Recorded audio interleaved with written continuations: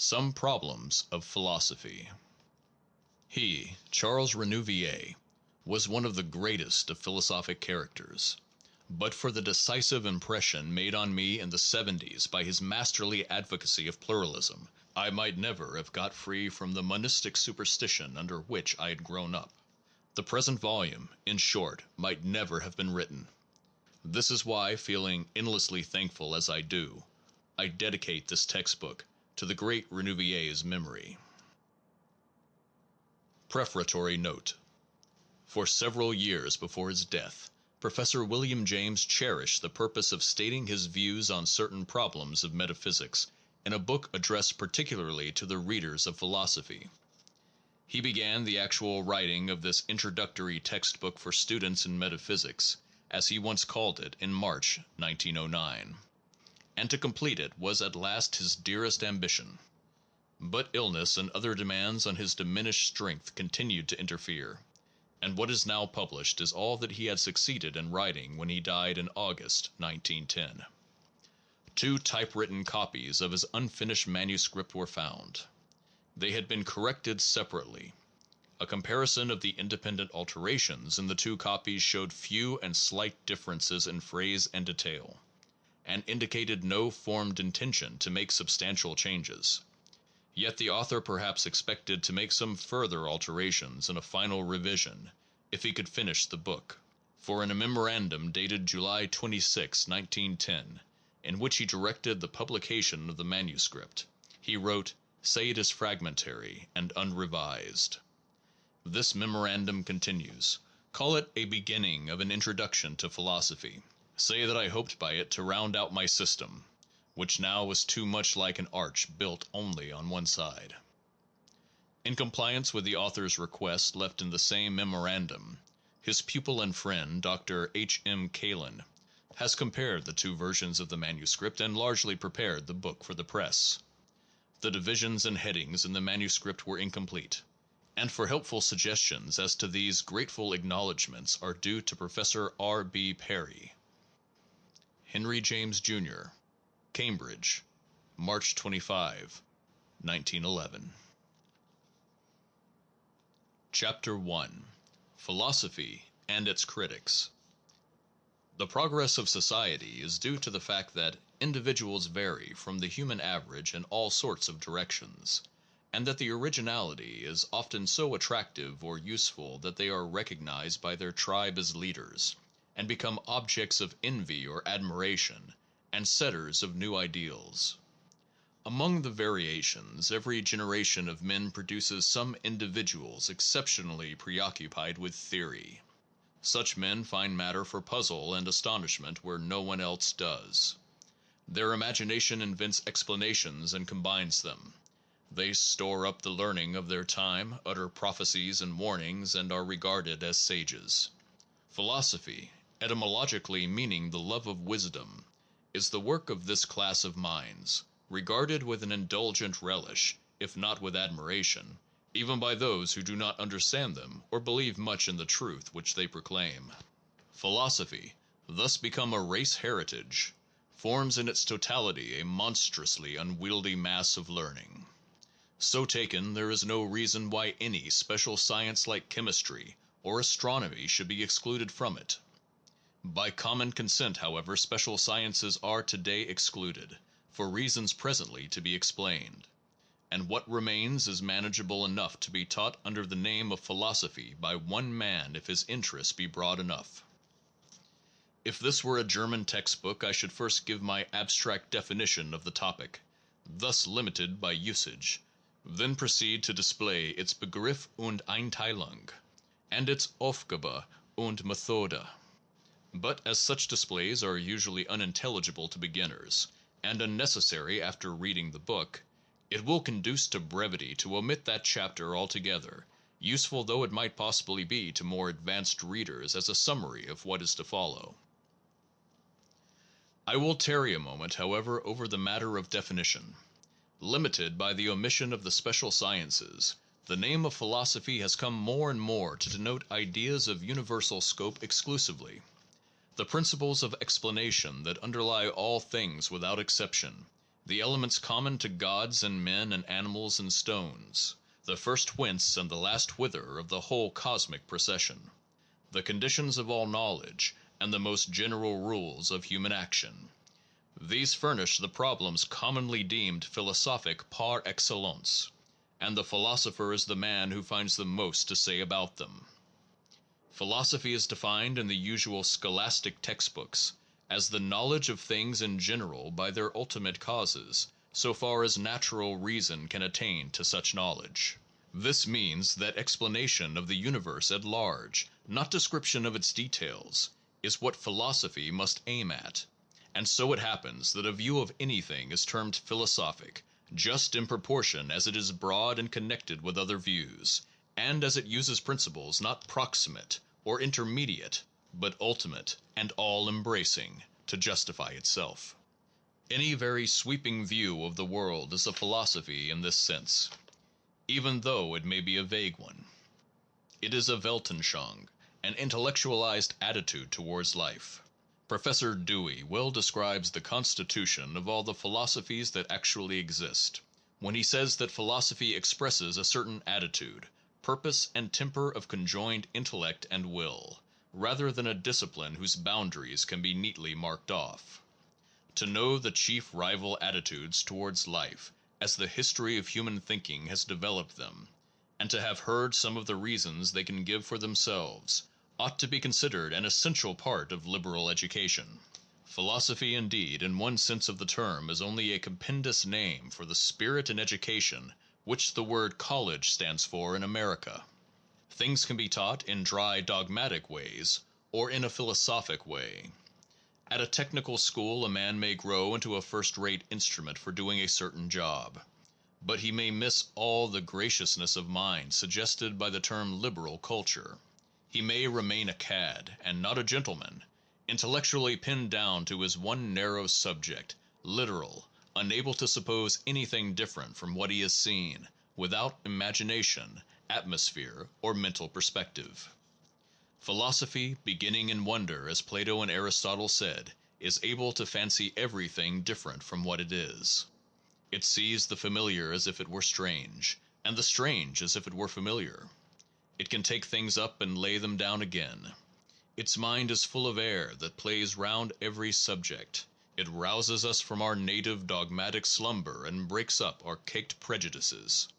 Historically, it has always been a sort of fecundation of four different human interests: science, poetry, religion, and logic, by one another. It has sought by hard reasoning for results emotionally valuable. To have some contact with it, to catch its influence, is thus good for both literary and scientific students. By its poetry it appeals to literary minds, by its logic stiffens them up and remedies their softness. By its logic it appeals to the scientific, but softens them by its other aspects, and saves them from too dry a technicality. Both types of student ought to get from philosophy a livelier spirit, more air, more mental background. Hast any philosophy in thee, shepherd? This question of touchstones is the one with which men should always meet one another. A man with no philosophy in him is the most inauspicious and unprofitable of all possible social mates. I say nothing in all this of what may be called gymnastic use of philosophic study, the purely intellectual power gained by defining the high and abstract concepts of the philosopher and discriminating between them. In spite of the advantages thus enumerated, the study of philosophy has systematic enemies, and they were never as numerous as at the present day. The definite conquests of science and the apparent indefiniteness of philosophy's results partly account for this, to say nothing of man's native rudeness of mind, which maliciously enjoys deriding long words and abstractions. Scholastic jargon, medieval dialectics, are for many people synonymous of the word philosophy. With its obscure and uncertain speculations as to the intimate nature and causes of things, the philosopher is linked to a blind man in a dark room looking for a black hat that is not there. His occupation is described as the art of endlessly disputing without coming to any conclusion. Or more contemptuously still, as the systematische Missbrauch einer eben zu diesem Zwecken infundenen Terminologie. Only to a very limited degree is this sort of hostility reasonable. I will take up some of the current objections in successive order, since to reply to them will be a convenient way of entering into the interior of our subject. Objection 1. Whereas the sciences make steady progress and yield applications of matchless utility, philosophy makes no progress and has no practical applications. Reply. The opposition is unjustly founded. For the sciences are themselves branches of the tree of philosophy. As fast as questions got accurately answered, the answers were called scientific, and what men call philosophy today is but the residuum of questions still unanswered. At this very moment we are seeing two sciences, psychology and general biology, drop off from the parent trunk and take independent root as specialties. The more general philosophy cannot as a rule follow the voluminous details of any special science. A backward glance at the evolution of philosophy will reward us here. The earliest philosophers in every land were encyclopedic sages, lovers of wisdom, sometimes with and sometimes without a dominantly ethical or religious interest. They were just men curious beyond immediate practical needs, and no particular problems, but rather the problematic generally, was their specialty.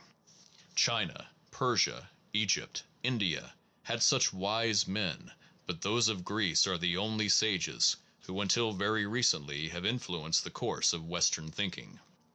The earlier Greek philosophy lasted, roughly speaking, for about 2050 years, say from 600 BC onwards. Such men as Thales, Heraclitus, Pythagoras, Parmenides, Anaxagoras, Empedocles, Democritus were mathematicians, theologians, politicians, astronomers, and physicists. All the learning of their time, such as it was at their disposal. Plato and Aristotle continued their tradition, and the great medieval philosophers only enlarged its field of application. If we turn to St. Thomas Aquinas' great Summa, written in the 13th century, we find opinions expressed about literally everything, from God down to matter, with angels, men, and demons taken in on the way. The relations of almost everything with everything else, of the creator with his creatures, of the knower with the known, of substances with forms, of mind with body, of sin with salvation, come successively up for treatment. A theology, a psychology, a system of duties and morals, are given in fullest detail, while physics and logic are established in their universal principles. The impression made on the reader is of almost superhuman intellectual resources. It is true that St. Thomas's method of handling the mass of fact, or supposed fact, which he treated, was different from that to which we are accustomed. He deduced and proved everything, either from fixed principles of reason or from Holy Scripture. The properties and changes of bodies, for example, were explained by the two principles of matter and form, as Aristotle had taught. Matter was the quantitative, determinable, passive element; form the qualitative, unifying, determining, and active principle. All activity was for an end. Things could act on each other only when in contact. The number of species of things was determinate, and their differences discrete, etc., etc. By the beginning of the 17th century men were tired of the elaborate a priori methods of scholasticism. Suarez's treatises availed not to keep them in fashion, but the new philosophy of Descartes, which displaced the scholastic teaching, sweeping over Europe like wildfire, preserved the same encyclopedic character. We think of Descartes nowadays as the metaphysician who said cogito ergo sum, separated mind from matter as two contrasted substances, and gave a renovated proof of God's existence. But his contemporaries thought of him much more as we think of Herbert Spencer in our day, as a great cosmic evolutionist who explained by the redistribution of matter and motion, and the laws of impact, the rotation of the heavens, the circulation of the blood, the refraction of light, apparatus of vision and of nervous action, the passings of the soul, and the connection of the mind and body. Descartes died in 1650. With Locke's Essay Concerning Human Understanding, published in 1690, philosophy for the first time turned more exclusively to the problem of knowledge and became critical. The subjective tendency developed. And although the school of Leibniz, who was the pattern of a universal sage, still kept up the more universal tradition, Leibniz's follower Wolff published systematic treatises on everything, physical as well as moral. Hume, who succeeded Locke, woke Kant from his dogmatic slumber, and since Kant's time the word philosophy has come to stand for mental and moral speculations far more than for physical theories. Until a comparatively recent time, philosophy was taught in our colleges under the name of mental and moral philosophy, or philosophy of the human mind, exclusively, to distinguish it from natural philosophy. But older tradition is the better as well as the completer one. To know the actual peculiarities of the world we are born into is surely as important as to know what makes worlds anyhow abstractly possible. Yet this latter knowledge has been treated by many since Kant's time as the only knowledge worthy of being called philosophical. Common men feel the question, "What is nature like?" to be as meritorious as the Kantian question, "How is nature possible?" So philosophy, in order not to lose human respect, must take some notice of the actual constitution of reality. There are signs today of a return to the more objective tradition. Philosophy in the full sense is only man thinking about generalities rather than about particulars. But whether about generalities or particulars, man thinks always by the same methods. He observes, discriminates, generalizes, classifies, looks for causes, traces analogies, and makes hypotheses. Philosophy, taken as something distinct from science or from practical affairs, follows no method peculiar to itself. All our thinking today has evolved gradually out of primitive human thought, and the only really important changes that have come over its manner, as distinguished from the matters in which it believes, are a greater hesitancy in asserting its convictions, and the habit of seeking verification for them whenever it can. It will be instructive to trace very briefly the origin of our present habits of thought. Auguste Comte, the founder of a philosophy which he called positive, said that human theory on any subject always took three forms in succession.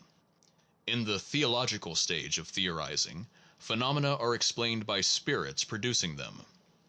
In the metaphysical stage, their essential feature is made into an abstract idea, and this is placed behind them as if it were an explanation. In the positive stage, phenomena are simply described as to their coexistences and successions. Their laws are formulated, but no explanation of their natures or existence is sought after. Thus a spiritus rector would be a metaphysical, a principle of attraction, a theological, and a law of the squares would be a positive theory of the planetary movements. Comte's account is too sharp and definite.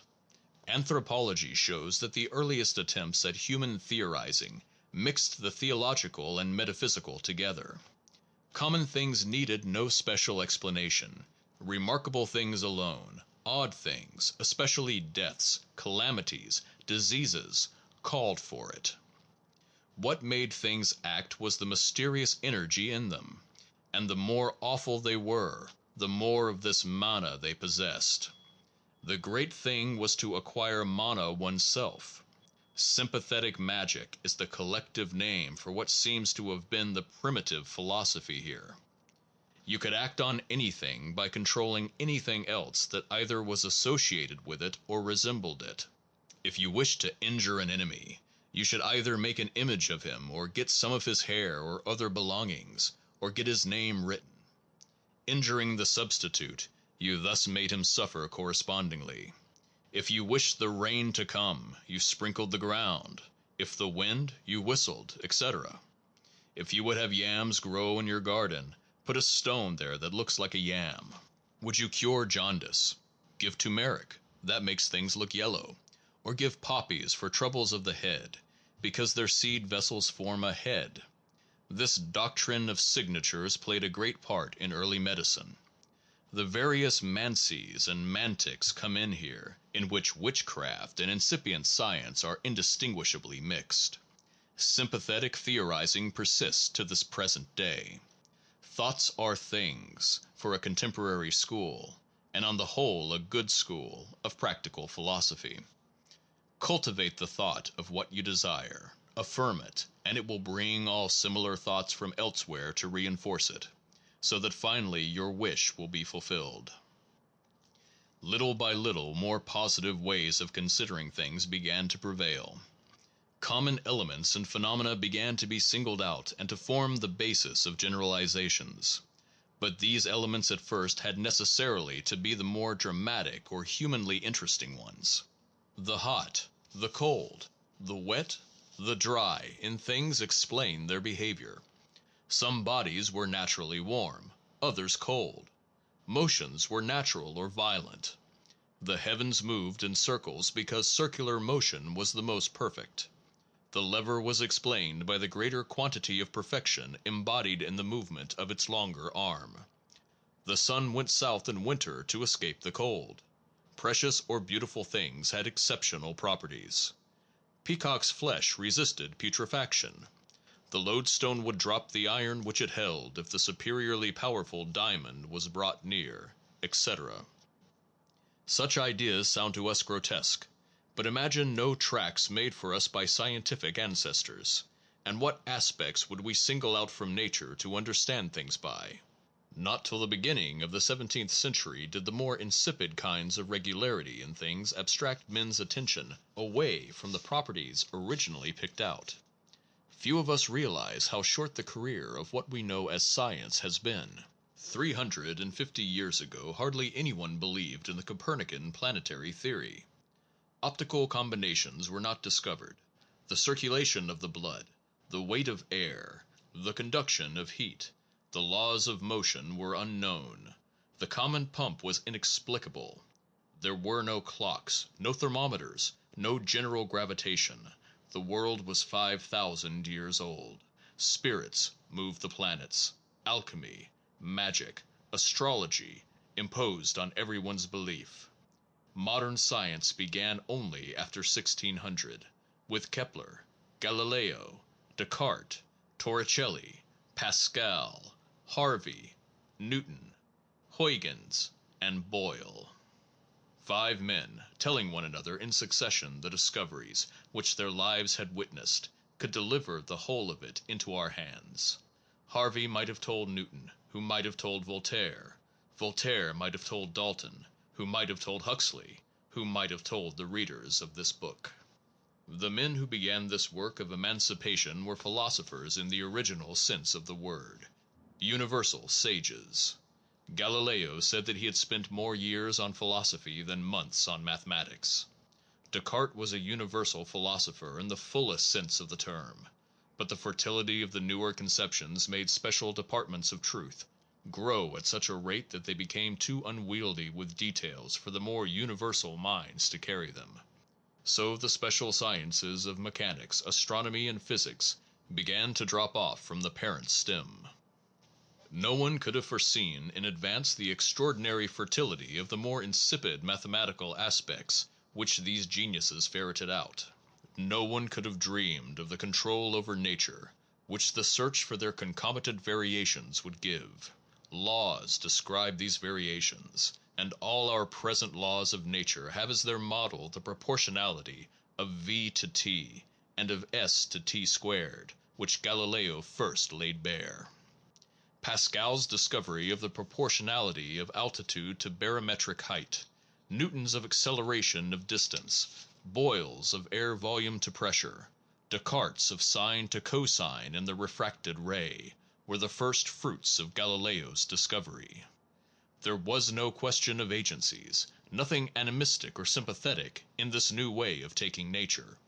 It was description only of concomitant variations after the particular quantities that varied had been successfully abstracted out.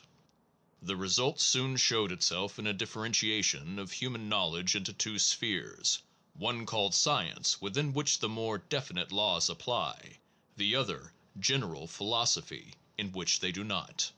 The state of mind called positivistic is the result. Down with philosophy is the cry of innumerable scientific minds. Give us measurable facts only, phenomena without the mind's additions, without entities or principles that pretend to explain. It is largely from this kind of mind that the objection that philosophy has made no progress proceeds. It is obvious enough that if every step forward which philosophy makes, every question to which an accurate answer is found, gets accredited to science, the residuum of unanswered problems will alone remain to constitute the domain of philosophy, and will alone bear her name. In point of fact, this is just what is happening. Philosophy has become a collective name for questions that have not yet been answered to the satisfaction of all by whom they have been asked. It does not follow, because some of these questions have waited 2,000 years for an answer, that no answer will ever be forthcoming. 2,000 years probably measure but one paragraph in the great romance of adventure called the history of the intellect of man. The extraordinary progress of the last 300 years is due to a rather sudden finding of the way in which a certain order of questions ought to be attacked, questions admitting of mathematical treatment. But to assume, therefore, that the only possible philosophy must be mechanical and mathematical, and to disparage all inquiry into the other sorts of questions, is to forget the extreme diversity of aspects under which reality undoubtedly exists. To the spiritual questions the proper avenues of philosophic approach will also undoubtedly be found. They have to some extent been found already. In some respects, indeed, science has made less progress than philosophy. Its most general conceptions would astonish neither Aristotle nor Descartes, could they revisit our earth. The composition of things from elements, their evolution, the conservation of energy, the idea of a universal determinism, would seem to them commonplace enough. The little things, the microscopes, electric lights, telephones, and details of the sciences, would be to them the awe-inspiring things. But if they opened our books on metaphysics, or visited a philosophic lecture room, everything would sound strange. The whole idealistic or critical attitude of our time would be novel, and it would be long before they took it in. Objection 2. Philosophy is dogmatic, and pretends to settle things by pure reason, whereas the only fruitful mode of getting at truth is to appeal to concrete experience. Science collects, classes, and analyzes facts, and thereby far outstrips philosophy. Reply. This objection is historically valid. Too many philosophers have aimed at closed systems, established a priori, claiming infallibility, and to be accepted or rejected only as totals. The sciences, on the other hand, using hypotheses only, but always seeking to verify them by experiment and observation, open a way for indefinite self-correction and increase. At the present day, it is getting more and more difficult for dogmatists claiming finality for their systems to get a hearing in educated circles. Hypothesis and verification, the watchwords of science, have set the fashion too strongly in academic minds. Since philosophers are only men thinking about things in the most comprehensive possible way, they can use any method whatsoever freely. Philosophy must, in any case, complete the sciences, and must incorporate their methods. One cannot see why, if such a policy should appear advisable, philosophy might not end by forswearing all dogmatism whatever, and become as hypothetical in her manners as the most empirical science of them all. Objection 3. Philosophy is out of touch with real life, for which it substitutes abstractions. The real world is various, tangled, painful. Philosophers have, almost without exception, treated it as noble, simple, perfect, ignoring the complexity of fact and indulging in a sort of optimism that exposes their systems to the contempt of common men, and to the satire of such writers as Voltaire and Schopenhauer. The great popular success of Schopenhauer is due to the fact that, first among philosophers, he spoke the concrete truth about the ills of life. Reply. This objection also is historically valid, but no reason appears why philosophy should keep aloof from reality permanently. Her manners may change as she successfully develops. The thin and noble abstractions may give way to more solid and real constructions, when the materials and methods for making such constructions shall be more and more securely ascertained. In the end, philosophers may get into as close contact as realistic novelists with the facts of life. In conclusion, in its original acceptation, meaning the completest knowledge of the universe, philosophy must include the results of all the sciences, and cannot be contrasted with the latter. It simply aims at making of science what Herbert Spencer calls a system of completely unified knowledge. In the more modern sense of something contrasted with the sciences, philosophy means metaphysics. The older sense is the more worthy sense, and as the results of the sciences get more available for coordination, and the conditions for finding truth in different kinds of questions get more methodically defined, we may hope that the term will revert to its original meaning. Science, metaphysics, and religion may then again form a single body of wisdom, and lend each other mutual support. At present this hope is far from its fulfillment. I propose in this book to take philosophy in the narrow sense of metaphysics, and to let both religion and the results of the sciences alone. End of Chapter 1.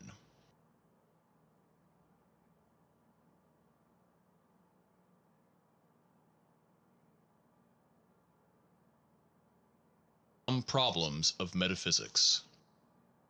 No exact definition of the term metaphysics is possible, and to name some of the problems it treats of is the best way of getting at the meaning of the word. It means the discussion of various obscure, abstract, and universal questions which the sciences and life in general suggest but do not solve. Questions left over, as it were. Questions, all of them very broad and deep, and relating to the whole of things, or to the ultimate elements thereof. Instead of a definition, let me cite a few examples, in a random order, of such questions. What are thoughts, and what are things, and how are they connected? What do we mean when we say truth? Is there a common stuff, out of which all facts are made? How comes there to be a world at all? And might it as well not have been? Which is the most real kind of reality? What binds all things into one universe? Is unity or diversity more fundamental? Have all things one origin, or many? Is everything predestined, or are some things, our wills for example, free? Is the world infinite or finite in amount? Are its parts continuous, or are there vacua? What is God, or the gods? How are mind and body joined? Do they act on each other? How does anything act on anything else? How can one thing change or grow out of another thing? Are space and time beings, or what? In knowledge, how does the object get into the mind, or the mind get at the object? We know by means of universal notions. Are these also real, or are only particular things real? What is meant by a thing? Principles of reason, are they inborn or derived? Are beauty and good matters of opinion only, or have they objective validity? And if so, what does the phrase mean? Such are specimens of the kind of question termed metaphysical. Kant said that the three essential metaphysical questions were: what can I know? What should I know? What may I hope? A glance at all such questions suffices to rule out such a definition of metaphysics as that of Christian Wolff, who called it the science of what is possible, as distinguished from that of what is actual, for most of the questions relate to what is actual fact. One may say that metaphysics inquires into the cause, the substance, the meaning, and the outcome of all things. Or one may call it the science of the most universal principles of reality, whether experienced by us or not, in their connection with one another and with our powers of knowledge. Principles here may mean either entities, like atoms, souls, or logical laws, like a thing must either exist or not exist, or generalized facts, like things can act only after they exist. But the principles are so numerous, and the science of them is so far from completion, that such definitions have only a decorative value. The serious work of metaphysics is done over the separate single questions. If these should get cleared up, talk of metaphysics as a unified science might properly begin. This book proposes to handle only a few separate problems, leaving others untouched. These problems are for the most part real. That is, but few of them result from a misuse of terms in stating them. Things, for example, are or are not composed of one stuff. They either have or have not a single origin. They either are or are not completely predetermined, etc. Such alternatives may indeed be impossible of decision, but until this is conclusively proved of them, they confront us legitimately, and someone must take charge of them and keep account of the solutions that are proposed, even if he does not himself add new ones. The opinions of the learned regarding them must, in short, be classified and responsibly discussed. For instance, how many opinions are possible as to the origin of the world? Spencer says that the world must have been either eternal or self-created, or created by an outside power. So for him there are only three. Is this correct? If so, which of the three views seems the most reasonable, and why? In a moment we are in the thick of metaphysics. We have to be metaphysicians even to decide with Spencer that neither mode of origin is thinkable, and that the whole problem is unreal. Some hypotheses may be absurd on their face, because they are self-contradictory. If, for example, infinity means what can never be completed by successive synthesis, the notion of anything made by the successive addition of infinitely numerous parts, and yet complete, is absurd. Other hypotheses, for example that everything in nature contributes to a single supreme purpose, may be insusceptible either of proof or of disproof. Other hypotheses again, for instance that vacua exist, may be susceptible of probable solution. The classing of the hypothesis is thus as necessary as the classing of the problems, and both must be recognized as constituting a serious branch of learning. There must, in short, be metaphysicians. Let us for a while become metaphysicians ourselves. As we survey the history of metaphysics, we soon realize that two pretty distinct types of mind have filled it with their warfare. Let us call them the rationalist and the empiricist types of mind. A saying of Coleridge's is often quoted, to the effect that everyone is born either a Platonist or an Aristotelian. By Aristotelian he means empiricist, and by Platonist he means rationalist. But although the contrast between the two Greek philosophers exists in the sense in which Coleridge meant it, both of them were rationalists as compared with the kind of empiricism which Democritus and Protagoras developed, and Coleridge had better have taken either of those names instead of Aristotle as his empiricist example. Rationalists are the men of principles, empiricists the men of facts. But since principles are universals and facts are particulars, perhaps the best way of characterizing the two tendencies is to say that rationalist thinking proceeds most willingly by going from wholes to parts, while empiricist thinking proceeds by going from parts to wholes. Plato, the arch-rationalist, explained the details of nature by their participation in ideas, which all depended on the supreme idea of the good. Protagoras and Democritus were empiricists.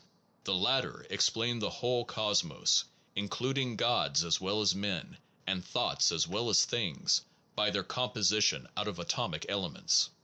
Protagoras explained truth, which for Plato was the absolute system of the ideas, as a collective name for men's opinions.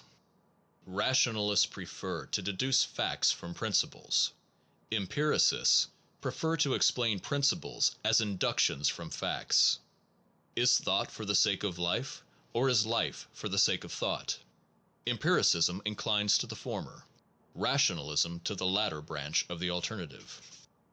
God's life, according to Aristotle and Hegel, is pure theory. The mood of admiration is natural to rationalism. Its theories are usually optimistic, supplementing the experienced world by clean and pure ideal constructions. Aristotle and Plato, the scholastics, Descartes, Spinoza, Leibniz, Kant, and Hegel are examples of this. They claimed absolute finality for their systems, in the noble architecture of which, as their authors believed, truth was eternally embalmed. This temper of finality is foreign to empiricist minds.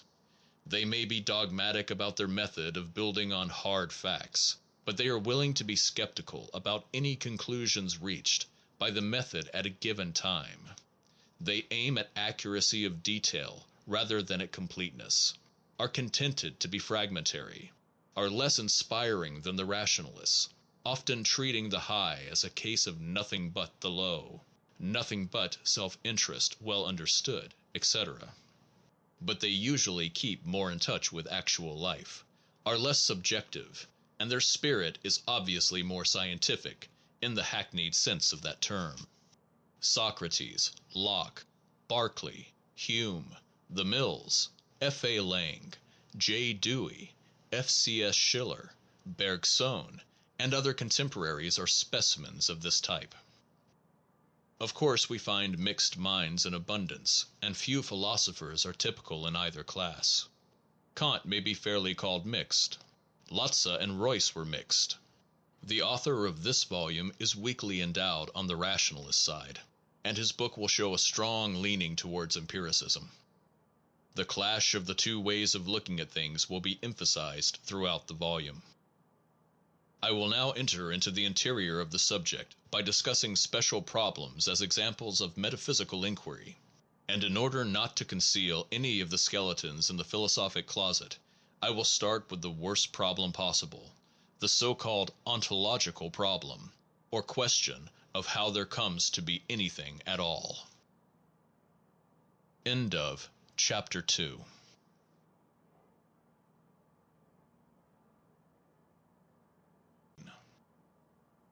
The problem of being.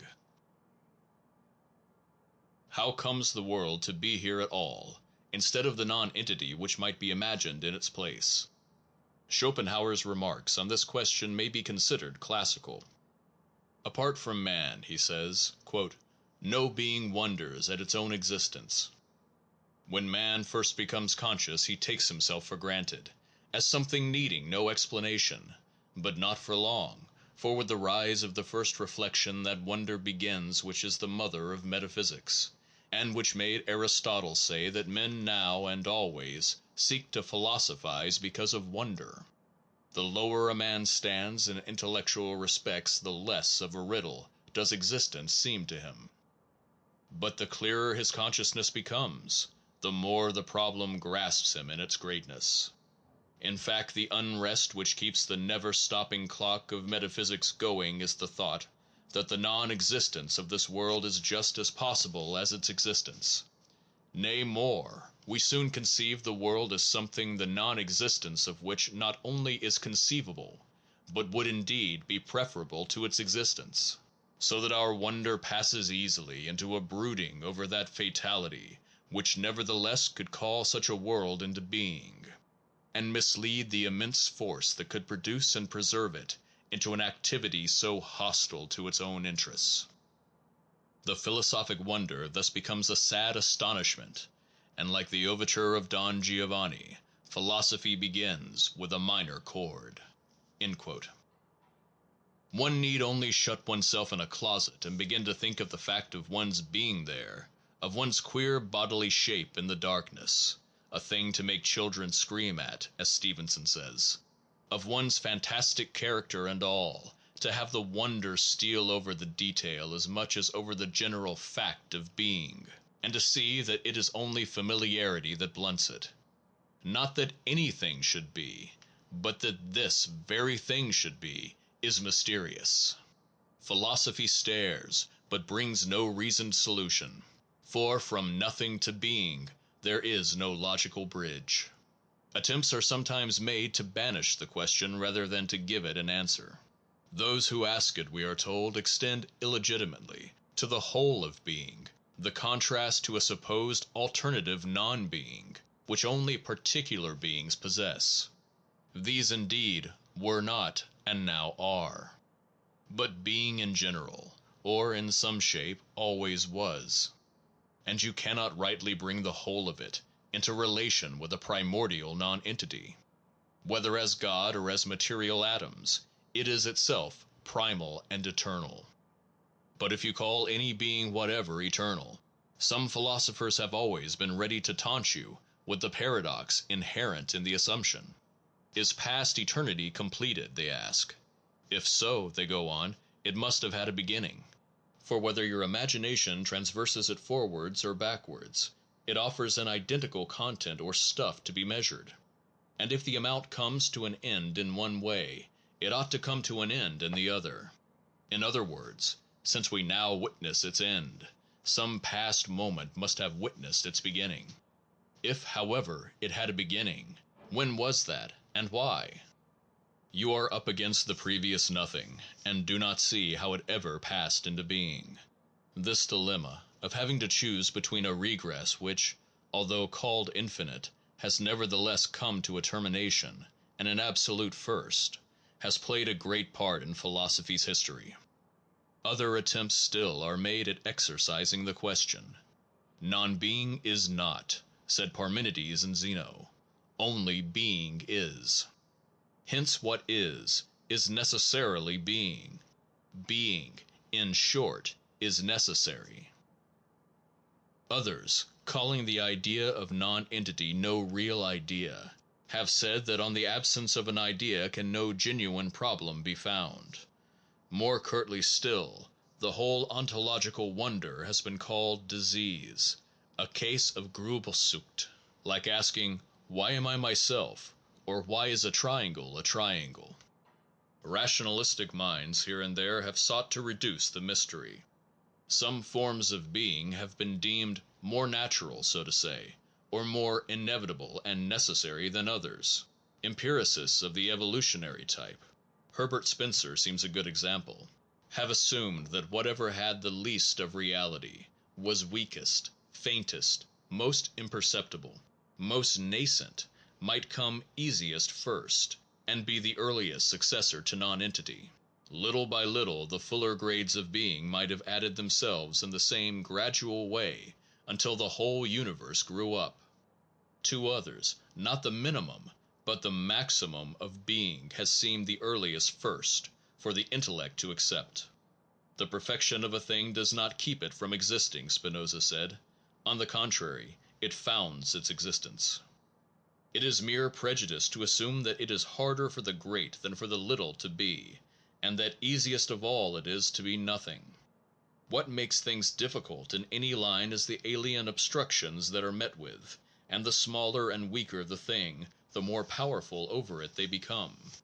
Some things are so great and inclusive that to be is implied in their very nature. The Anselmian or ontological proof of God's existence, sometimes called the Cartesian proof, criticized by St. Thomas, rejected by Kant, redefended by Hegel, follows this line of thought. What is conceived as imperfect may lack being among its other lacks. But if God, who is expressly defined as ens perfectissimum, lacked anything whatever, he would contradict his own definition. He cannot lack being, therefore. He is ens necessarium, ens realissimum, as well as ens perfectissimum.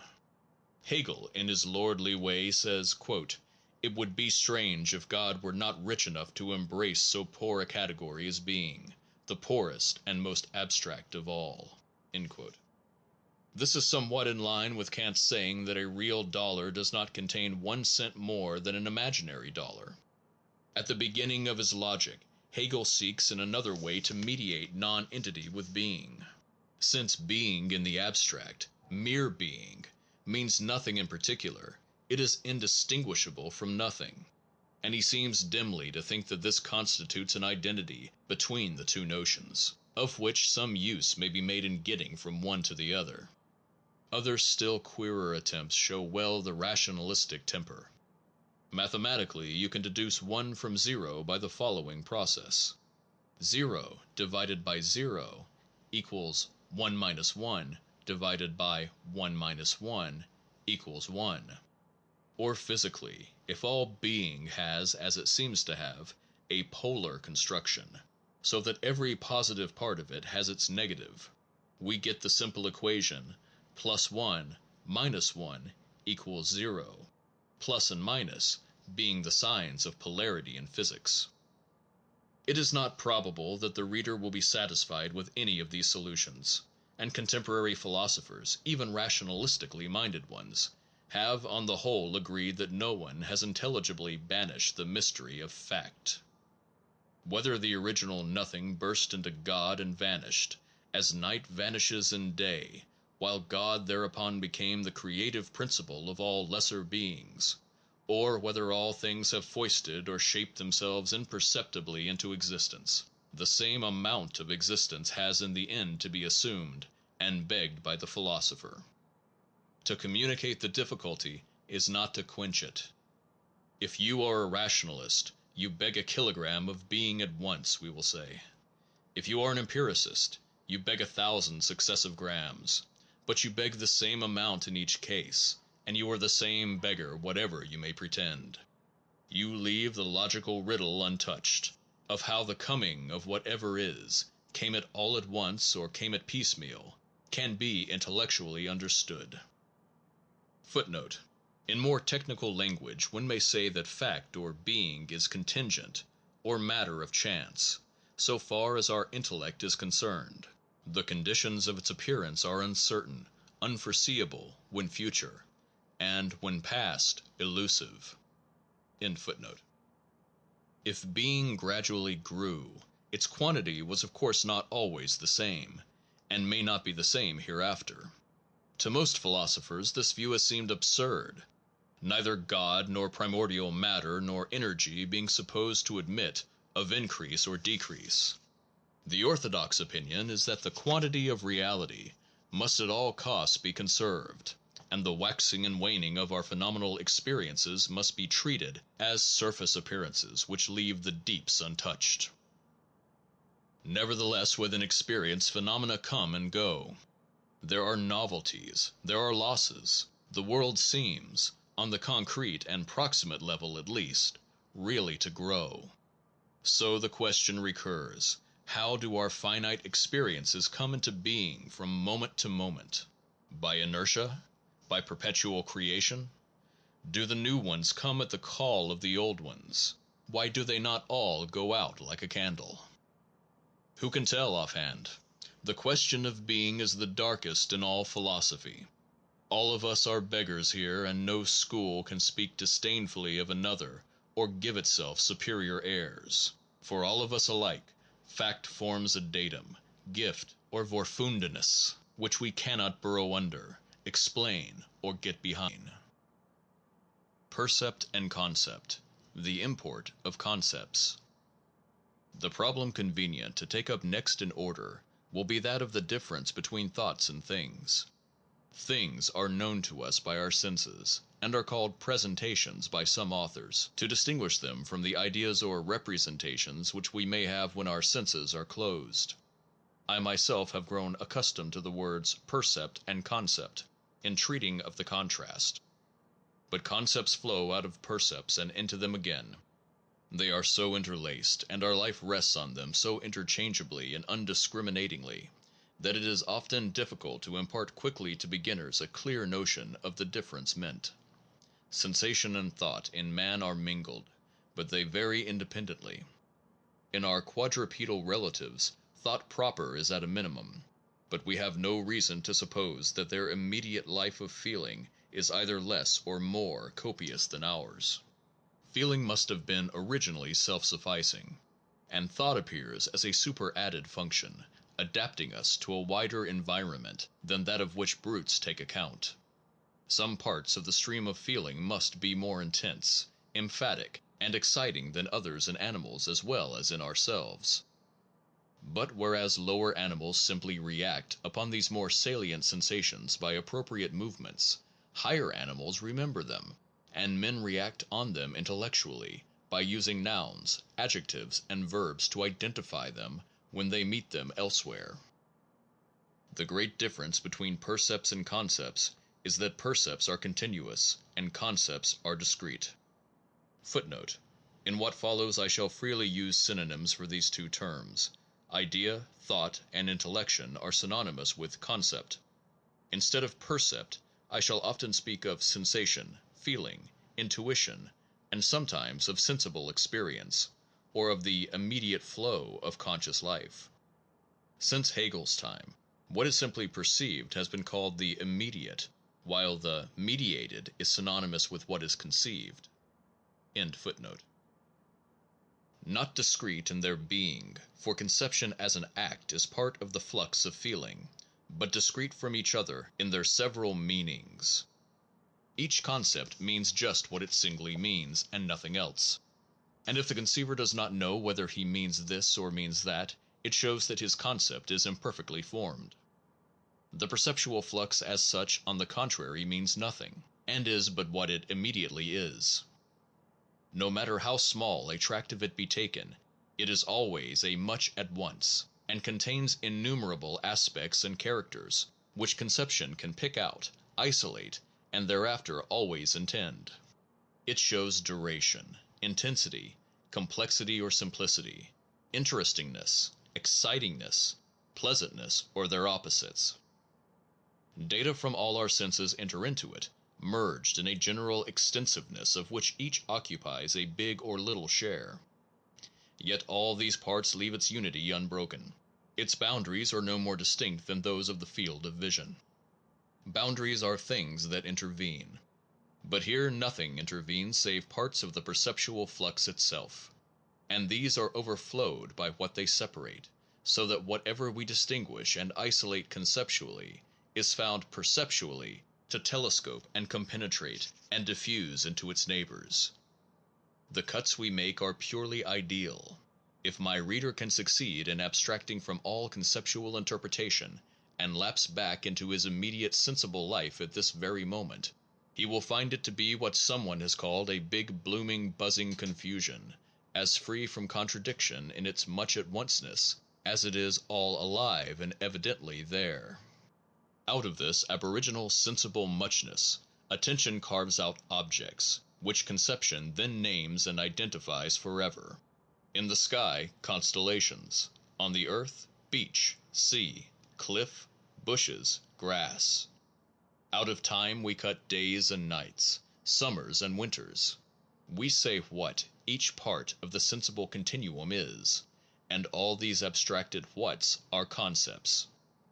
The intellectual life of man consists almost wholly in his substitution of a conceptual order for the perceptual order in which his experience originally comes. But before tracing the consequences of the substitution, I must say something about the conceptual order itself. Trains of concepts unmixed with percepts grow frequently in the adult mind, and parts of these conceptual trains arrest our attention just as parts of the perceptual flow did, giving rise to concepts of a higher order of abstractness. So subtle is the discernment of man, and so great the power of some men to single out the most fugitive elements of what passes before them, that these new formations have no limit. Aspect within aspect, quality after quality, relation upon relation, absences and negations as well as present features, end by being noted and their names added to the store of nouns, verbs, adjectives, conjunctions, and prepositions by which the human mind interprets life. Every new book verbalizes some new concept, which becomes important in proportion to the use that can be made of it. Different universes of thought thus arise, with specific sorts of relation among their ingredients. The world of common sense things, the world of material tasks to be done, the mathematical world of pure forms, the world of ethical propositions, the worlds of logic, of music, etc., all abstracted and generalized from long forgotten perceptual instances, from which they have as it were flowered out, return and merge themselves again in the particulars of our present and future perception. By those whats we perceive all our thises. Percepts and concepts interpenetrate and melt together, impregnate and fertilize each other. Neither, taken alone, knows reality in its completeness. We need them both, as we need both our legs to walk with. From Aristotle downwards, philosophers have frankly admitted the indispensability, for complete knowledge of fact, of both the sensational and the intellectual contribution. For complete knowledge of fact, I say, but facts are particulars and connect themselves with practical necessities and the arts. And Greek philosophers soon formed the notion that a knowledge of so called universals, consisting of concepts of abstract forms, qualities, numbers, and relations, was the only knowledge worthy of the truly philosophic mind. Particular facts decay and our perceptions of them vary. A concept never varies, and between such unvarying terms the relations must be constant and express eternal verities. Hence there arose a tendency, which has lasted all through philosophy, to contrast the knowledge of universals and intelligibles, as godlike, dignified, and honorable to the knower, with that of particulars and sensibles as something relatively base, which more allies us with the beasts. Footnote: Plato, in numerous places, but chiefly in books 6 and 7 of the Republic, contrasts perceptual knowledge as opinion with real knowledge to the latter's glory. Plato, writes Professor Santayana, quote, thought that all the truth and meaning of earthly things was the reference they contained to a heavenly original. This heavenly original we remember to recognize even among the distortions, disappearances, and multiplications of its ephemeral copies. The impressions themselves have no permanence, no intelligible essence, but are always either arising or ceasing to be. There must be, he tells us, an eternal and clearly definable object, of which the visible appearances to us are the multiform semblances. Now by one trait, now by another, the phantom before us reminds us of that half forgotten celestial reality, and makes us utter its name. We and the whole universe exist only in the attempt to return to our perfection, to lose ourselves again in God. That ineffable good is our natural possession, and all we honor in this life is but a partial recovery of our birthright. Every delightful thing is like a rift in the clouds, through which we catch a glimpse of our native heaven, and if that heaven seems so far away, and the idea of it so dim and unreal, it is because we are so far from perfect, so immersed in what is alien and destructive to the soul. This is the interpretation of Plato which has been current since Aristotle. It should be said that its profundity has been challenged by Professor A. J. Stewart. Plato's Doctrine of Ideas, Oxford, 1909. Aristotle found great fault with Plato's treatment of ideas as heavenly originals, but he agreed with him fully as to the superior excellence of the conceptual or theoretic life. In chapters 7 and 8 of Book 10 of the Nicomachean Ethics, he extols contemplation of universal relations as alone yielding pure happiness. Quote, the life of God, in all its exceeding blessedness, will consist in the exercise of philosophic thought, and all of human activities that will be the happiest which is most akin to the divine. End quote. End footnote. For rationalistic writers, conceptual knowledge was not only the more noble knowledge, but it originated independently of all perceptual particulars. Such concepts as God, perfection, eternity, infinity, immutability, identity, absolute beauty, truth, justice, necessity, freedom, duty, worth, etc., and the part they play in our mind, are, it was supposed, impossible to explain as results of practical experience. The empiricist view, and probably the true view, is that they do result from practical experience. But a more important question than that as to the origin of our concepts is that as to their functional use and value. Is that tied down to perceptual experience, or out of all relation to it? Is conceptual knowledge self-sufficing, and a revelation all by itself, quite apart from its uses in helping to a better understanding of the world of sense? Rationalists say yes. For, as we shall see in later places, the various conceptual universes referred to on page 52 can be considered in complete abstraction from perceptual reality. And when they are so considered, all sorts of fixed relations can be discovered among their parts. From these the a priori sciences of logic, mathematics, ethics, and aesthetics, so far as the last two can be called sciences at all, result. Conceptual knowledge must thus be called a self-sufficing revelation, and by rationalistic writers it has always been treated as admitting us to a diviner world, the world of universal rather than of perishing facts, of essential qualities, immutable relations, eternal principles of truth and right. Emerson writes, quote, "Generalization is always a new influx of divinity into the mind. Hence the thrill that attends it." End quote. And a disciple of Hegel, after exalting the knowledge of the general, unchangeable, and alone valuable, above that of the particular, sensible, and transient, adds that, if you reproach philosophy with being unable to make a single grass blade grow, or even to know how it does grow, the reply is that, since such a particular how stands not above but below knowledge, strictly so called, such an ignorance argues no defect. To this ultra-rationalistic opinion the empiricist's contention that the significance of concepts consists always in their relation to perceptual particulars has been opposed. Made of percepts, or distilled from parts of percepts, their essential office, it has been said, is to coalesce with percepts again, bringing the mind back into the perceptual world with a better command of the situation there.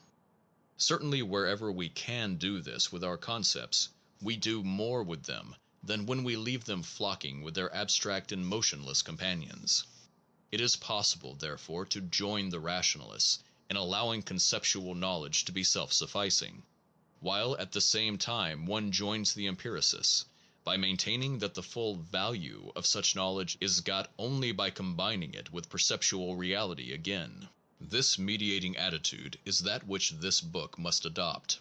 But to understand the nature of concepts better, we must now go on to distinguish their function from their content. The concept man, to take an example, is three things. 1. The word itself. 2. A vague picture of the human form which has its own value in the way of beauty or not. And 3. An instrument for symbolizing certain objects from which we may expect human treatment when occasion arrives. Similarly of triangle, cosine. They have their substantive value both as words and as images suggested, but they also have a functional value whenever they lead us elsewhere in discourse.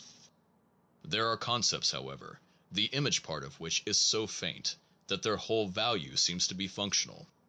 God, cause, number, substance, soul, for example, suggest no definite picture, and their significance seems to consist entirely in their tendency, in the further turn which they may give to our action or our thought. We cannot rest in the contemplation of their form, as we can in that of a circle or a man. We must pass beyond. Now, however beautiful or otherwise worthy of stationary contemplation the substantive part of a concept may be, the more important part of its significance may naturally be held to be the consequences to which it leads.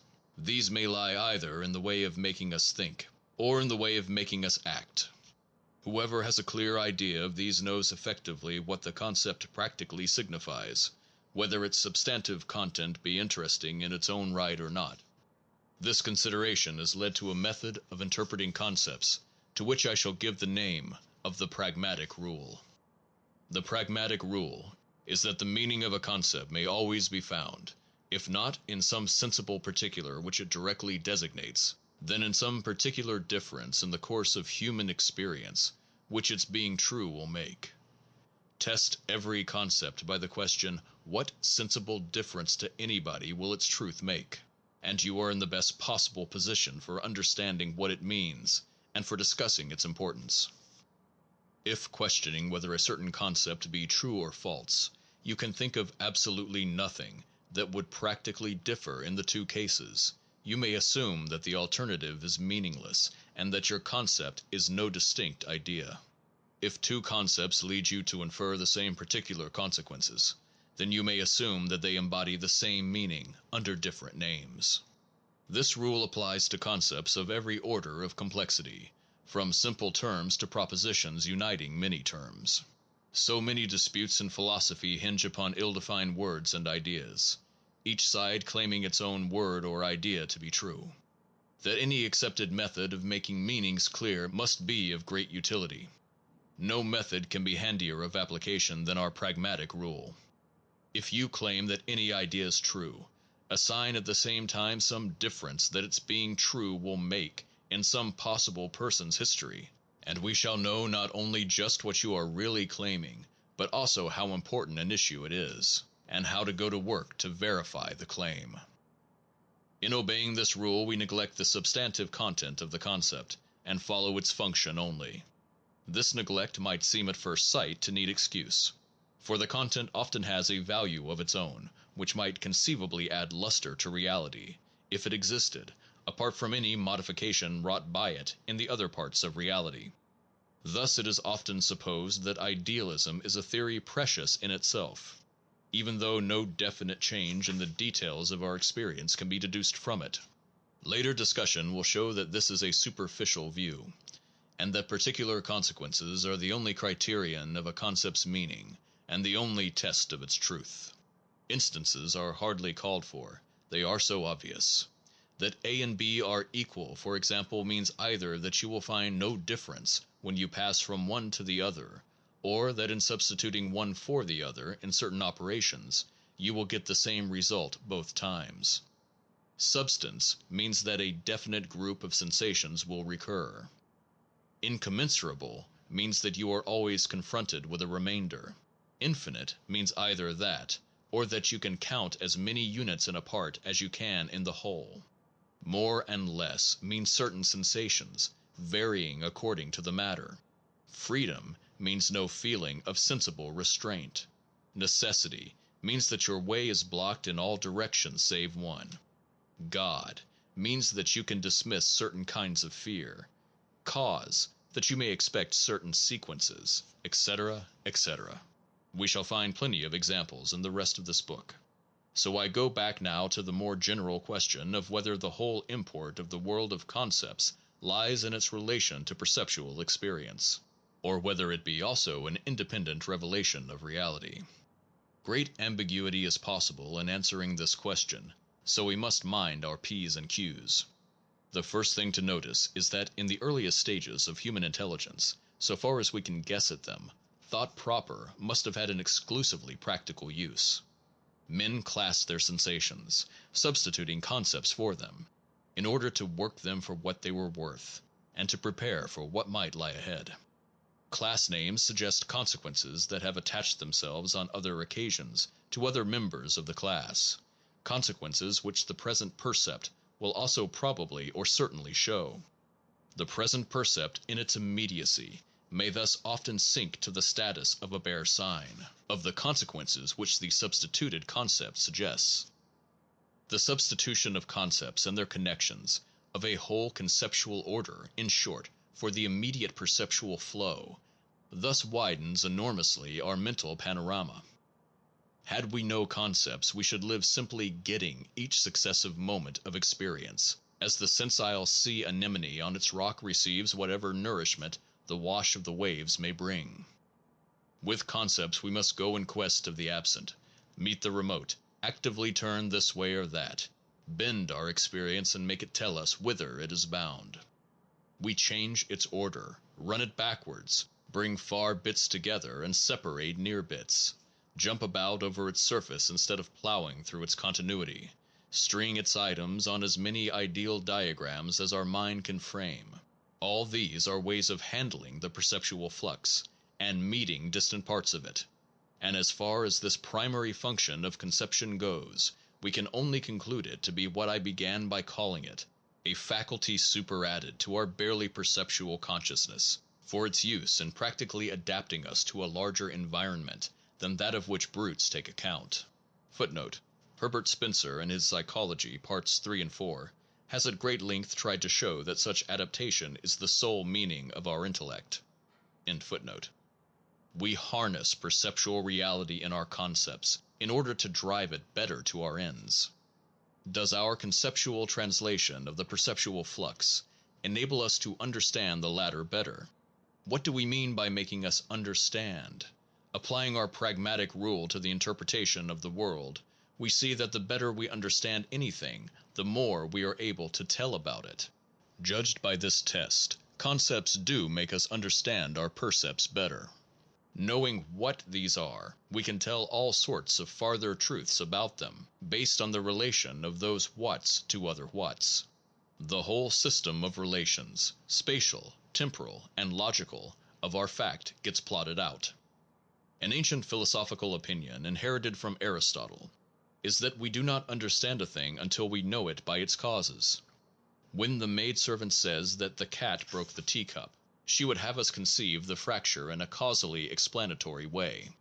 No otherwise when Clerk Maxwell asks us to conceive of gas electricity as due to molecular bombardment.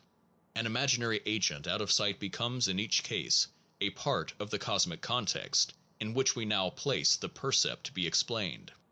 And the explanation is valid insofar as the new causal that is itself conceived in a context that makes its existence probable, and with a nature agreeable to the effects it is imagined to produce. All our scientific explanations would seek to conform to this simple type of the necessary cat. The conceived order of nature, built round the perceived order and explaining it theoretically, as we say, is only a system of hypothetically imagined thats, the whats of which harmoniously connect themselves with the what of any that which we immediately perceive. The system is essentially a topographic system, a system of the distribution of things. It tells us what's what, and where's where. In so far forth it merely prolongs that opening up of the perspective of practical consequences which we found to be the primordial utility of the conceiving faculty. It adapts us to an immense environment. Working by the causes of things we gain advantages which we never should have compassed had we worked by the things alone.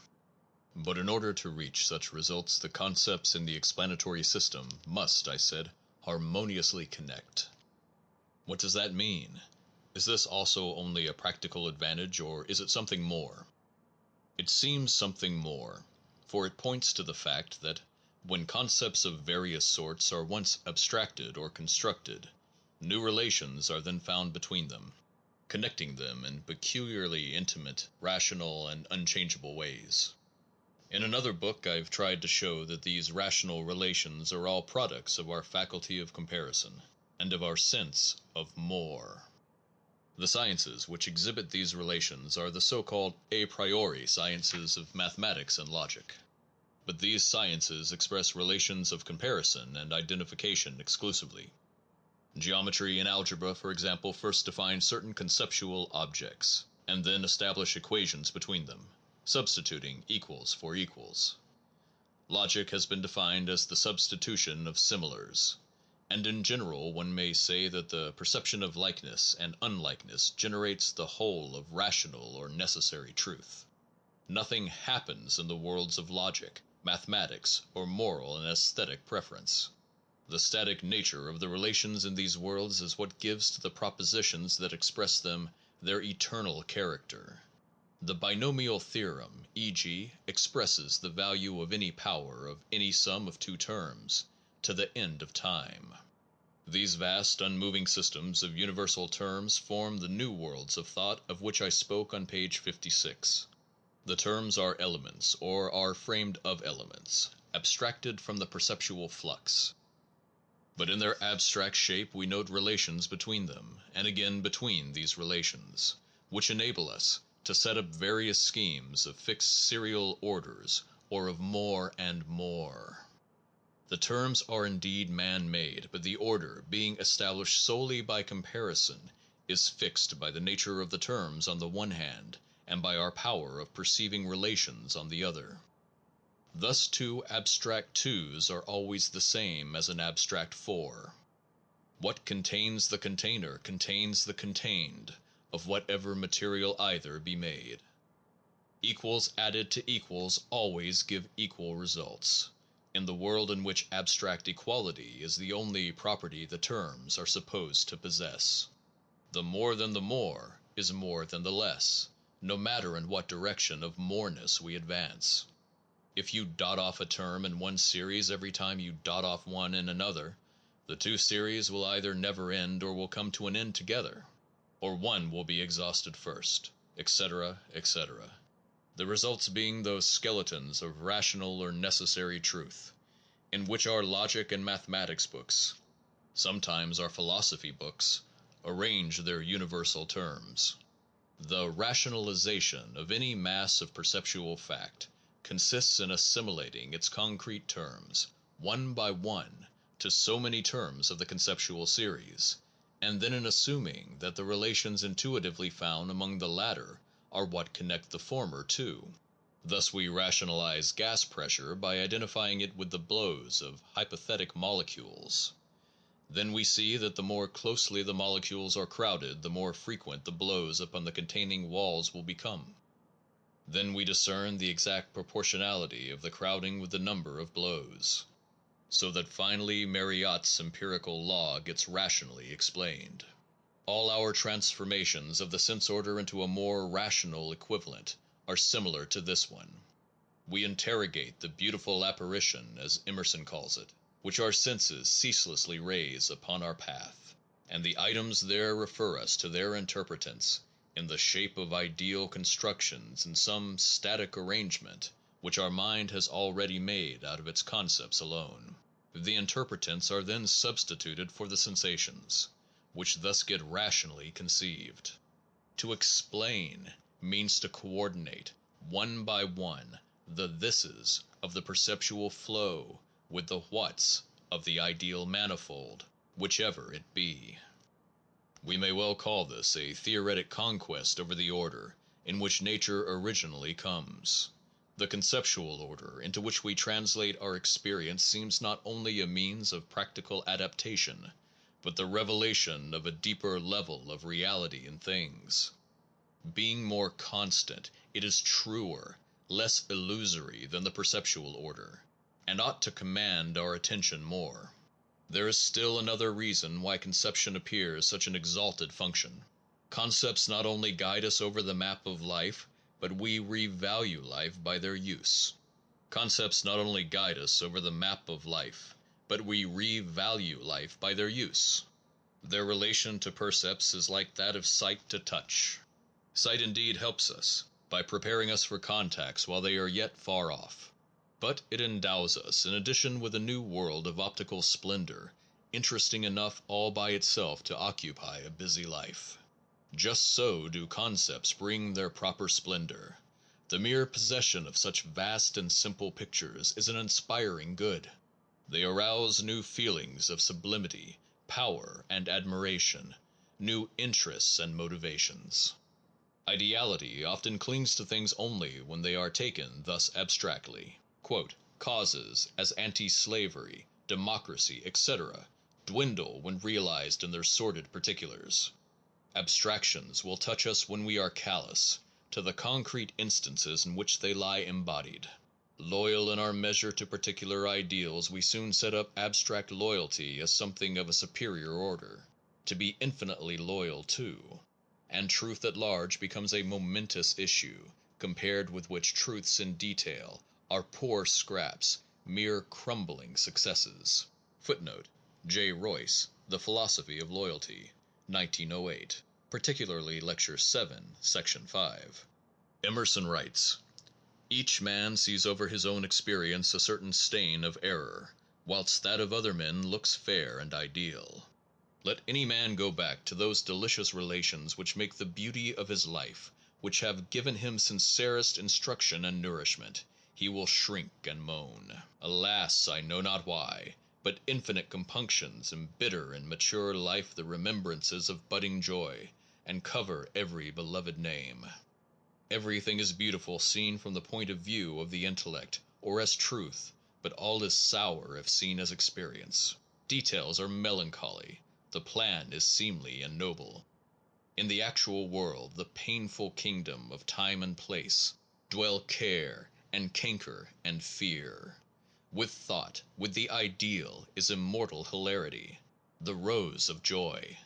Round it all the muses sing, but grief clings to names and persons and the partial interests of today and yesterday. Essays on Love. So strongly do objects that come as universal and eternal arouse our sensibilities, so greatly do life s values deepen when we translate percepts into ideas. The translation appears as far more than the original s equivalent.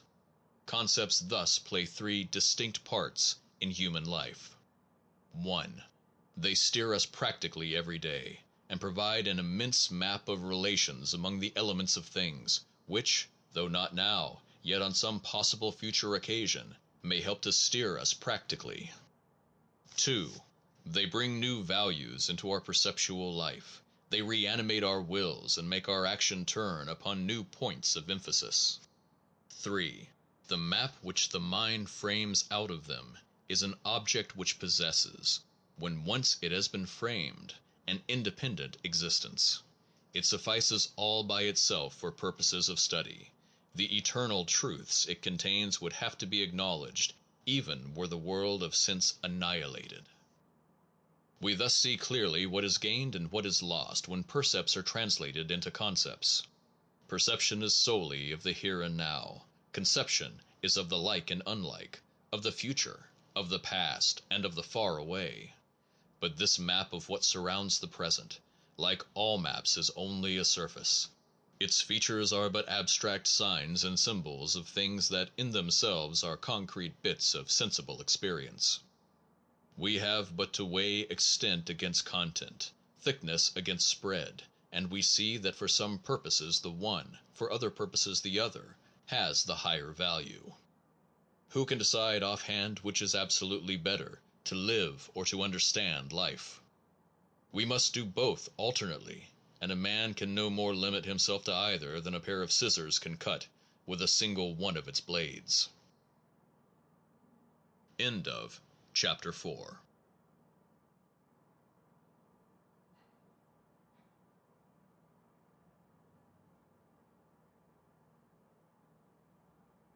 Percept and concept. The abuse of concepts. In spite of this obvious need of holding our percepts fast if our conceptual powers are to mean anything distinct, there has always been a tendency among philosophers to treat conception as the more essential thing in knowledge. The traditional rationalist view would have it that to understand life without entering its turmoil is the absolutely better part. Philosophy s special work, writes William Wallace, is to comprehend the world, not to try to make it better. The Platonizing persuasion has ever been that the intelligible order ought to supersede the senses, rather than interpret them. The senses, according to this opinion, are organs of wavering illusion that stand in the way of knowledge, in the unalterable sense of that term. They are an unfortunate complication on which philosophers may safely turn their backs. Your sensational modalities, writes one of these, are but darkness, remember that. Mount higher, up to reason, and you will see light. Impose silence on your senses, your imagination, and your passions, and you will then hear the pure voice of interior truth, the clear and evident replies of our common mistress, reason. Never confound that evidence which results from the comparison of ideas with the vivacity of those feelings which move and touch you. We must follow reason despite the caresses, the threats, and the insults of the body to which we are conjoined, despite the action of the objects that surround us. I exhort you to recognize the difference there is between knowing and feeling, between our clear ideas and our sensations always obscure and confused. Unquote. This is the traditional intellectualist creed. When Plato, its originator, first thought of concepts as forming an entirely separate world and treated this as the only object fit for the study of immortal minds, he lit up an entirely new sort of enthusiasm in the human breast. These objects were precious objects, concrete things were dross.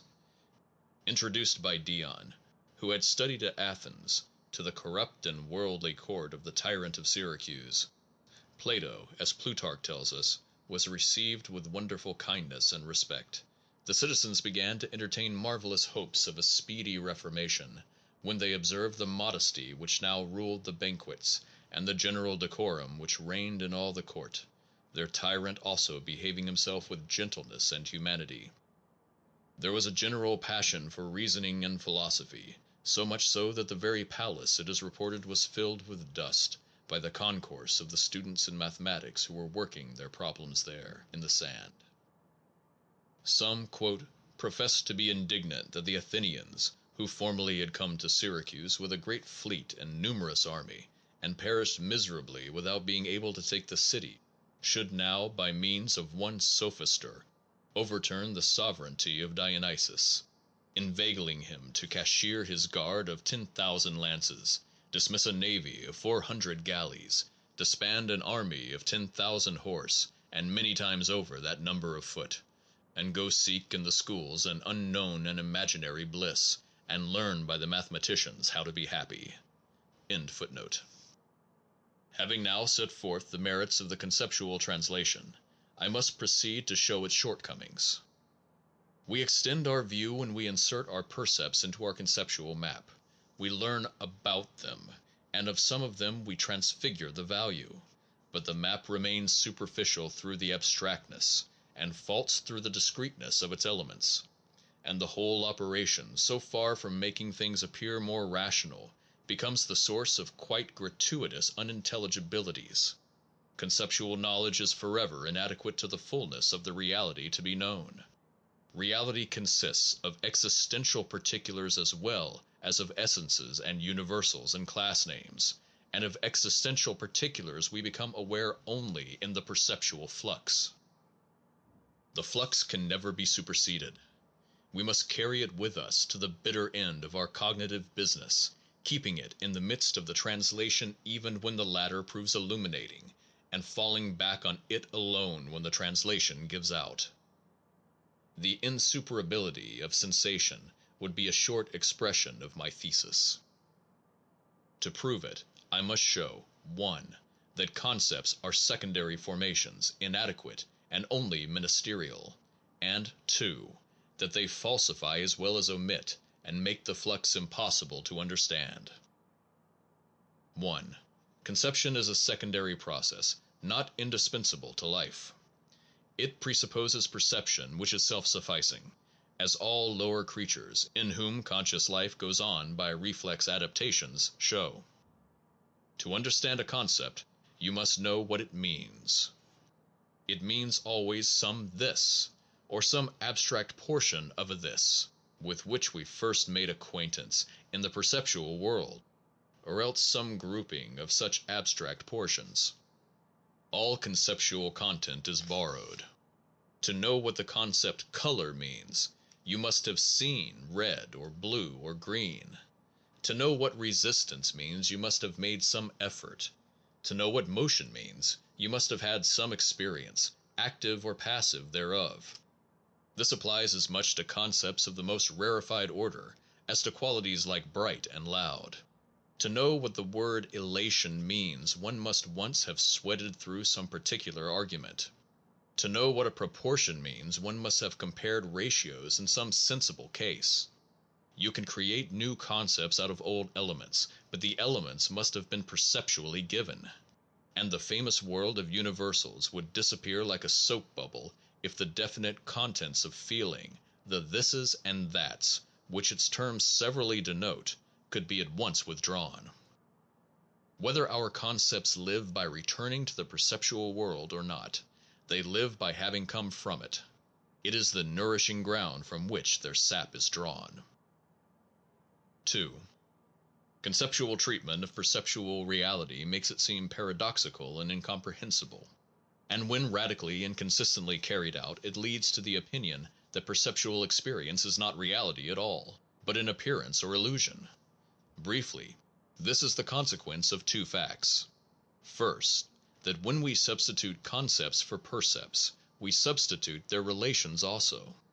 But since the relations of concepts are of static comparison only, it is impossible to substitute them for the dynamic relations with which the perceptual flux is filled. Secondly, the conceptual scheme consisting as it does of discontinuous terms can only cover the perceptual flux in spots and incompletely. The one is no full measure of the other, essential features of the flux escaping whenever we put concepts in its place. This needs considerable explanation. For we have concepts not only of qualities and relations, but of happenings and actions, and it might seem as if these could make the conceptual order active. But this would be a false interpretation. Footnote: Professor Hibben, in an article in the Philosophic Review, seeks to defend the conceptual order against attacks similar to those in the text, which, he thinks, come from misapprehensions of the true function of logic. The peculiar function of thought is to represent the continuous, he says, and he proves it by the example of the calculus. I reply that the calculus, in substituting for certain perceptual continuities its peculiar symbols, lets us follow changes point by point, and is thus their practical, but not their sensible, equivalent. It cannot reveal any change to one who never felt it, but it can lead him to where the change would lead him. It may practically replace the change, but it cannot reproduce it. What I am contending for is that the non-reproducible part of reality is an essential part of the content of philosophy, whilst Hibben and the logicists seem to believe that conception, if only adequately attained to, might be all sufficient. It is the peculiar duty and privilege of philosophy, Mr. Hibben writes, to exalt the prerogatives of intellect. He claims that universals are able to deal adequately with particulars, and that concepts do not so exclude each other, as my text has accused them of doing. Of course, synthetic concepts abound, with sub-concepts included in them, and the a priori world is full of them. But they are all designative, and I think that no careful reader of my text will excuse me of identifying knowledge with either perception or conception absolutely or exclusively. Perception gives intention. Conception gives extension to our knowledge. End footnote. The concepts themselves are fixed, even though they designate parts that move in the flux. They do not act, even though they designate activities. And when we substitute them in their order, we substitute a scheme, the intrinsically stationary nature of which is not altered by the fact that some of its terms symbolize changing originals. The concept of change, for example, is always that fixed concept. If it changed, its original self would have to stay to mark what it had changed from, and even then the change would be a perceived continuous process, of which the translation into concepts could only consist in the judgment that later and early parts of it differed, such differences being conceived as absolutely static relations. Whenever we conceive a thing we define it, and if we still don't understand, we define our definition. Thus I define a certain percept by saying this is motion, or I am moving, and then I define motion by calling it the being in new positions at new moments of time. This habit of telling what everything is becomes inveterate.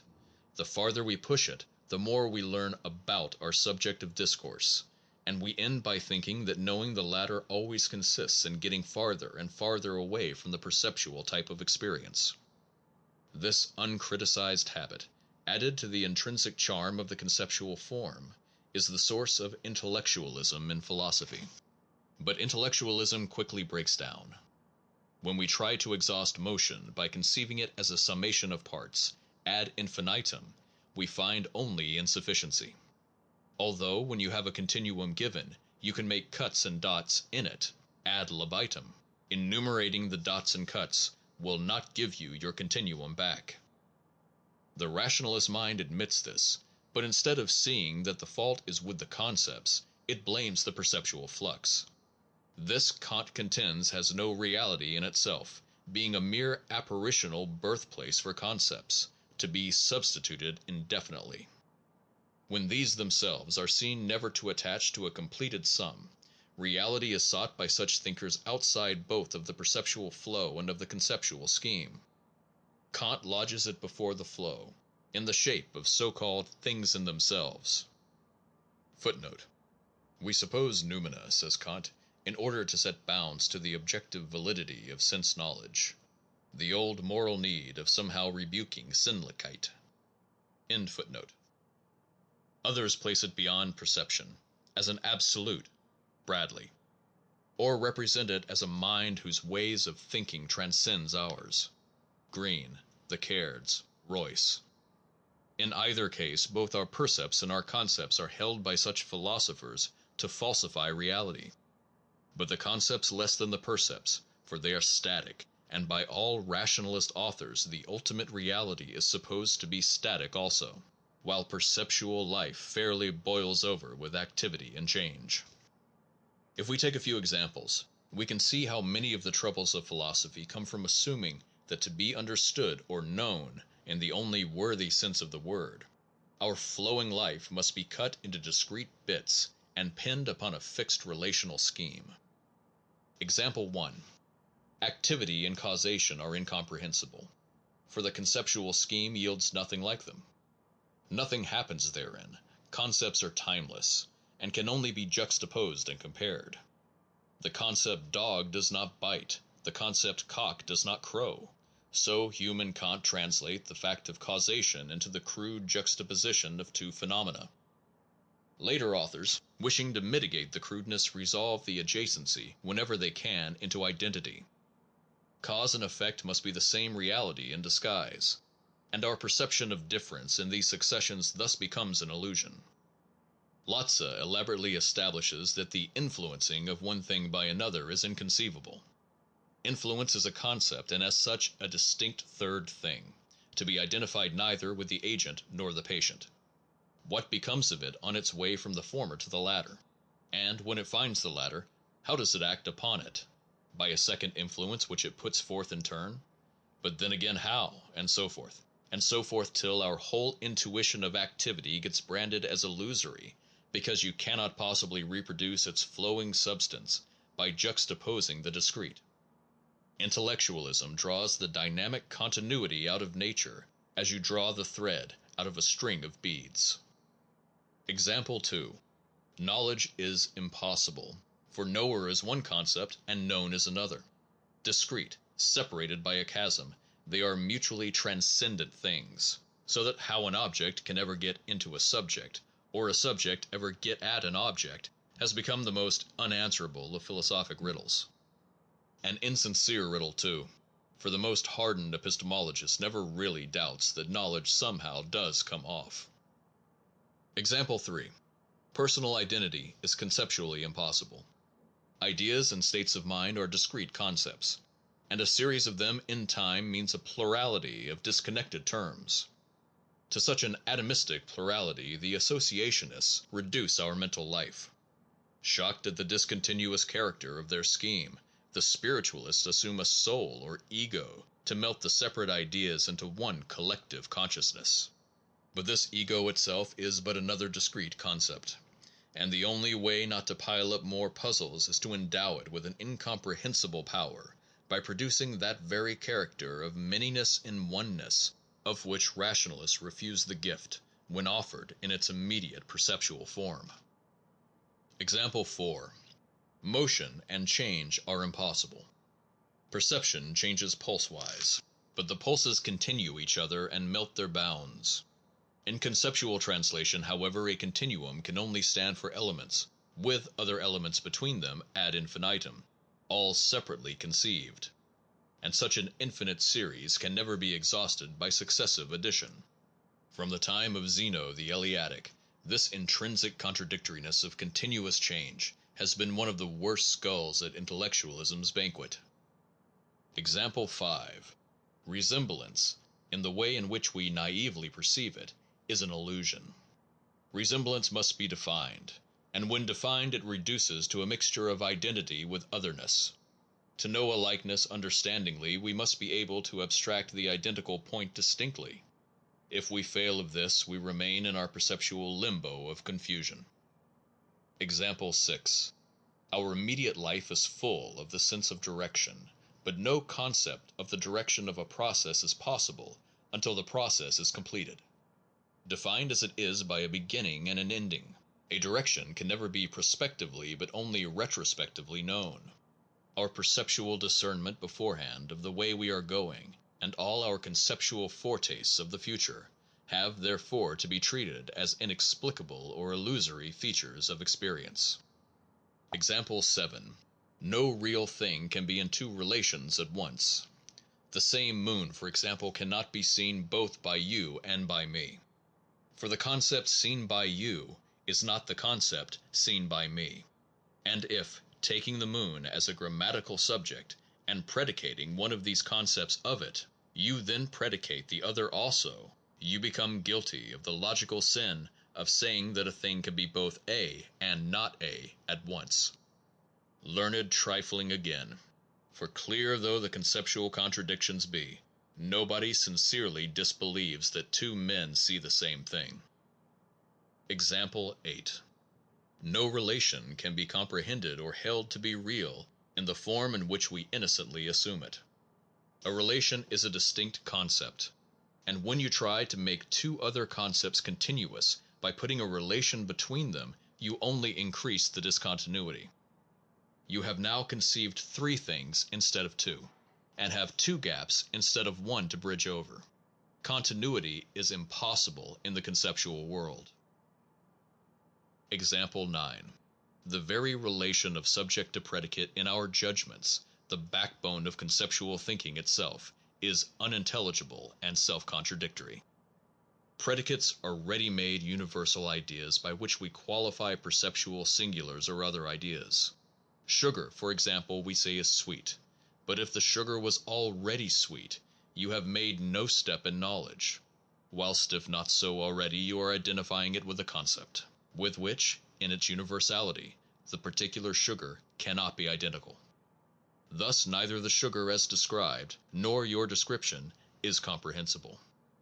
Footnote. I have cited in the text only such conceptual puzzles as have become classic in philosophy. But the concepts current in physical science have also developed mutual oppugnancies, which, although not yet classic commonplaces in philosophy, are beginning to make physicists doubt whether such notions develop unconditional truth. Many physicists now think that the concepts of matter, mass, atom, ether, inertia, force, etc., are not so much duplicates of hidden realities in nature as mental instruments to handle nature by after substitution of their scheme. They are considered, like the kilogram or the imperial yard, artifacts, not revelations. The literature here is copious. End footnote. These profundities of inconceivability, and many others like them, arise from the vain attempt to reconvert the manifold into which our conception has resolved things back into the continuum out of which it came. The concept many is not the concept one. Therefore the manyness and oneness which perception offers is impossible to construe intellectually. Youthful readers will find such difficulties too whimsical to be taken seriously. But since the days of the Greek sophists, these dialectical puzzles have lain beneath the surface of all our thinking like the shoals and snags in the Mississippi River, and the more intellectually conscientious the thinkers have been, the less they have allowed themselves to disregard them. But most philosophers have noticed this or that puzzle only, and ignored the others. The Pyrrhonian skeptics first, then Hegel, then in our day Bradley and Bergson, are the only writers I know who have faced them collectively and proposed a solution applicable to them all. The skeptics gave up the whole notion of truth light-heartedly, and advised their pupils not to care about it. Hegel wrote so abominably that I cannot understand him, and will say nothing about him here. Footnote. Hegel connects immediate perception with ideal truth by a ladder of intermediate concepts. At least, I suppose they are concepts. The best opinion among his interpreters seems to be that ideal truth does not abolish immediate perception, but preserves it as an indispensable moment. In other words, Hegel does not pull up the ladder after him when he gets to the top, and may therefore be counted as a non-intellectualist, in spite of his desperately intellectualist tone. End footnote. Bradley and Bergson write with beautiful clearness, and their arguments continue all that I have said. Mr. Bradley agrees that immediate feeling possesses a native wholeness which conceptual treatment analyzes into a many, but cannot unite again. In every this, as merely felt, Bradley says, we encounter reality, but we encounter it only as a fragment, see it, as it were, only through a whole. Our sole practicable way of extending and completing this fragment is by using our intellect with its universal ideas. But with ideas, that harmonious compenetration of manyness and oneness which feeling originally gave is no longer possible. Concepts indeed extend our this, but lose the inner secret of its wholeness. When ideal truth is substituted for reality, the very nature of reality disappears. The fault being due entirely to the conceptual form in which we have to think things, one might naturally expect that one who recognizes its inferiority to the perceptual form as clearly as Mr. Bradley does, would try to save both forms for philosophy, delimiting their scopes, and showing how, as our experience works, they supplement each other. This is M. Bergson's procedure, but Bradley, though a traitor to orthodox intellectualism in holding fast to feeling as a revealer of the inner oneness of reality, has yet remained orthodox enough to refuse to admit immediate feeling into philosophy at all. For worse or for better, he writes, the man who stays on particular feeling must remain outside philosophy. The philosopher's business, according to Mr. Bradley, is to qualify the real ideally, i.e., by concepts, and never to look back. The ideas, meanwhile, yield nothing but a patchwork, and show no unity like that which the living perception gave. What shall one do in these perplexing circumstances? Unwilling to go back, Bradley only goes more desperately forward. He makes a flying leap ahead, and assumes, beyond the vanishing point of the whole conceptual perspective, an absolute reality, in which the coherency of feeling and the completeness of the intellectual ideal shall unite in some indescribable way. Such an absolute totality in unity can be, it must be, it shall be, it is, he says. Upon this incomprehensible metaphysical object, the Bradleyan metaphysic establishes its domain. The sincerity of Bradley's criticisms has cleared the air of metaphysics, and made havoc with old party lines. But critical as he is, Mr. Bradley preserves one prejudice uncriticized. Perception, untransmuted, he believes, must not, cannot, shall not enter into final truth. Such loyalty to a blank direction in thought, no matter where it leads you, is pathetic. Concepts disintegrate, no matter, their way must be pursued. Percepts are integral, no matter, they must be left behind. When anti-sensationalism has become an obstinacy like this, one feels that it draws near its end. Since it is only the conceptual form which forces the dialectic contradictions upon the innocent sensible reality, the remedy would seem to be simple. Use concepts when they help, and drop them when they hinder understanding. And take reality bodily and integrally up into philosophy in exactly the perceptual shape in which it comes. The aboriginal flow of feeling sins only by a quantitative defect. There is always much at once of it, but there is never enough, and we desiderate the rest.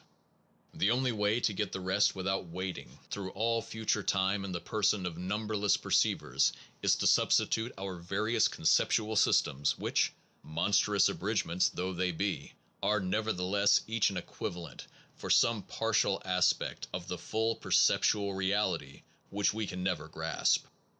This essentially is Bergson's view of the matter, and with it I think that we should rest content. I will now sum up compendiously the result of what precedes. If the aim of philosophy were the taking full possession of all reality by the mind, then nothing short of the whole of immediate perceptual experience could be the subject matter of philosophy. For only in such experience is reality intimately and concretely found.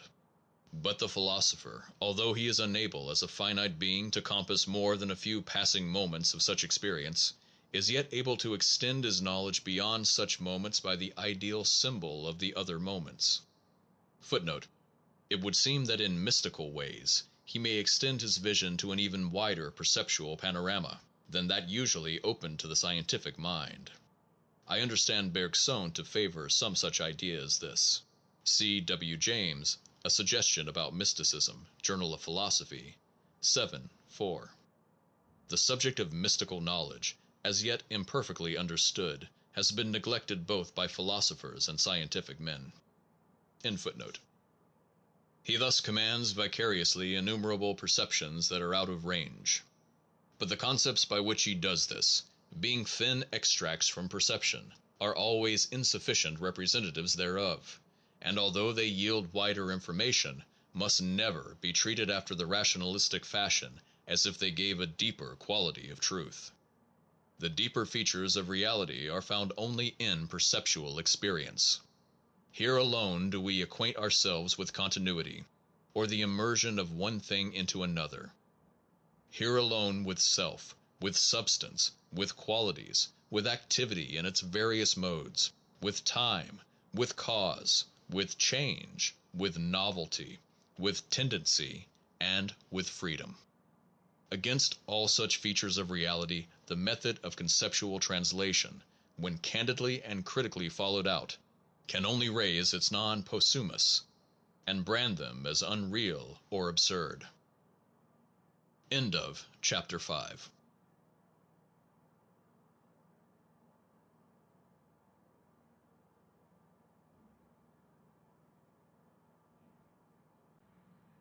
Percept and concept, some corollaries. The first corollary of the conclusions of the foregoing chapter is that the tendency known in philosophy as empiricism becomes confirmed. Empiricism proceeds from parts to wholes, treating the parts as fundamental both in the order of being and in the order of our knowledge.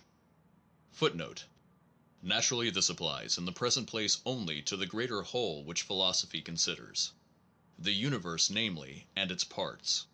For there are plenty of minor wholes, animal and social organisms for example, in which both the being of the parts and our understanding of the parts are founded. In human experience the parts are percepts, built out into wholes by our conceptual additions. The percepts are singulars, that change incessantly and never return exactly as they were before. This brings an element of concrete novelty into our experience. This novelty finds no representation in the conceptual method, for concepts are abstracted from experiences already seen or given, and he who uses them to divine the new can never do so but in ready-made and ancient terms. Whatever actual novelty the future may contain, and the singularity and individuality of each moment makes it novel, escapes conceptual treatment altogether. Properly speaking, concepts are post mortem preparations, sufficient only for retrospective understanding. And when we use them to define the universe prospectively, we ought to realize that they can give only a bare abstract outline or approximate sketch, in the filling out of which perception must be invoked. Rationalistic philosophy has always aspired to a rounded in view of the whole of things, a closed system of kinds, from which the notion of essential novelty being possible is ruled out in advance. For empiricism, on the other hand, reality cannot be thus confined by a conceptual ring fence. It overflows, exceeds, and alters. It may turn into novelties, and can be known adequately only by following its singularities from moment to moment as our experience grows. Empiricist philosophy thus renounces the pretension to an all-inclusive vision. It ekes out the narrowness of personal experience by concepts which it finds useful but not sovereign. But it stays inside the flux of life expectantly, recording facts, not formulating laws, and never pretending that man's relation to the totality of things as a philosopher is essentially different from his relation to the parts of things as a daily patient or agent in the practical current of events. Philosophy, like life, must keep the doors and windows open. In the remainder of this book we shall hold fast to this empiricist view.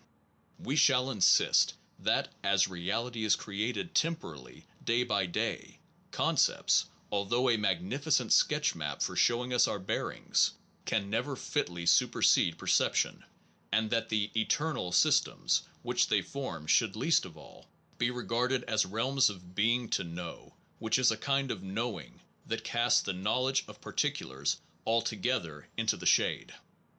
That rationalist assumption is quite beside the mark. Thus does philosophy prove again that essential identity with science which we argued for in our first chapter.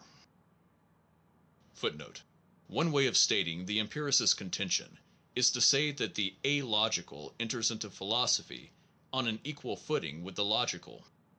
End footnote. The last paragraph does not mean that concepts and relations between them are not just as real in their eternal way as percepts are in their temporal way. What is it to be real? The best definition I know is that which the pragmatic rule gives. Anything is real of which we find ourselves obliged to take account in any way. Concepts are thus as real as percepts, for we cannot live a moment without taking account of them.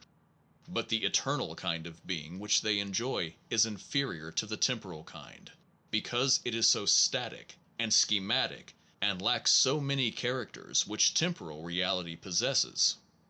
Philosophy must thus recognize many realms of reality, which mutually interpenetrate. The conceptual systems of mathematics, logic, aesthetics, ethics, are such realms, each strung upon some peculiar form of relation, and each differing from perceptual reality in that no one of them is history or happening displayed. Perceptual reality involves and contains all these ideal systems, and vastly more besides. A concept, it was said above, means always the same thing. Change means always change. White, always white. A circle, always a circle.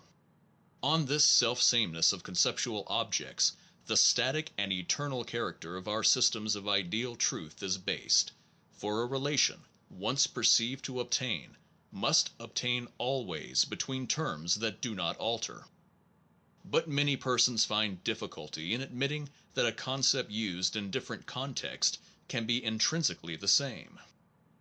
When we call both snow and paper white, it is supposed by these thinkers that there must be two predicates in the field. As James Mill says, quote, every color is an individual color, every size is an individual size, every shape is an individual shape. But things have no individual color in common, no individual shape in common, no individual size in common. That is to say, they have neither shape, color, nor size in common. What then is it which they have in common, which the mind can take into view? Those who affirmed that it was something could by no means tell. They substituted words for things, using vague and mystical phrases, which, when examined, meant nothing. End quote. The truth, according to this nominalist author, is that the only thing that can be possessed in common by two objects is the same name. Black in the coat and black in the shoe are the same in so far forth as both shoe and coat are called black. The fact that, on this view, the name can never twice be the same, being quite overlooked. What now does the concept same signify? Applying, as usual, the pragmatic rule, we find that when we call two objects the same, we mean either A, that no difference can be found between them when compared, or B, that we can substitute the one for the other in certain operations without changing the result. If we are to discuss sameness profitably, we must bear these pragmatic meanings in mind. Do then the snow and the paper show no difference in color? And can we use them indifferently in operations? They may certainly replace each other for reflecting light, or be used indifferently as backgrounds to set off anything dark, or serve as equally good samples of what the word white signifies. But the snow may be dirty, and the paper pinkish or yellowish without ceasing to be called white. Or both snow and paper in one light may differ from their own selves in another, and still be white. So the no difference criterion seems to be at fault. This physical difficulty, which all house painters know, of matching two tints so exactly as to show no difference, seems to be the sort of fact that nominalists have in mind when they say that our ideal meanings are never twice the same. Must we therefore admit that such a concept as white can never keep exactly the same meaning? It would be absurd to say so, for we know that under all the modifications wrought by changing light, dirt, impurity in pigment, etc., there is an element of color quality, different from other color qualities, which we mean that our word shall inalterably signify. The impossibility of isolating and fixing this quality physically is irrelevant, so long as we can isolate and fix it mentally, and decide that whenever we say white, that identical quality, whether applied rightly or wrongly, is what we shall be held to mean. Our meanings can be the same as often as we intend to have them so, quite irrespective of whether what is meant be a physical possibility or not. Half the ideas we make use of are of impossible or problematic things, zeros, infinites, fourth dimensions, limits of ideal perfection, forces, relations sundered from their terms, or terms defined only conceptually by their relation to other terms which may be equally fictitious. White means a color quality of which the mind appoints the standard, and which it can decree to be there under all physical disguises. That white is always the same white. What sense can there be in insisting that although we ourselves have fixed it as the same, it cannot be the same twice over? It works perfectly for us on the supposition that it is there self-identically. So the nominalist doctrine is false of things of that conceptual sort, and true only of things in the perceptual flux. What I am affirming here is the Platonic doctrine that concepts are singulars, that concept stuff is inalterable, and that physical realities are constituted by the various concept stuffs of which they partake. It is known as logical realism in the history of philosophy, and has usually been more favored by rationalistic than by empiricist minds. For rationalism, concept stuff is primordial, and perceptual things are secondary in nature. The present book, which treats concrete percepts as primordial and concepts as of secondary origin, may be regarded as somewhat eccentric in its attempt to combine logical realism with an otherwise empiricist mode of thought. I mean by this that they are made of the same kind of stuff, and melt into each other when we handle them together. How could it be otherwise, when the concepts are like evaporations out of the bosom of perception, into which they condense again whenever practical service summons them?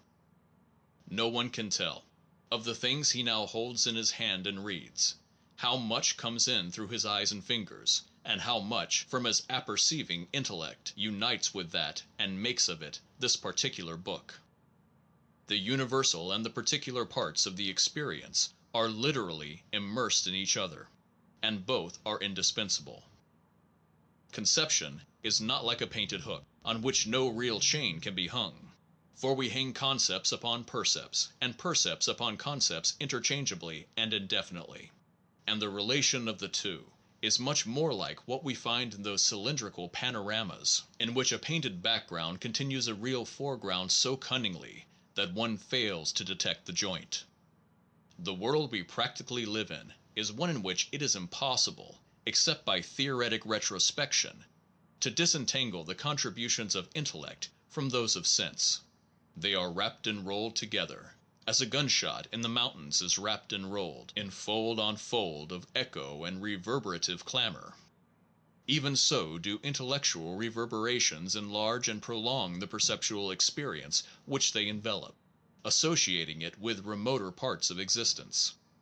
And the ideas of these in turn work like those resonators that pick out partial tones in complex sounds. They help us to decompose our percept into parts, and to abstract and isolate its elements. The two mental functions thus play into each other's hands. Perception prompts our thought, and thought in turn enriches our perception. The more we see, the more we think, while the more we think, the more we see in our immediate experiences, and the greater grows the detail and the more significant the articulateness of our perception. Footnote: the interpretation goes so deep that we may even act as if experience consisted of nothing but the different kinds of concept stuff into which we analyze it. Such concept stuff may often be treated, for purposes of action and even of discussion, as if it were a full equivalent for reality. But it is needless to repeat, after what precedes, that no amount of it can ever be a full equivalent, and that in point of genesis it remains a secondary formation. End footnote. Later, when we come to treat of causal activity, we shall see how practically momentous is this enlargement of the span of our knowledge through the wrapping of our percepts and ideas. It is the whole coil and compound of both by which effects are determined, and they may be different effects from those to which the perceptual nucleus would by itself give rise. But the point is a difficult one, and at the present stage of our argument this brief mention of it must suffice. Readers who by this time agree that our conceptual systems are secondary and on the whole imperfect and ministerial forms of being, will now feel able to return and embrace the flux of their hourly experience with a hearty feeling that, however little of it at a time be given, what is given is absolutely real.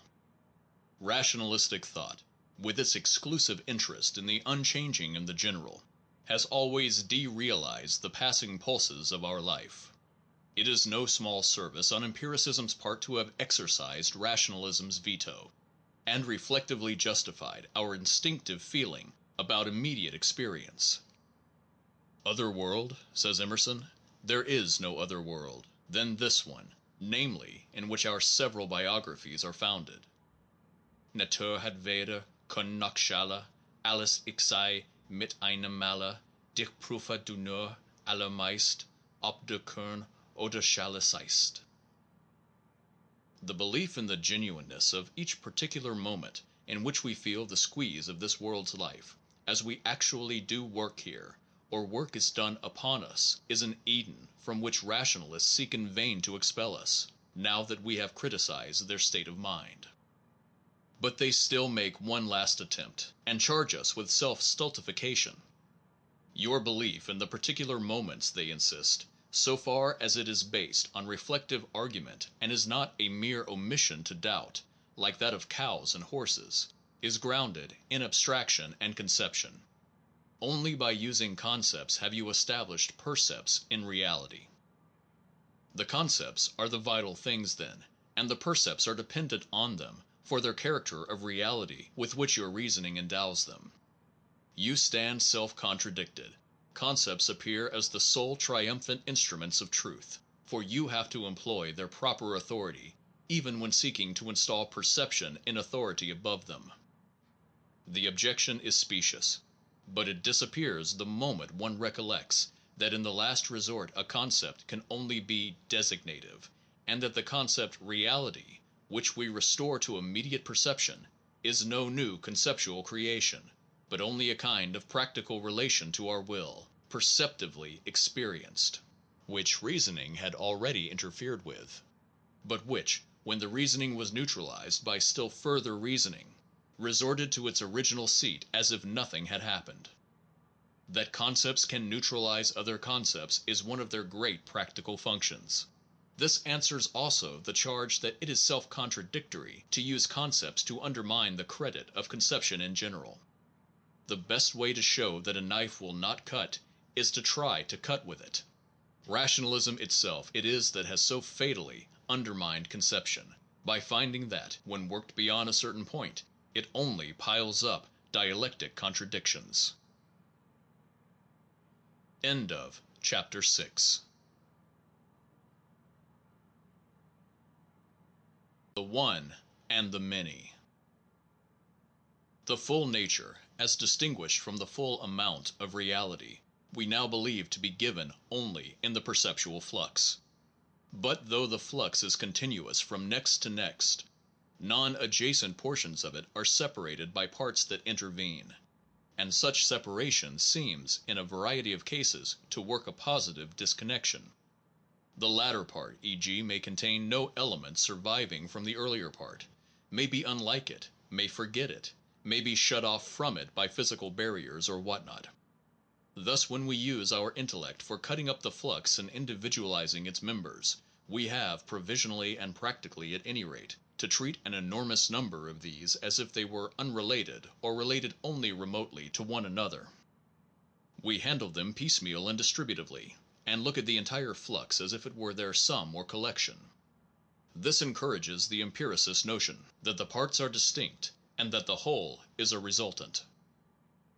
This doctrine rationalism opposes, contending that the whole is fundamental, that the parts derive from it and all belong with one another, that the separations we uncritically accept are illusory, and that the entire universe, instead of being a sum, is the only genuine unit of existence, constituting, in the words often quoted from d'Alembert, un seul fait et une grande vérité. The alternative here is known as that between pluralism and monism.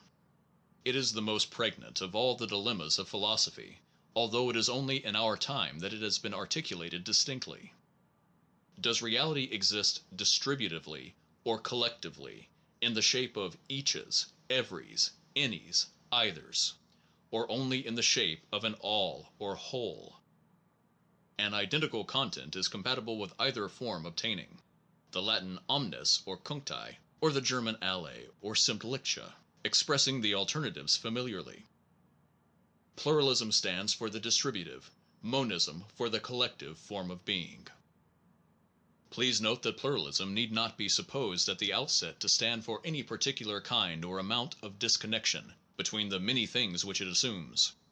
It only has the negative significance of contradicting monism's thesis that there is absolutely no disconnection. The irreducible outness of anything, however infinitesimal, from anything else in any respect would be enough, if it were solidly established, to ruin the monistic doctrine. I hope that the reader begins to be pained here by the extreme vagueness of the terms I am using. To say that there is no disconnection is, on the face of it, simply silly, for we find practical disconnections without number. My pocket is disconnected with Mr. Morgan's bank account, and King Edward VII's mind is disconnected from this book. Monism must mean that all such apparent disconnections are bridged over by some deeper absolute union in which it believes. And this union must in some way be more real than the practical separations that appear upon the surface. In point of historical fact, monism has generally kept itself vague and mystical as regards the ultimate principle of unity. To be one is more wonderful than to be many, so the principle of things must be one. But of that one, no exact account is given. Plotinus simply calls it the One. Quote, the One is all things, and yet no one of them. For the very reason that none of them was in the One, all are derived from it. Furthermore, in order that there may be real existences, the One is not an existence, but the father of existences. And the generation of existence is, as it were, the first act of generation. Being perfect by reason of neither seeking nor possessing, nor needing anything, the One overflows, as it were, and what overflows forms another hypostasis. How should the most perfect and primal good stay shut up in itself, as if it were envious or impotent? Necessarily, then, something comes from it. End quote. This is like the Hindu doctrine of the Brahman or of the Atman. In the Bhagavad Gita, the holy Krishna, speaking for the One, says, quote, I am the immolation. I am the sacrificial rite. I am the liberation offered to ancestors. I am the drug. I am the incantation. I am the sacrificial butter also. I am the fire. I am the incense. I am the father, the mother, the sustainer, the grandfather of the universe, the mystical doctrine, the purification, the syllable Om, the path, the supporter, the master, the witness, the habitation, the refuge, the friend, the origin, the dissolution, the place, the receptacle, the inexhaustible seed. I heat the world, I withhold and pour out the rain. I am ambrosia and death, the existing and the non existing. I am the same to all beings, I have neither foe nor friend. Place my heart on me, worshipping me, sacrificing to me, saluting me. End quote. I call this sort of monism mystical, for it not only revels in formulas that defy understanding, but it accredits itself by appealing to states of illumination not vouchsafed to common men. Footnote: Al-Ghazali, the Mohammedan philosopher and mystic, gives a more theistic version of essentially the same idea. Allah is the guider aright and the leader astray. He does what he wills and decides what he wishes. There is no opposer of his decision and no repeller of his decree. He created the garden and created for it a people, then used them in obedience. And he created the fire and created for it a people, then used them in rebellion. Then he said, as has been handed down from the prophet, these are in the garden and I care not, and these are in the fire and I care not. So he is Allah, the Most High, the King, the Reality. He is not asked concerning what he does, but they are asked. End footnote. Thus Porphyry, in his Life of Plotinus, after saying that he himself once had such an insight when 68 years old, adds that, whilst he lived with Plotinus, the latter 4 times had the happiness of approaching the Supreme God, and consciously uniting with him in a real and ineffable act. The regular mystical way of attaining the vision of the One is by ascetic training, fundamentally the same in all religious systems. But this ineffable kind of oneness is not strictly philosophical, for philosophy is essentially talkative and explicit, so I must pass it by. The usual philosophic way of reaching deeper oneness has been by the conception of substance.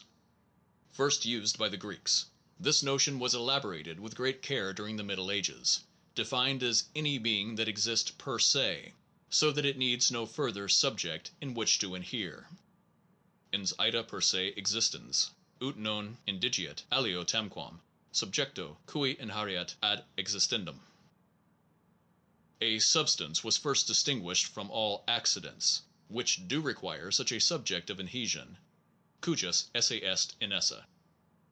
It was then identified with the principle of individuality in things, and with their essence, and divided into various types.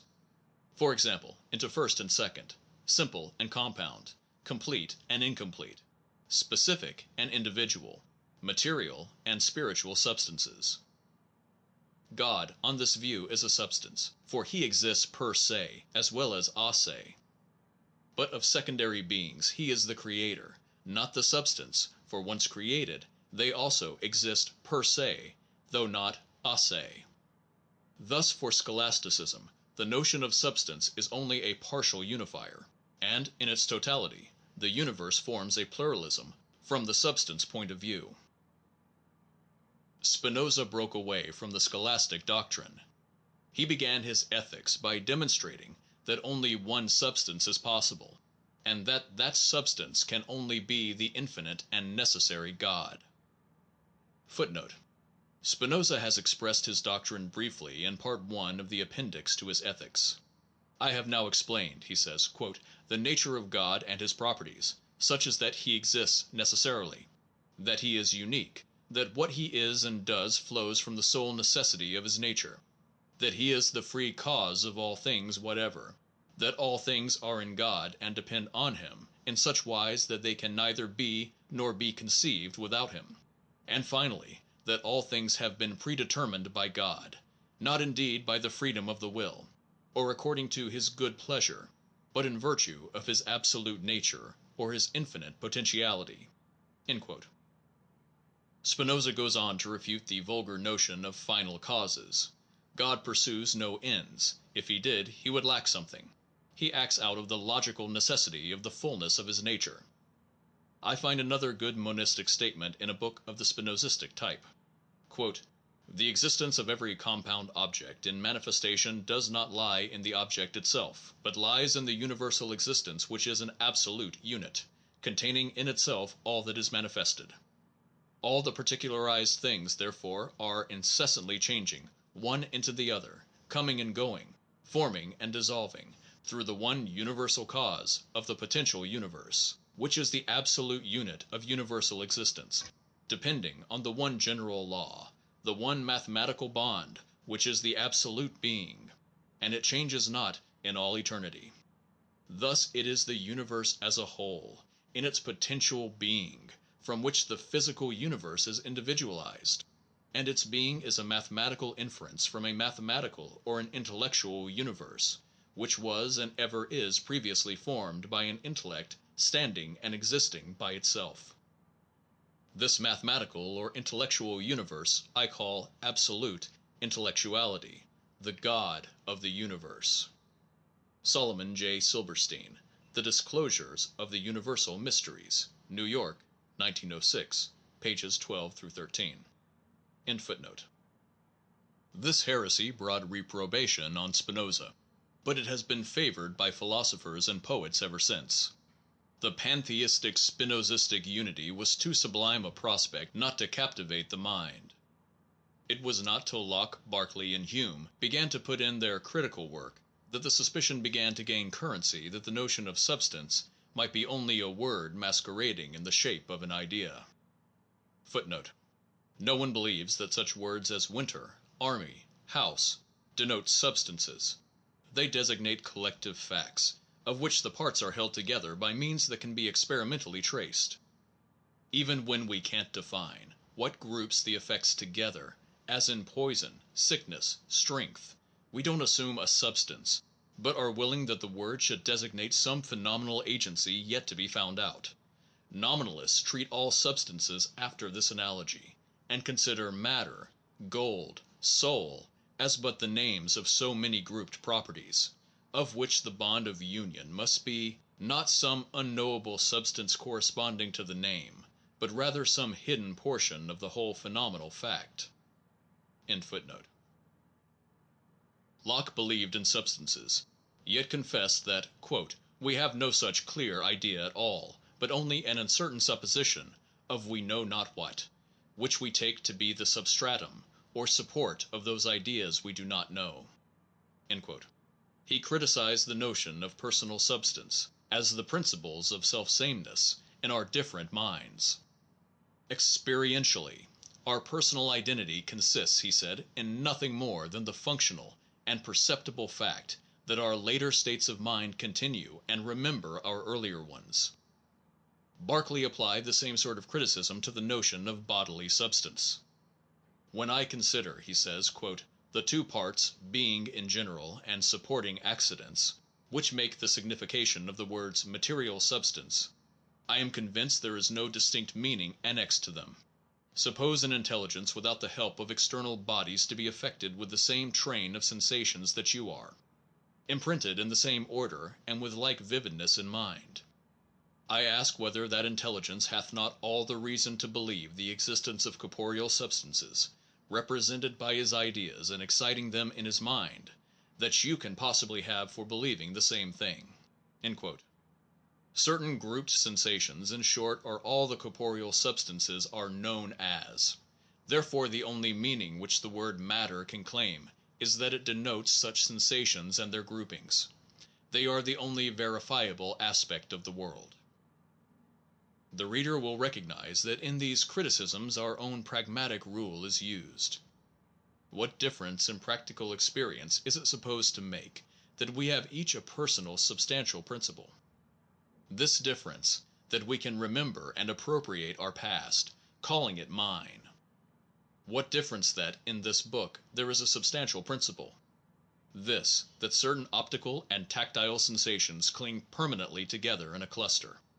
The fact that certain perceptual experiences do seem to belong together is thus all that the word substance means.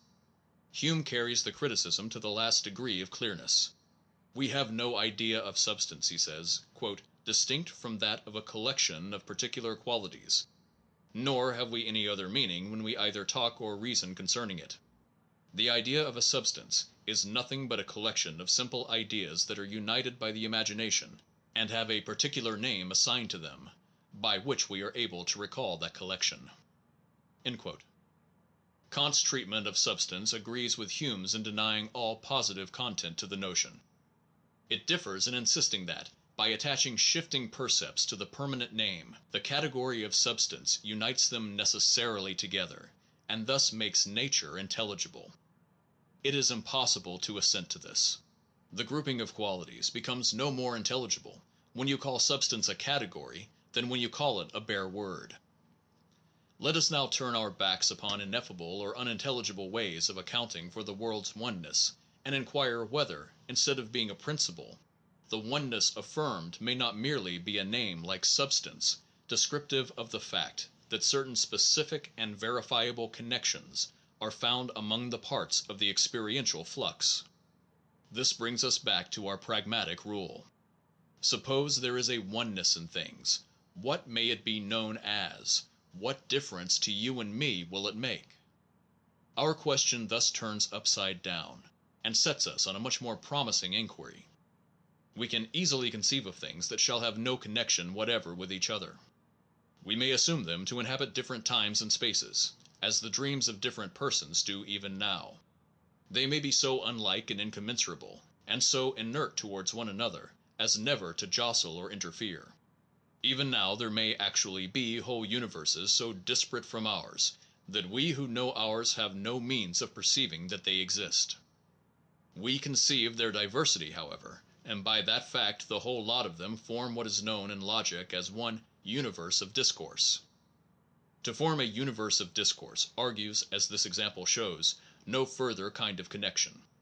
The importance attached by certain monistic writers to the fact that any chaos may become a universe by being merely named, is to me incomprehensible.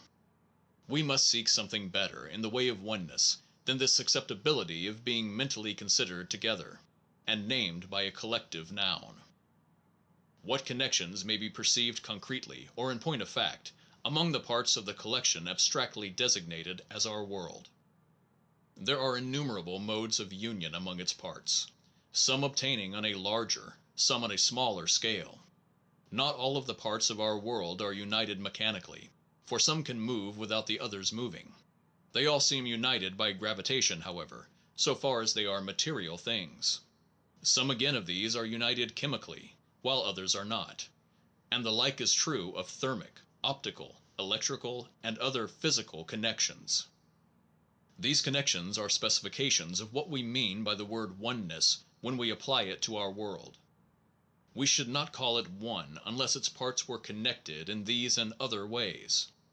But then it is clear that by the same logic we ought to call it many, so far as its parts are disconnected in the same ways, chemically inert towards one another, or non-conductors to electricity, light, and heat. In all these modes of union, some parts of the world prove to be conjoined with other parts, so that if you choose your line of influence and your items rightly, you may travel from pole to pole without an interruption. If, however, you choose them wrongly, you meet with obstacles and non-conductors from the outset, and cannot travel at all. There is thus neither absolute oneness nor absolute manyness from a physical point of view, but a mixture of well-definable modes of both. Moreover, neither the oneness nor the manyness seems the more essential attribute. They are coordinate features of the natural world. There are plenty of other practical differences meant by calling a thing one. Our world, being strung along in time and space, has temporal and spatial unity. But time and space relate things by determinately sundering them. So it is hard to say whether the world ought more to be called one or many in this spatial or temporal regard. The like is true of the generic oneness, which comes from so many of the world's parts being similar. When two things are similar, you can make inferences from the one which will hold good of the other, so that this kind of union among things, so far as it obtains, is inexpressibly precious from the logical point of view. But an infinite heterogeneity among things exists, alongside of whatever likeness of kind we discover, and our world appears no more distinctly or essentially as a one than as a many, from this generic point of view. We have touched upon the noetic unity, predicable of the world in consequence of our being able to mean the whole of it at once. Widely different from unification by an abstract designation would be the concrete noetic union wrought by an all-knower of perceptual type, who should be acquainted at one stroke with every part of what exists. In such an absolute all-knower idealists believe. Kant, they say, virtually replaced the notion of substance by the more intelligible notion of subject, the I am conscious of it, which on some witness's part must accompany every possible experience, means in the last resort, we are told, one individual witness of the total frame of things, world without end. Amen. You may call his undivided act of omniscience instantaneous or eternal, whichever you like, for time is its object just as everything else is, and itself is not in time. We shall find reasons later for treating noetic monism as an unverified hypothesis. Over against it there stands the noetic pluralism which we verify every moment when we seek information from our friends. According to this, everything in the world might be known by somebody, yet not everything by the same knower, or in one single cognitive act. Much as all mankind is knit in one network of acquaintance, A knowing B, B knowing C, Y knowing Z, and Z possibly knowing A again, without the possibility of anyone knowing everybody at once. This concatenated knowing, going from next to next, is altogether different from the consolidated knowing supposed to be exercised by the absolute mind. It makes a coherent type of universe in which the widest knower that exists may yet remain ignorant of much that is known to others. There are other systems of concatenation besides the noetic concatenation. We ourselves are constantly adding to the connections of things, organizing labor unions, establishing postal, consular, mercantile, railroad, telegraph, colonial, and other systems that bind us and things together in ever wider reticulations. Some of these systems involve others, some do not. You cannot have a telephone system without air and copper connections, but you can have air and copper connections without telephones. You cannot have love without acquaintance, but you can have acquaintance without love, etc. The same thing, moreover, can belong to many systems, as when a man is connected with other objects by heat, by gravitation, by love, and by knowledge. From the point of view of these partial systems, the world hangs together from next to next in a variety of ways, so that when you are off of one thing you can always be on to something else, without ever dropping out of your world. Gravitation is the only positively known sort of connection among things that reminds us of the consolidated or monistic form of union. If a mass should change anywhere, the mutual gravitation of all things would instantaneously alter. Teleological and aesthetic unions are other forms of systematic union. The world is full of partial purposes, of partial stories.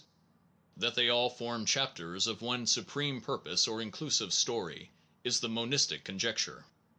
They seem, meanwhile, simply to run alongside of each other, either irrelevantly, or, where they interfere, leading to mutual frustrations. So the appearance of things is invincibly pluralistic from this purposive point of view. It is a common belief that all particular beings have one origin and source, either in God or in atoms, all equally old. There is no real novelty, it is believed, in the universe, the new things that appear having either been eternally prefigured in the absolute, or being resultants of the same primordia rerum, atoms or monads, getting into new mixtures. But the question of being is so obscure anyhow, that whether realities have burst into existence all at once, by a single bang as it were, or whether they came piecemeal, and have different ages, so that real novelties may be leaking into our universe all the time, may here be left an open question. Though it is undoubtedly intellectually economical to suppose that all things are equally old, and that no novelties leak in. These results are what the oneness of the universe is known as. They are the oneness, pragmatically considered. A world coherent in any of these ways would be no chaos, but a universe of such or such a grade. The grades might differ, however. The parts, e.g., might have space relations, but nothing more.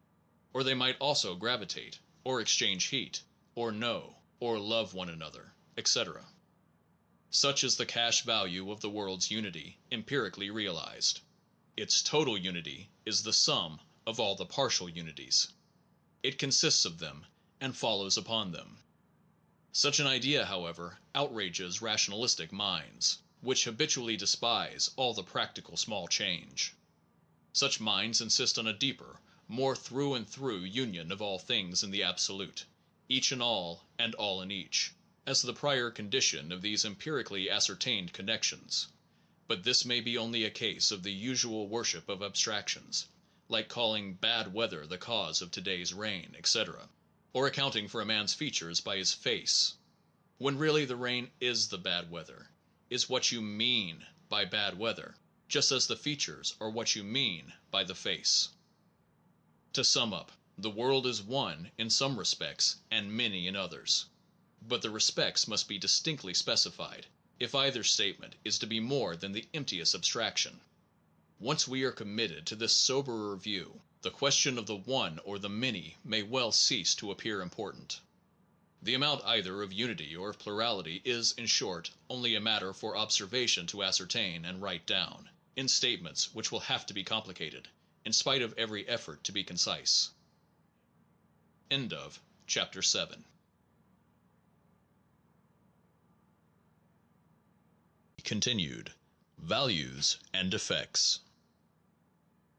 We might dismiss the subject with the preceding chapter, were it not for the fact that further consequences follow from the rival hypotheses, and make of the alternative of monism or pluralism what I called it on page 114, the most pregnant of all the dilemmas of metaphysics. To begin with, the attribute one seems for many persons to confer a value, an ineffable illustriousness and dignity upon the world, with which the conception of it as an irreducible many I believe to clash. Secondly, a through and through noetic connection of everything with absolutely everything else is in some quarters held to be indispensable to the world's rationality.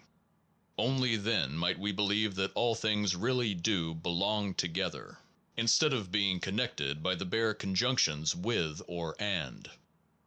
The notion that this latter pluralistic arrangement may obtain is deemed irrational, and of course it does make the world partly illogical or non-rational from a purely intellectual point of view. Monism thus holds the oneness to be the more vital and essential element. The entire cosmos must be of a consolidated unit, within which each member is determined by the whole to be just that, and from which the slightest incipiency of independence anywhere is ruled out. With Spinoza, monism likes to believe that all things follow from the essence of God, as necessarily as, from the nature of a triangle, it follows that the angles are equal to two right angles. The whole is what yields the parts, not the parts the whole. The universe is tight, monism claims, not loose, and you must take the irreducible whole of it just as it is offered, or have no part or lot in it at all. The only alternative allowed by monistic writers is to confess the world's non-rationality, and no philosopher can permit himself to do that. The form of monism regnant at the present day in philosophic circles is absolute idealism. For this way of thinking, the world exists no otherwise than as the object of one infinitely knowing mind. The analogy that suggests the hypothesis here is that of our finite fields of consciousness, which at every moment envisage a much at once composed of parts, relative variously, and in which both the conjunctions and the disjunctions that appear are there only in so far as we are there as their witness, so that they are both noetically and monistically based. We may well admit the sublimity of this noetic monism and of its vague vision of an underlying connection among all phenomena without exception. Footnote: in its essential features, Spinoza was its first prophet, Fichte and Hegel were its middle exponents, and Josiah Royce is its best contemporary representative. End footnote. It shows itself also able to confer religious stability and peace, and it invokes the authority of mysticism in its favor.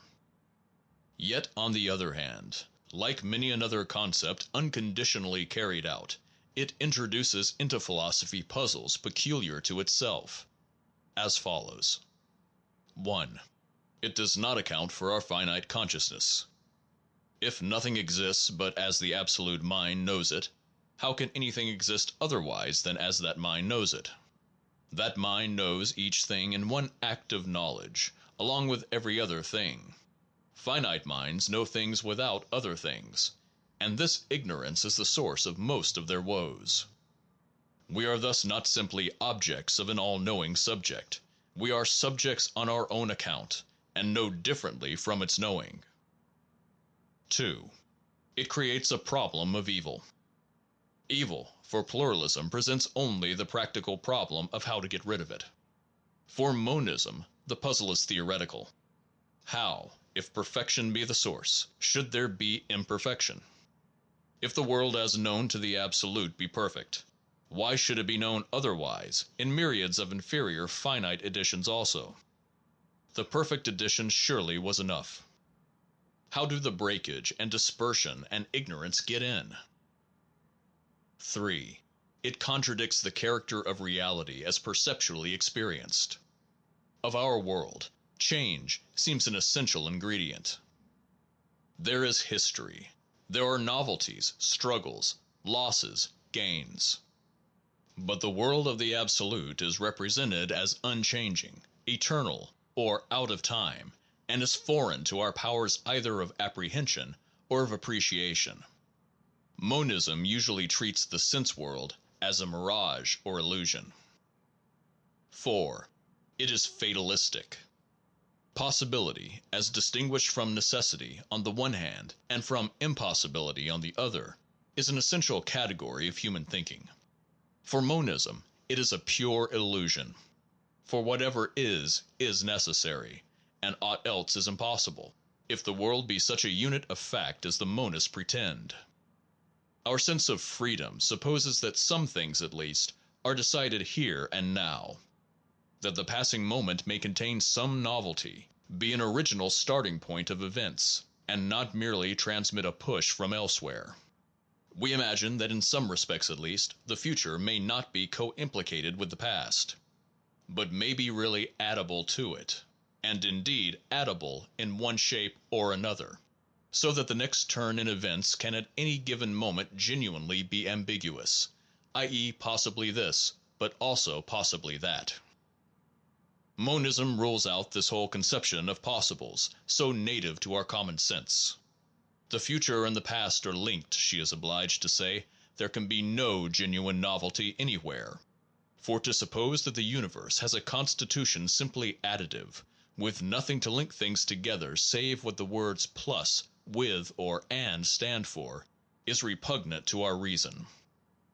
Pluralism, on the other hand, taking perceptual experience at its face value, is free from all these difficulties. It protests against working our ideas in a vacuum made of conceptual abstractions. Some parts of our world, it admits, cannot exist out of their holes, but others, it says, can. To some extent, the world seems genuinely additive. It may really be so. We cannot explain conceptually how genuine novelties can come, but if one did come, we could experience that it came. We do in fact experience perceptual novelties all the while. Our perceptual experience overlaps our conceptual reason. The that's transcend the why. So the common sense view of life as something really dramatic, with work done and things decided here and now, is acceptable to pluralism. Free will means nothing but real novelty, so pluralism accepts the notion of free will. But pluralism accepting a universe unfinished, with doors and windows open to possibilities uncontrollable in advance, gives us less religious certainty than monism, with its absolutely closed-in world. It is true that monism's religious certainty is not rationally based, but is only a faith that sees the all-good in the all-real. In point of fact, however, monism is usually willing to exert this optimistic faith. Its world is certain to be saved, yes, is saved already, unconditionally and from eternity, in spite of all the phenomenal appearance of risk. Footnote: For an eloquent expression of the monistic position from the religious point of view, read J. Royce, The World and the Individual, Volume 2, Lectures 8, 9, 10. End footnote. A world working out an uncertain destiny, as the phenomenal world appears to be doing, is an intolerable idea to the rationalistic mind. Pluralism, on the other hand, is neither optimistic nor pessimistic, but melioristic rather. The world, it thinks, may be saved, on condition that its parts shall do their best. But shipwreck in detail, or even on the whole, is among the open possibilities. There is thus a practical lack of balance about pluralism, which contrasts with monism's peace of mind. The one is a more moral, the other a more religious view, and the different men usually let this sort of consideration determine their belief. So far I have sought only to show the respective implications of the rival doctrines without dogmatically deciding which is the more true. It is obvious that pluralism has three great advantages. 1. It is more scientific, in that it insists that when oneness is predicated, it shall mean definitely ascertainable conjunctive forms. With these, the disjunctions ascertainable among things are exactly on a par. The two are coordinate aspects of reality. To make the conjunctions more vital and primordial than the separations, monism has to abandon verifiable experience, and proclaim a unity that is indescribable. 2. It agrees more with the moral and dramatic expressiveness of life. 3. It is not obliged to stand for any particular amount of plurality, for it triumphs over monism if the smallest morsel of disconnectedness is once found undeniably to exist. Ever not quite is all it says to monism, while monism is obliged to prove that what pluralism asserts can in no amount whatever possibly be true, an infinitely harder task. The advantages of monism in turn are its natural affinity with a certain kind of religious faith, and the peculiar emotional value of the conception that the world is a unitary fact. So far has our use of the pragmatic rule brought us towards understanding this dilemma. The reader will by this time feel for himself the essential practical difference which it involves. The word absence seems to indicate it. The monistic principle implies that nothing that is can in any way whatever be absent from anything else that is. The pluralistic principle, on the other hand, is quite compatible with some things being absent from operations in which other things find themselves singly or collectively engaged. Which things are absent from which other things, and when? These, of course, are questions which a pluralistic philosophy can settle only by an exact study of details. The past, the present, and the future in perception, for example, are absent from one another, while in imagination they are present or absent, as the case may be. If the time content of the world be not one monistic block of being, if some part at least of the future is added to the past without being virtually one therewith, or implicitly contained therein, then it is absent really as well as phenomenally, and may be called an absolute novelty in the world's history, in so far forth. Towards this issue, of the reality or unreality of the novelty that appears, the pragmatic difference between monism and pluralism seems to converge. That we ourselves may be authors of genuine novelty is the thesis of the doctrine of free will. That genuine novelties can occur means that from the point of view of what is already given, what comes may have to be treated as a matter of chance. We are led thus to ask the question: in what manner does new being come? Is it through and through the consequence of older being, or is it a matter of chance so far as older being goes? Which is the same thing as asking, is it original in the strict sense of the word? We connect again here with what was said at the end of chapter 3. We there agreed that being is a datum or gift that has to be begged by the philosopher. But we left the question open as to whether he must beg it all at once, or beg it bit by bit, or in instalments. The latter is the more consistently empiricist view, and I shall begin to defend it in the chapter that follows. End of chapter 8.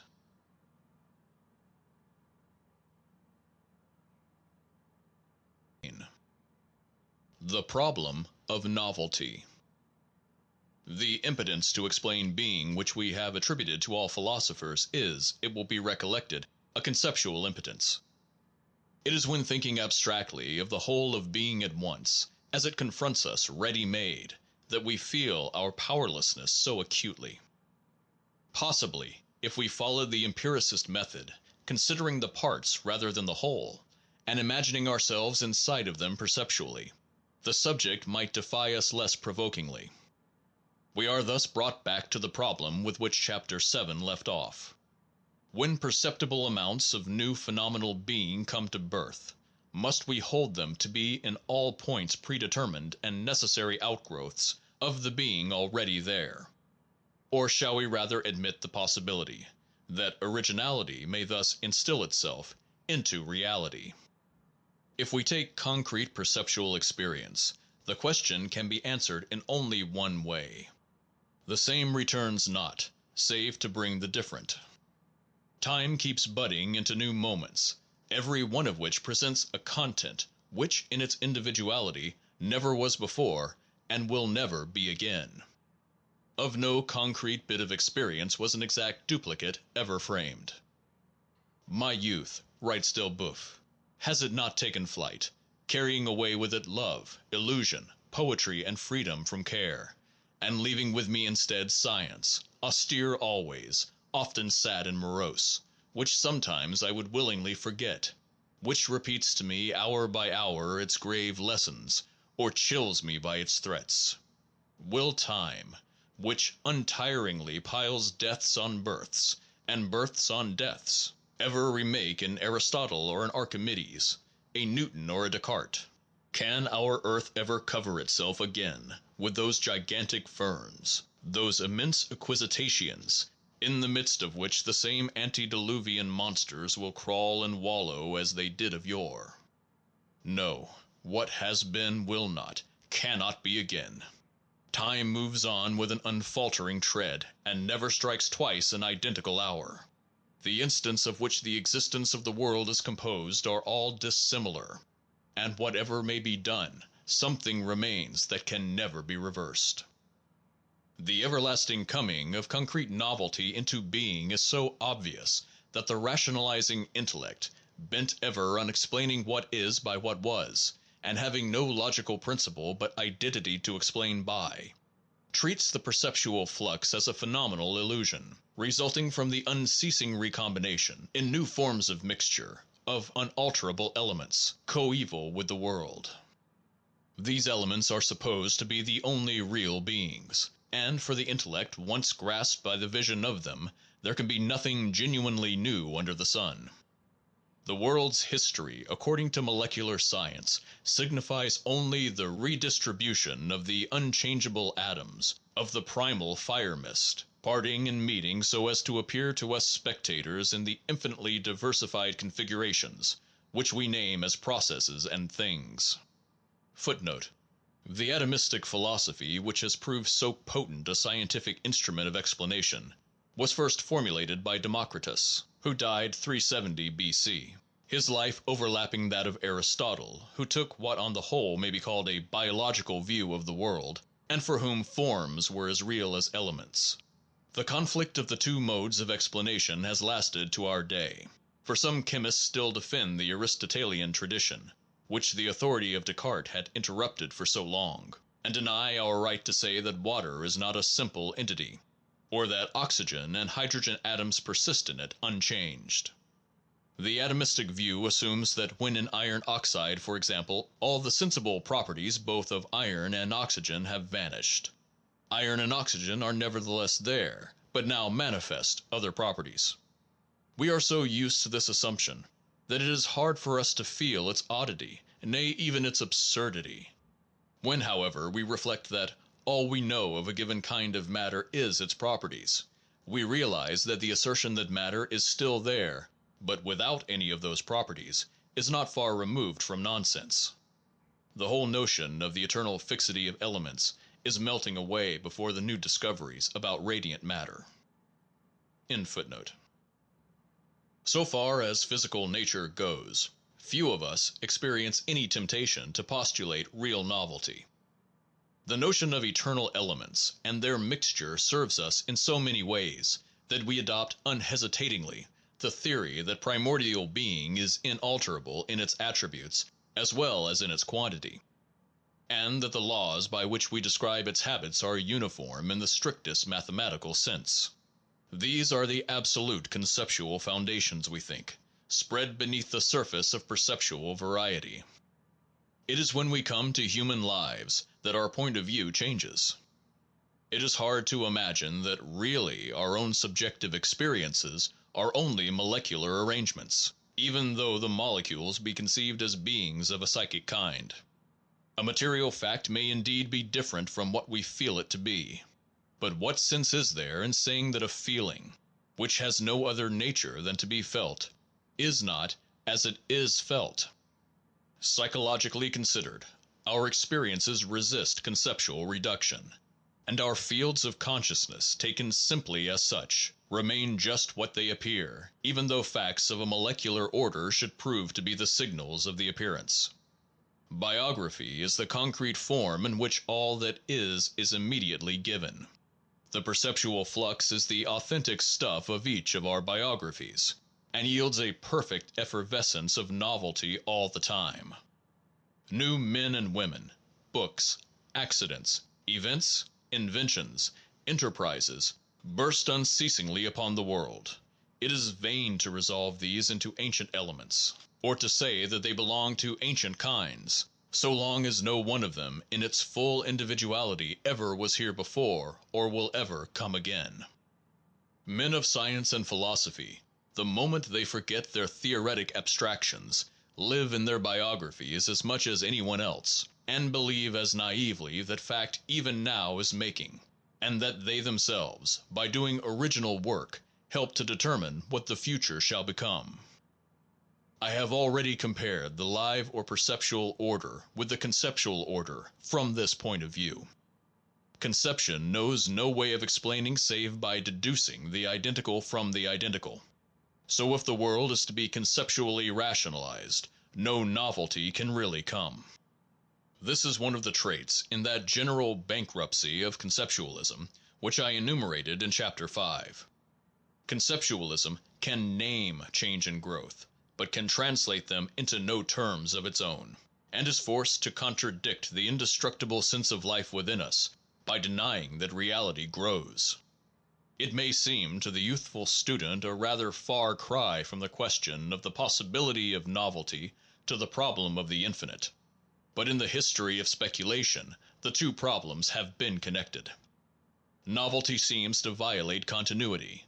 Continuity seems to involve infinitely shaded gradation.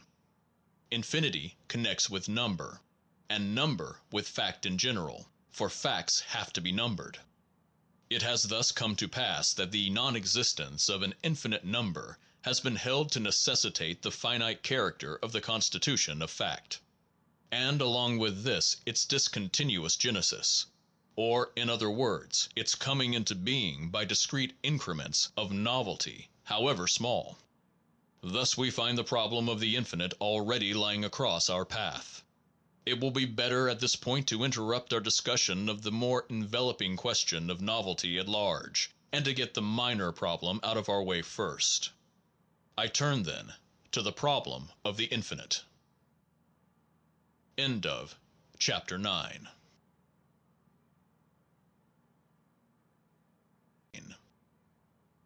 Novelty and the infinite, the conceptual view. The problem is as to which is the more rational supposition, that of continuous or that of discontinuous additions to whatever amount or kind of reality already exists. On the discontinuity theory, time, change, etc. would grow by finite buds or drops, either nothing coming at all or certain units of amount bursting into being at a stroke. Every feature of the universe would on this view have a finite numerical constitution.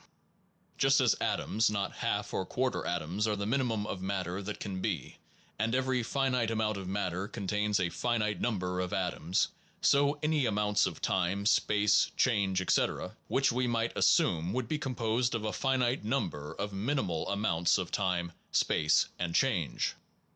Such a discrete composition is what actually obtains in our perceptual experience. We either perceive nothing or something already there in sensible amount. This fact is what in psychology is known as the law of the threshold.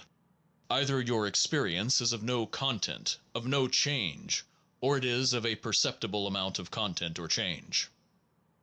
Your acquaintance with reality grows literally by buds or drops of perception. Intellectually, and on reflection, you can divide these into components, but as immediately given, they come totally or not at all. If, however, we take time and space as concepts, not as perceptual data, we don't well see how they can have this atomistic constitution. For if the drops or atoms are themselves without duration or extension, it is inconceivable that by adding any number of them together times or spaces should accrue. If, on the other hand, they are minute durations or extensions, it is impossible to treat them as real minima. Each temporal drop must have a later and an earlier half, each spatial unit a right and a left half. And these halves must themselves have halves, and so on ad infinitum. So that with the notion that the constitution of things is continuous and not discrete, that of a divisibility ad infinitum is inseparably bound up. This infinite divisibility of some facts, coupled with the infinite expansibility of others, space, time, and number, has given rise to one of the most obstinate of philosophy's dialectic problems. Let me take up, in as simple a way as I am able to, the problem of the infinite. There is a pseudo-problem: how can the finite know the infinite, which has troubled some English heads. But one might as well make a problem of how can the fat know the lean. When we come to treat of knowledge, such problems will vanish. The real problem of the infinite began with the famous arguments against motion of Zeno the Eleatic. The school of Pythagoras was pluralistic. Things are numbers, the master had said, meaning apparently that reality was made of points which one might number. Zeno's arguments were meant to show, not that motion could not really take place, but that it could not truly be conceived as taking place by the successive occupancy of points. If a flying arrow occupies at each point of time a determinate point of space, its motion becomes nothing but a sum of rests, for it exists not out of any point, and in the point it doesn't move. Motion cannot truly occur as thus discretely constituted. Still better known than the arrow is the Achilles paradox. Suppose Achilles to race with a tortoise, and to move twice as fast as his rival, to whom he gives an inch of head start. By the time he has completed that inch, or in other words advanced to the tortoise's starting point, the tortoise is half an inch ahead of him. While Achilles is traversing that half inch, the tortoise is traversing a quarter of an inch, etc., so that the successive points occupied by the runner simultaneously form a convergent series of distances from the starting point of Achilles. Measured in inches, these distances would run as follows: 1 plus 1/2 plus 1/4 plus 1/8 plus 1/16 plus 1 over n to 1 over infinity. Zeno now assumes that space must be infinitely divisible. But if so, then the number of points to be occupied cannot all be enumerated in succession, for the series begun above is interminable. Each time that Achilles gets to the tortoise's last point, it is but to find that the tortoise has already moved to a further point. And although the interval between the points quickly grows infinitesimal, it is mathematically impossible that the two racers should reach any one point at the same moment. If Achilles could overtake the tortoise, it would be at the end of 2 inches, and if his speed were 2 inches a second, it would be at the end of the first second. Footnote: This shows how shallow is that common exposure of Zeno's sophism, which charges it with trying to prove that to overtake the tortoise, Achilles would require an infinitely long time. End footnote. But the argument shows that he simply cannot overtake the animal. To do so would oblige him to exhaust, by traversing one by one the whole of them, a series of points which the law of their formation obliges to come never to an end. Zeno's various arguments were meant to establish the Eleatic doctrine of real being, which was monistic. The minima sensibilia, of which space, time, motion, and change consist, for our perceptions, are not real beings, for they subdivide themselves ad infinitum. The nature of real being is to be entire or continuous. Our perception, being of a hopeless many, thus is false. Our own mathematicians have meanwhile constructed what they regard as an adequate continuum, composed of points or numbers. When I speak again of that I shall have occasion to return to the Achilles fallacy so called. At present I will pass without transition to the next great historic attack upon the problem of the infinite, which is the section on the antinomies in Kant's Critique of Pure Reason. Kant's views need a few points of preparation as follows. 1. That real or objective existence must be determinate existence may be regarded as an axiom in ontology. We may be dim as to just how many stars we see in the Pleiades, or doubtful whose count to believe regarding them. But seeing and belief are subjective affections, and the stars by themselves we are sure exist in definite numbers. Even the hairs of our head are numbered, we feel certain, though no man shall ever count them. Footnote. Of the origin in our experience of this singularly solid postulate I will say nothing here. End footnote. Any existent reality, taken in itself, must therefore be countable, and to any group of such realities some definite number must be applicable. 2. Kant defines infinity as that which can never be completely measured by the successive addition of units. In other words, as that which defies complete enumeration. 3. Kant lays it down as axiomatic that if anything is given as an existent reality, the whole sum of the conditions required to account for it must similarly be given or have been given. Thus, if a cubic yard of space be given, all its parts must equally be given. If a certain date in past time be real, then the previous dates must also have been real. If an effect be given, the whole series of its causes must have been given, etc., etc. But the conditions in these cases defy enumeration. The parts of space are less and less ad infinitum. Times and causes form series that are infinitely regressive for our counting, and of no such infinite series can a whole be formed.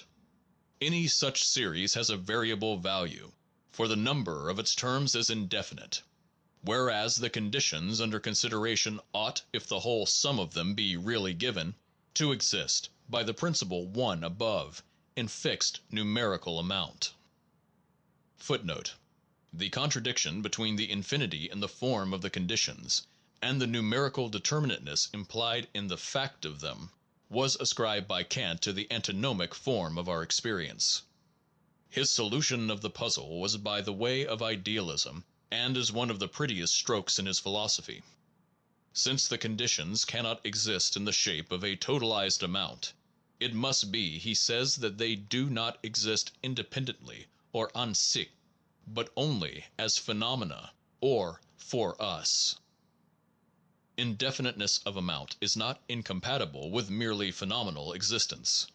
Actual phenomena, whether conditioned or conditioning, are there for us only in finite amount, as given to perception at any given moment, and the infinite form of them means only that we can go on perceiving, conceiving, or imagining more and more about them, world without end. It does not mean that what we go on thus to represent shall have been there already by itself, apart from our acts of representation. Experience for idealism thus falls into two parts: a phenomenal given part, which is finite, and a conditioning infinite part, which is not given, but only possible to experience hereafter. Kant distinguishes this second part as only aufgegeben, or set to us as a task, or the first part as gegeben, or already existent. Such was the form of the puzzle of the infinite as Kant propounded it. The reader will observe a bad ambiguity in the statement. When he speaks of the absolute totality of the synthesis of the conditions, the words suggest that a completed collection of them must exist or have existed. When we hear that the whole sum of them must be given, we interpret it to mean that they must be given in the form of a whole sum.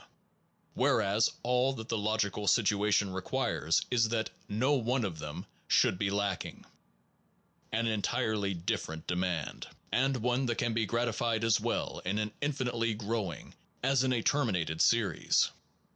The same things can always be taken either collectively or distributively, can be talked of either as all or as each, or as any. Either statement can be applied equally well to what exists in finite number, and all that is there will be covered both times. But things which appear under the form of endless series can be talked of only distributively if we wish to leave none of them out. When we say that any, each, or every one of Kant's conditions must be fulfilled, we are therefore on impeccable ground, even though the conditions should form a series as endless as that of the whole numbers, to which we are forever able to add one. But if we say that all must be fulfilled and imagine all to signify a sum harvested and gathered in, and represented by a number, we not only make a requirement utterly uncalled for by the logic of the situation, but we create puzzles and incomprehensibilities that otherwise would not exist, and that may require, to get rid of them again, hypotheses as violent as Kant's idealism. In the works of Charles Renouvier, the strongest philosopher of France during the second half of the 19th century, the problem of the infinite again played a pivotal part. Starting from the principle of the numerical determinateness of reality, the principe du nombre as he called it, and recognizing that the series of numbers 1, 2, 3, 4, etc., leads to no final infinite number, he concluded that such realities as present beings, past events and causes, steps of change and parts of matter, must needs exist in limited amount. This made him a radical pluralist.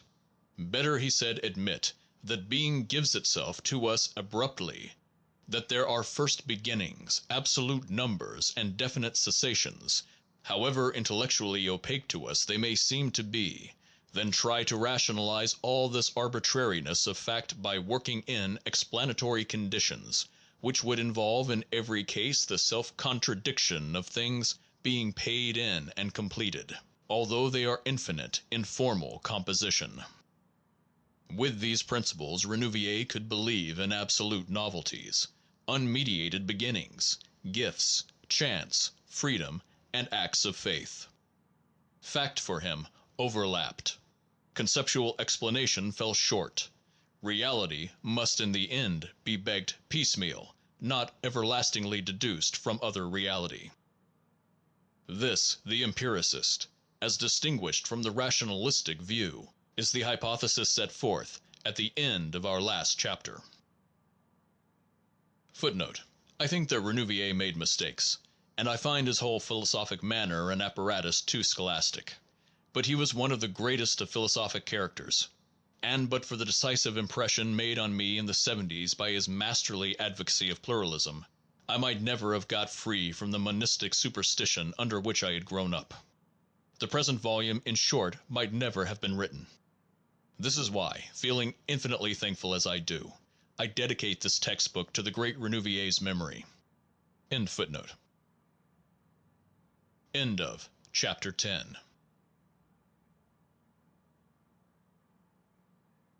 The perceptual view. Kant's and Renouvier's dealings with the infinite are fine examples of the way in which philosophers have always been wont to infer matters of fact from conceptual considerations. Real novelty would be a matter of fact, and so would be the idealistic constitution of experience. But Kant and Renouvier deduce these facts from the purely logical impossibility of an infinite number of conditions getting completed.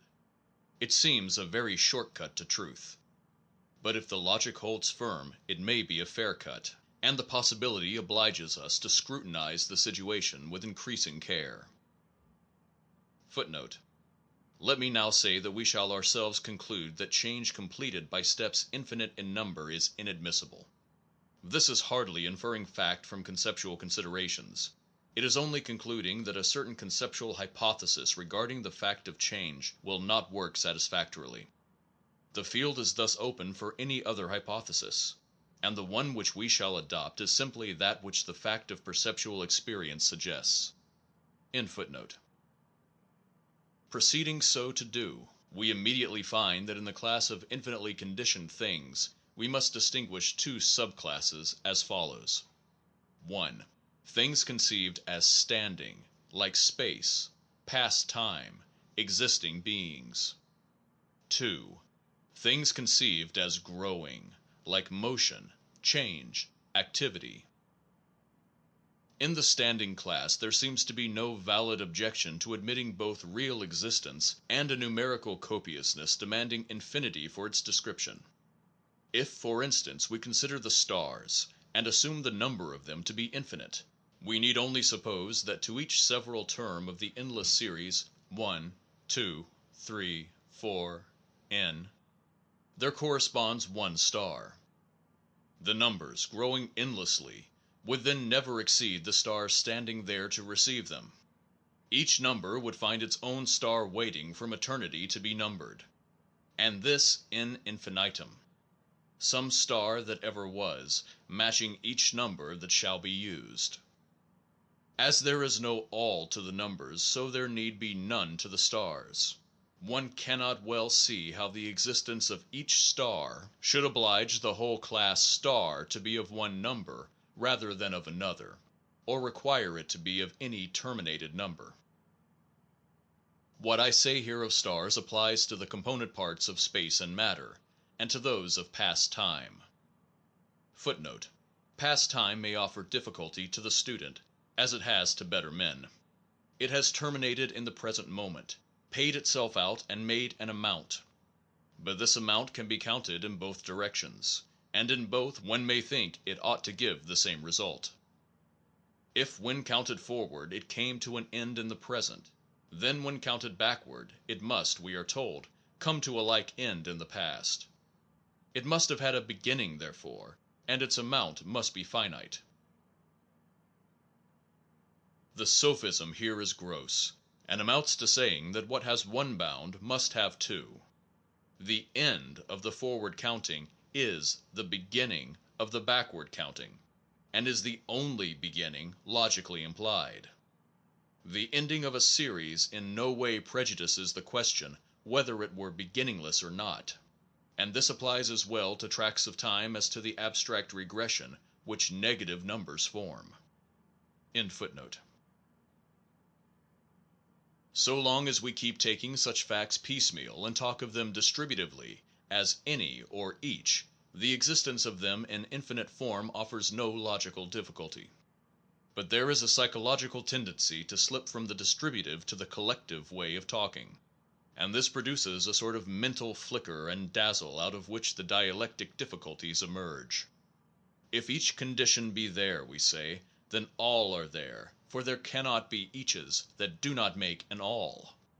Rightly taken, the phrase all are there means only that not one is absent, but in the mouths of most people it surreptitiously foists in the wholly irrelevant notion of a bounded total.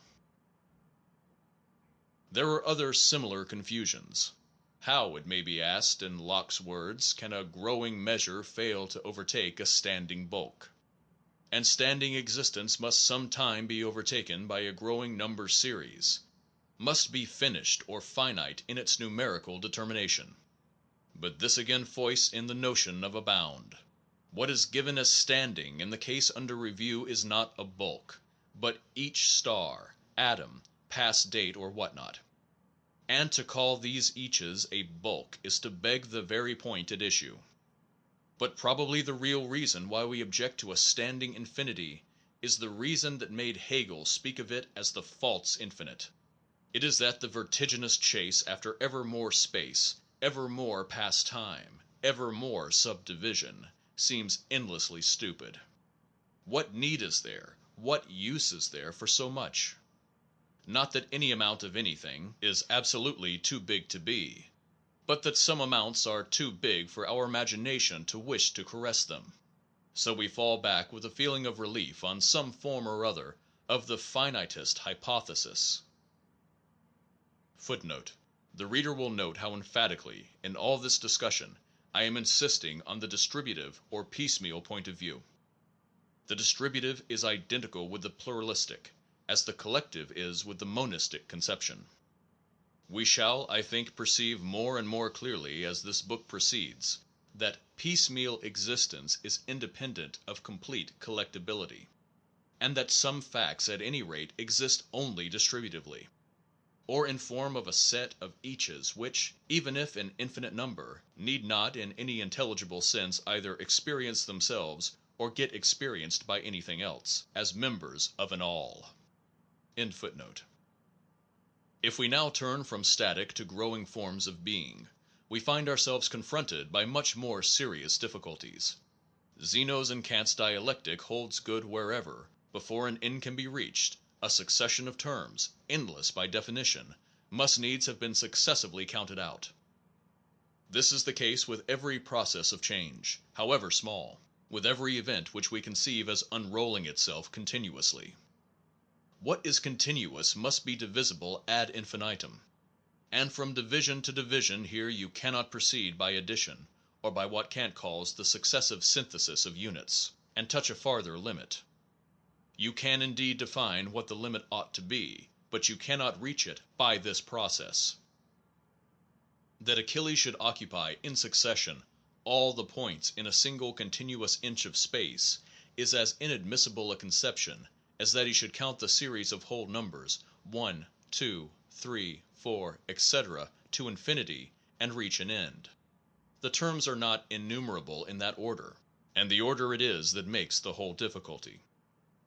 An infinite regression, like the rearward perspective of time, offers no such contradiction, for it comes not in that order. Its end is what we start with, and each successive note more which our imagination has to add ad infinitum is thought of as already having been paid in and not as having yet to be paid before the end can be attained. Starting with our end, we have to wait for nothing.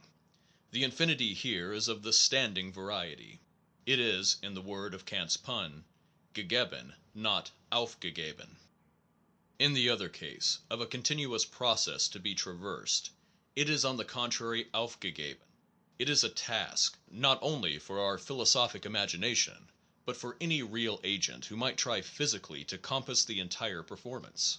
Such an agent is bound by logic to find always a remainder, something ever yet to be paid, like the balance due on a debt, with even the interest of which we do not catch up. Infinitum in actu, per transire nequiet, said scholasticism, and every continuous quantum to be gradually traversed is conceived as such an infinite. The quickest way to avoid the contradiction would seem to be to give up that conception, and to treat real processes of change no longer as being continuous, but as taking place by finite, not infinitesimal steps, like the successive drops by which a cask of water is filled, when whole drops fall into it as once or nothing. This is the radically pluralist, empiricist, or perceptualist position, which I characterized in speaking of Renouvier. We shall have to end by adopting it in principle ourselves, qualifying it so as to fit it closely to perceptual experience. Meanwhile, we are challenged by a certain school of critics who think that what in mathematics is called the new infinite has quashed the old antinomies, and who treat anyone whom the notion of a completed infinite in any form still bothers as a very naive person. Naive though I am in mathematics, I must, notwithstanding the dryness of the subject, add a word in rebuttal of these criticisms, some of which, as repeated by novices, tend decidedly towards mystification. The new infinite, and the number continuum are outgrowths of a general attempt to accomplish what has been called the arithmetization of all quantity. Certain quanta, grades of intensity or other difference, amounts of space, have until recently been supposed to be immediate data of perceptive sensibility or intuition. But philosophical mathematicians have now succeeded in getting a conceptual equivalent for them in the shape of collections of numbers created by interpolation between one another indefinitely. We can have any line in space, and have its halves and so on, but between the cuts thus made and numbered, room is left for infinite others, created by using 3 as a divisor, for infinite others still by using 5, 7, etc., until all possible rational divisions of the line shall have been made. Between these it is now shown that interpolation of cuts numbered irrationally is still possible ad infinitum, and that with these the line at last gets filled full, its continuity now being wholly translated into these numbered cuts, and their number being infinite. Of the celebrated formula that continuity means unity in multiplicity, the multiplicity alone subsists, the unity disappears, as indeed it does in all conceptual translations, and the original intuition of the line's extent gets treated from the mathematical point of view as a mass of uncriticized prejudice by Russell, or sneered at by Cantor as a kind of religious dogma. So much for the number continuum. As for the new infinite, that means only a new definition of infinity. If we compare the infinitely growing number series 1, 2, 3, 4, n, in its entirety, with any component parts of it, like even numbers, prime numbers, or square numbers, we are confronted with a paradox. No one of the parts thus named of the number series is equal to the whole collectively taken. Yet any one of them is similar to the whole, in the sense that you can set up a one-to-one relation between each of its elements, and each element of the whole, so that part and whole prove to be of what logicians call the same class, numerically. Thus, in spite of the fact that even numbers, prime numbers, and square numbers are much fewer and rarer than numbers in general, and only form a part of numbers überhaupt, they appear to be equally copious for purposes of counting. The terms of each such partial series can be numbered by using the natural integers in succession. There is, for instance, a first prime, a second prime, etc. ad infinitum. And queerer sounding still, since every integer, odd or even, can be doubled, it would seem that the even numbers thus produced cannot in the nature of things be less multitudinous than that series of both odd and even numbers of which the whole natural series consists. These paradoxical consequences result, as one sees immediately, from the fact that the infinity of the number series is of the growing variety.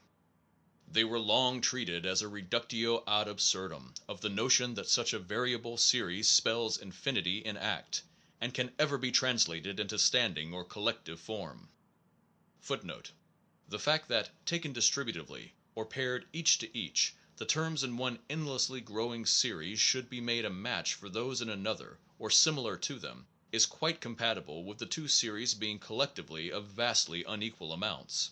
You need only make the steps of difference, or distances, between the terms much longer in one series than in the other, to get numerically similar multitudes with greatly unequal magnitudes of content. Moreover, the moment either series should stop growing, the similarity would cease to exist. End footnote. But contemporary mathematicians have taken the bull by the horns.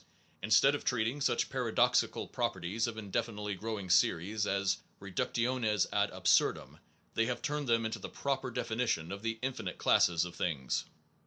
Any class is now called infinite if its parts are numerically similar to itself. If its parts are numerically dissimilar, it is finite. This definition now separates the conception of the class of finite from that of infinite objects. Next, certain concepts called transfinite numbers are now created by definition. They are decreed to belong to the infinite class, and yet not to be formed by adding one to one ad infinitum, but rather to be postulated outright as coming after each and all of the numbers formed by such addition.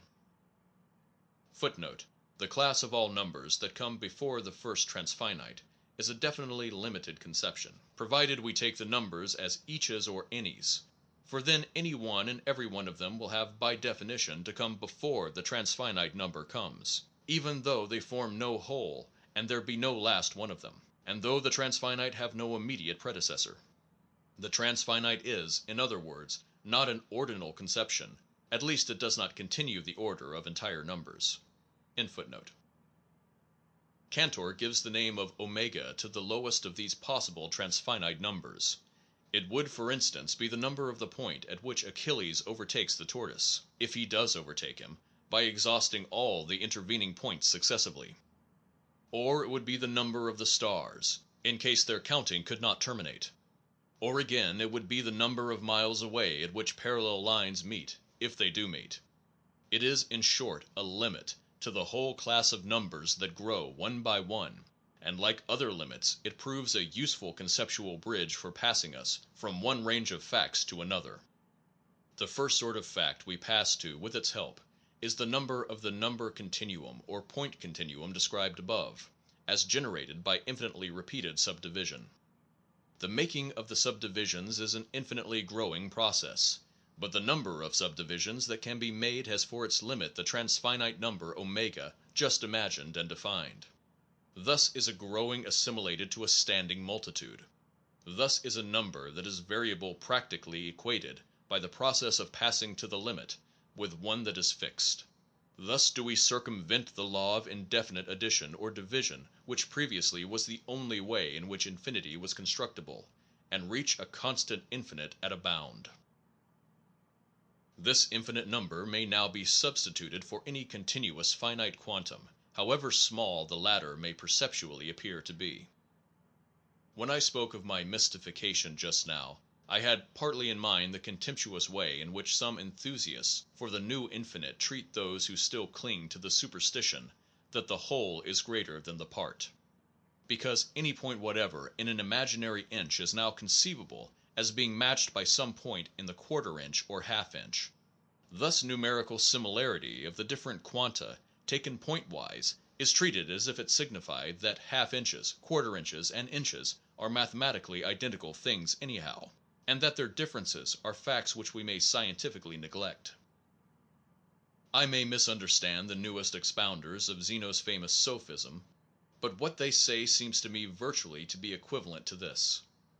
Mr. Bertrand Russell, whom I do not accuse of mystification, for heaven knows he tries to make things clear, treats the Achilles puzzle as if the difficulty lay only in seeing how the paths traversed by the two runners, measured after the race is run, and assumed then to consist of nothing but points of position, coincident with points upon a common scale of time, should have the same time measure, if they be not themselves of the same length.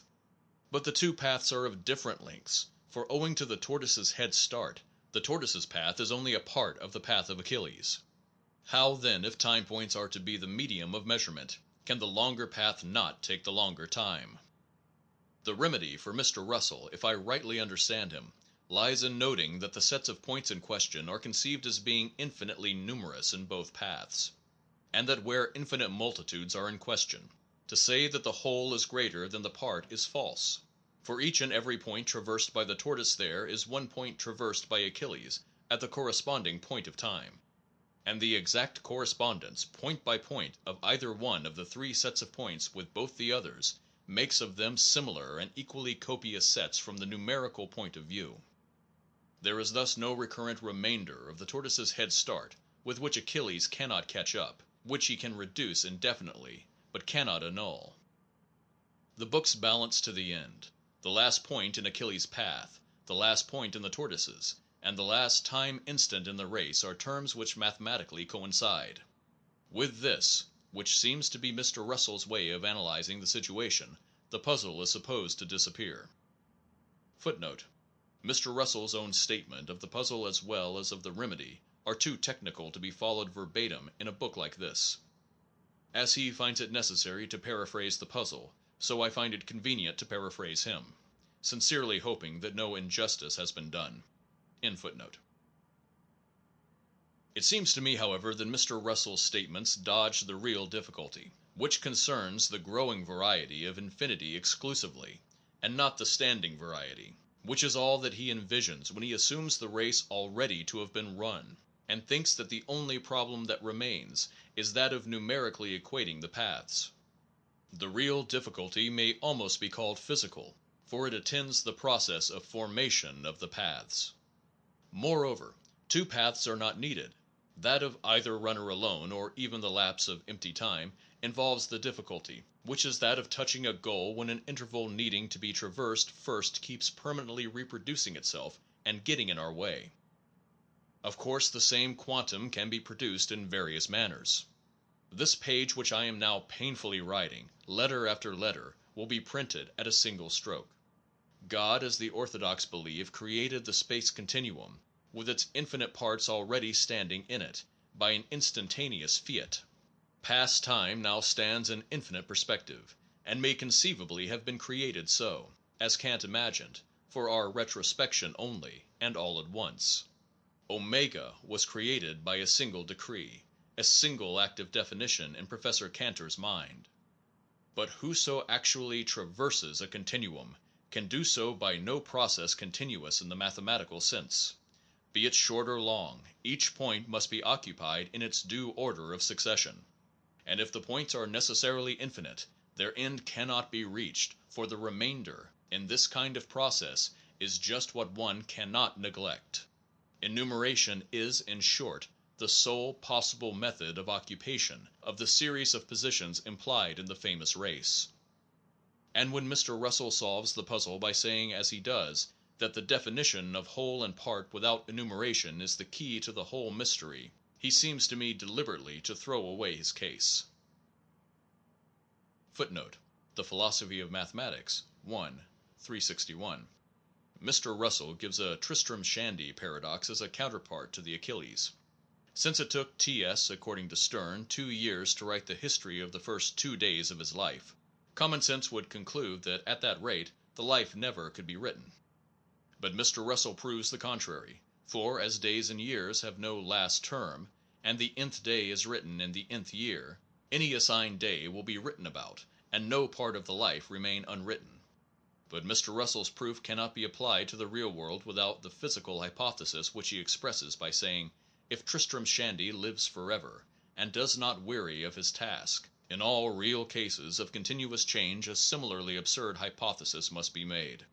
The agent of the change must live forever, in the sense of outliving an endless set of points of time, and not wearying of his impossible task. End footnote. Footnote: Being almost blind mathematically and logically, I feel considerable shyness in differing from such superior minds. Yet what can one do but follow one's own dim light? The literature of the new infinite is so technical that it is impossible to cite details of it in a non-mathematical work like this. End footnote. After this disagreeable polemic, I conclude that the new infinite need no longer block the way to the empiricist opinion, which we reach provisionally on page 172. Irrelevant though they be to facts the conditions of which are of the standing sort, the criticisms of Leibniz, Kant, Cauchy, Renouvier, Evelyn, and others apply legitimately to all cases of supposedly continuous growth or change. The conditions here have to be fulfilled seriatim, and if the series which they form were endless, its limit, if successive synthesis were the only way of reaching it, could simply not be reached. Either we must stomach logical contradiction, therefore, in these cases, or we must admit that the limit is reached in these successive cases by finite and perceptible units of approach. Drops, buds, steps, or whatever we please to term them, of change, coming wholly when they do come, or coming not at all. Such seems to be the nature of concrete experience, which changes always by sensible amounts, or stays unchanged. The infinite character we find in it is woven into it by our later conception indefinitely repeating the act of subdividing any given amount supposed. The facts do not resist the subsequent conceptual treatment, but we need not believe that the treatment necessarily reproduces the operation by which they were originally brought into existence. The antinomy of mathematically continuous growth is thus but one more of those many ways in which our conceptual transformation of perceptual experience makes it less comprehensible than ever. That being should immediately, and by finite quantities, add itself to being, may indeed be something which an onlooking intellect fails to understand. But that being should be identified with the consummation of an endless chain of units, such as points, no one of which contains any amount whatever of the being, such as space, expected to result, this is something which our intellect not only fails to understand, but which it finds absurd. The substitution of arithmetization for intuition thus seems, if taken as a description of reality, to be only a partial success. Better accept, as Renouvier says, the opaquely given data of perception, than concepts inwardly absurd. Footnote: The point continuum illustrates beautifully my complaint that the intellectualist method turns the flowing into the static and discrete. The buds or steps of process which perception accepts as primal gifts of being correspond logically to the infinitesimals, minutest quanta of motion, change, or what not, of which the latest mathematics is supposed to have got rid. Mr. Russell accordingly finds himself obliged, just like Zeno, to treat motion as an unreality. Weierstrass, he says, by strictly banishing all infinitesimals, has at last shown that we live in an unchanging world, and that the arrow, at every moment of its flight, is truly at rest. We must entirely reject the notion of a state of motion, he says elsewhere. Motion consists merely in the occupation of different places at different times. There is no transition from place to place, no consecutive moment or consecutive position, no such thing as velocity except in the sense of a real number which is the limit of a certain set of quotients.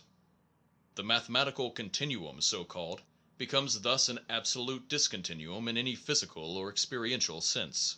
Extremes meet, and although Russell and Zeno agree in denying perceptual motion, for the one a pure unity, for the other a pure multiplicity takes its place. It is probable that Russell's denial of change, etc., is meant to apply only to the mathematical world. It would be unfair to charge him with writing metaphysics in these passages, although he gives no warning that this may not be the case. End footnote. So much for the problem of the infinite and for the interpretation of continuous change by the new definition of infinity. We find that the picture of a reality changing view. If reality changes by finite sensible steps, the question whether the bits of it that come are radically new remains unsettled still.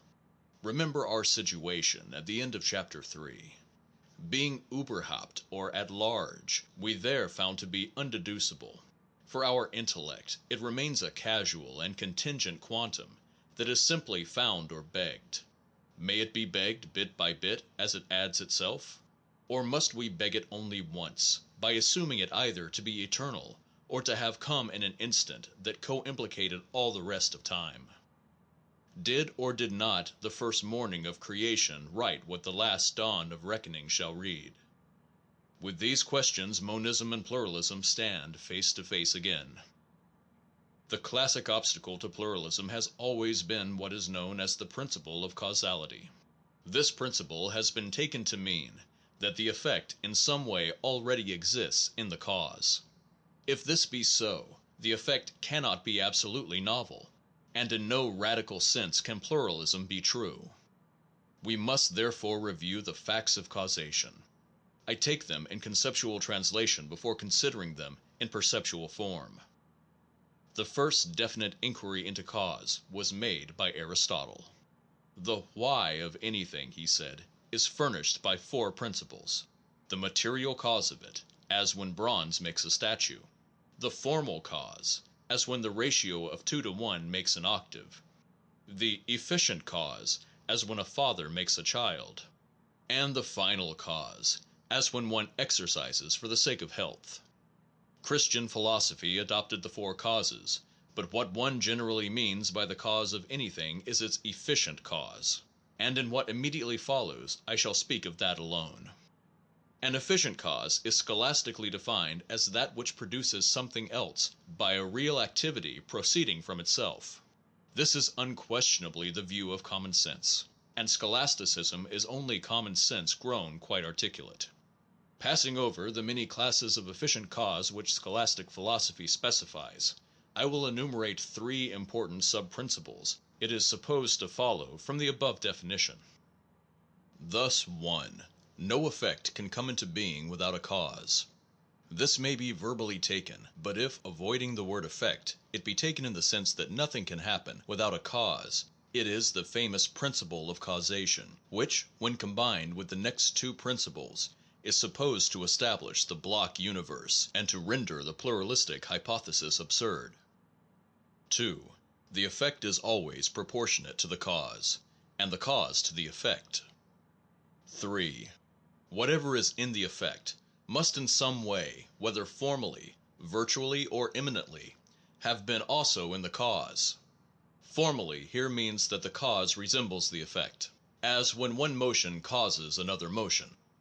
Virtually means that the cause somehow involves that effect, without resembling it, as when an artist causes a statue, but possesses not himself its beauty. Immanently means that the cause, though unlike the effect, is superior to it in perfection, as when a man overcomes a lion's strength by greater cunning. Nemo dat quod non habet is the real principle from which the causal philosophy flows, and the proposition causa aequat effectum practically sums up the whole of it. Footnote: read for a concise statement of the school doctrines of causation the account of J. Rickaby, General Metaphysics, Book 2, Chapter 3. I omit from my text various subordinate maxims which have played a great part in causal philosophy, as the cause of a cause is the cause of its effects, the same causes produce the same effects, causes act only when present, a cause must exist before it can act, etc. End footnote. It is plain that each moment of the universe must contain all the causes of which the next moment contains effects. Or, to put it with extreme concision, it is plain that each moment in its totality causes the next moment. Footnote: this notion follows also from the consideration of conditioning circumstances being at bottom as indispensable as causes for producing effects. The cause, philosophically speaking, is the sum total of the conditions positive and negative, says J. S. Mill. This is equivalent to the entire state of the universe at the moment that precedes the effect. But neither is the effect in that case the one fragmentary event which our attention first abstracted under that name. It is that fragment, along with all its concomitants, or in other words, it is the entire state of the universe at the second moment desired. End footnote. But if the maxim holds firm, that quidquid est in effectu debet esse prius aliquo modo in causa, it follows that the next moment can contain nothing genuinely original, and that the novelty that appears to leak into our lives so unremittingly must be an illusion, ascribable to the shallowness of the perceptual point of view. Scholasticism always respected common sense, and in this case escaped the frank denial of all genuine novelty by the vague qualification aliquo modo. This allowed the effect also to differ aliquo modo from its cause. But conceptual necessities have ruled the situation and have ended, as usual, by driving nature and perception to the wall. A cause and its effect are two numerically discrete concepts, and yet in some inscrutable way the former must produce the latter. How can it intelligibly do so, save by already hiding the latter in itself? Numerically, too, cause and effect must be generically one, in spite of the perceptual appearances, and causation changes thus from a concretely experienced relation between differents into one between similars abstractly thought of as more real. Footnote: Sir William Hamilton expresses this very compactly. What is the law of causality? Simply put, that when an object is presented phenomenally as commencing, we cannot but suppose that the complement, i.e., the amount of existence which it now contains, has previously been. In other words, that all that we at present know as an effect must previously have existed in its causes, though what these causes are we may perhaps be altogether unable to surmise. End of lecture 39 of the Metaphysics. The cause becomes a reason, the effect a consequence, And since logical consequence follows only from the same to the same, the older, vaguer causation philosophy develops into the sharp, rationalistic dogma that cause and effect are two names for one persistent being, and that, if the successive moments of the universe be causally connected, no genuine novelty leaks in. The overthrow of perception by conception took a long time to complete itself in this field. The first step was the theory of occasionalism, to which Descartes led the way by his doctrine that mental and physical substance, the one consisting purely of thought, the other purely of extension, were absolutely dissimilar. If this were so, any such causal intercourse as we instinctively perceive between mind and body ceased to be rational. For thinkers of that age, God was the great solvent of absurdities. He could get over every contradiction.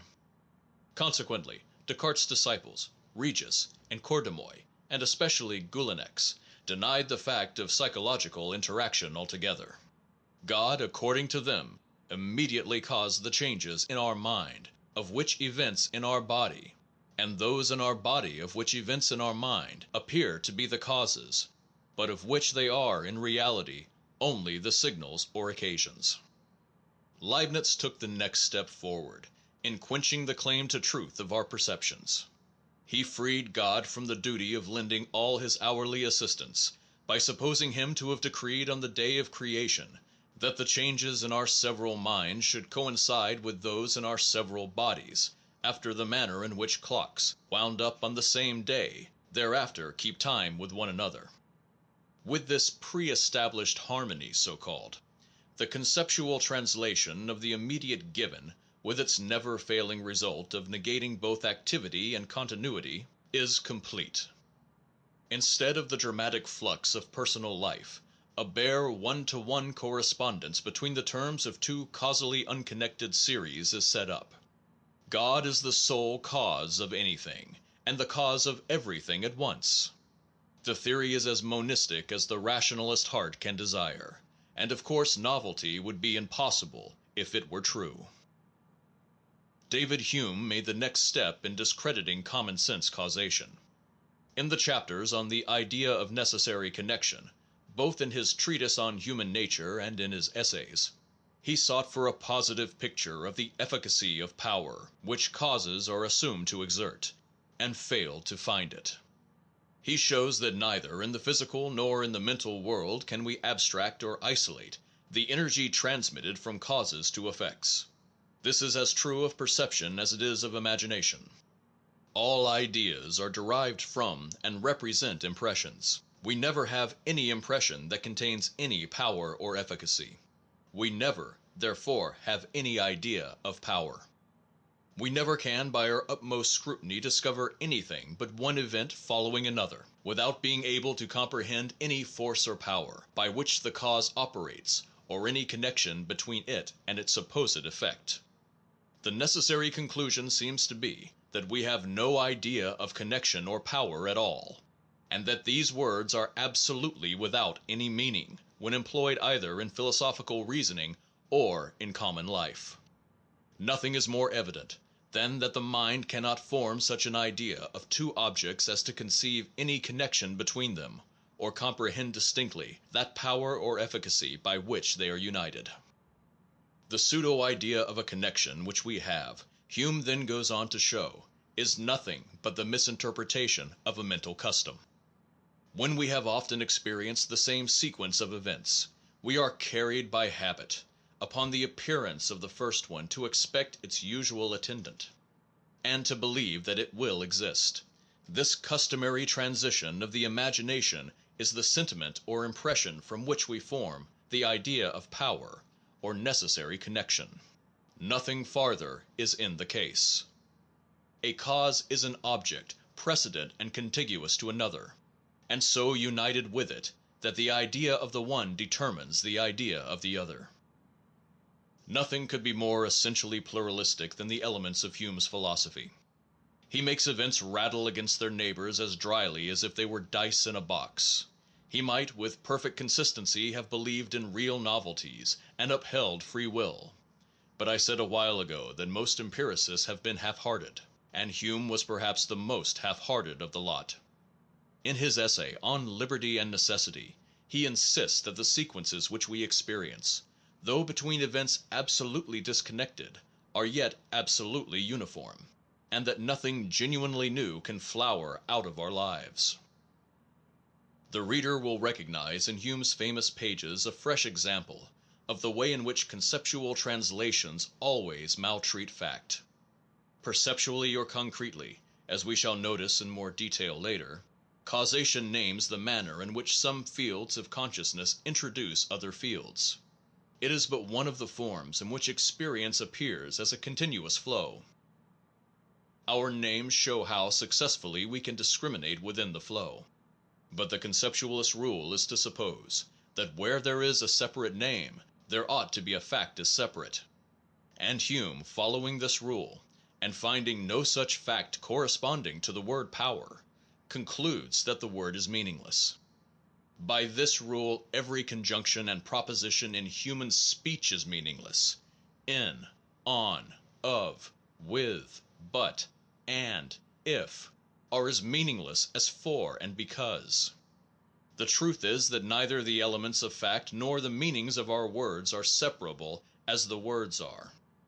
The original form in which fact comes is the perceptual durcheinender, holding terms as well as relations in solution, or interfused and cemented.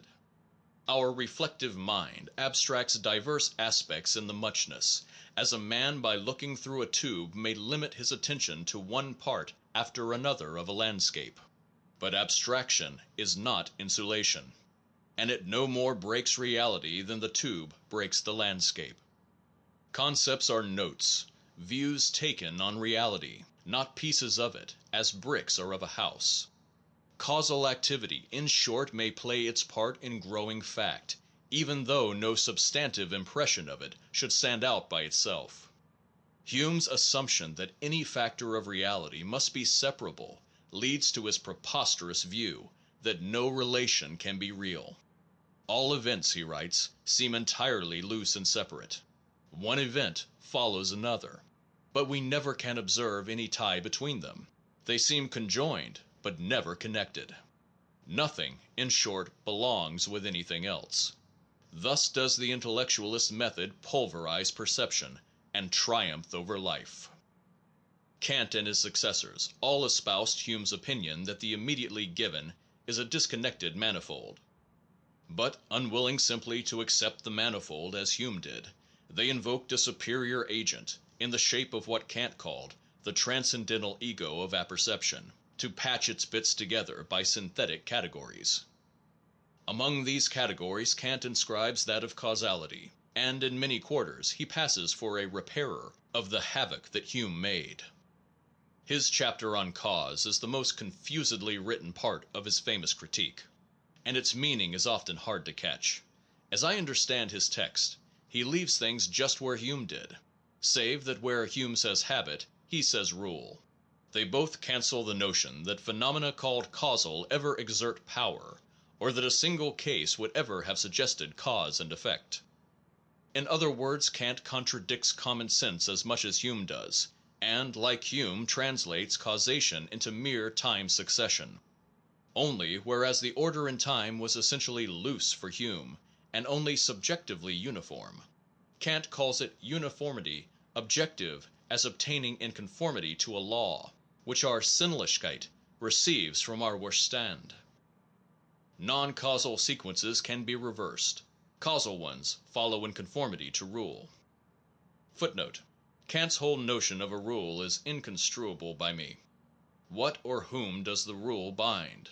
If it binds the phenomenon that follows, the effect, we fall back into the popular dynamic view, and any single case would exhibit causal action, even were there no other cases in the world. Or does it bind the observer of the single case, but his own sensations of sequences are what bind him? Be a sequence causal or non-causal, if it is sensible, he cannot turn it backwards as he can his ideas.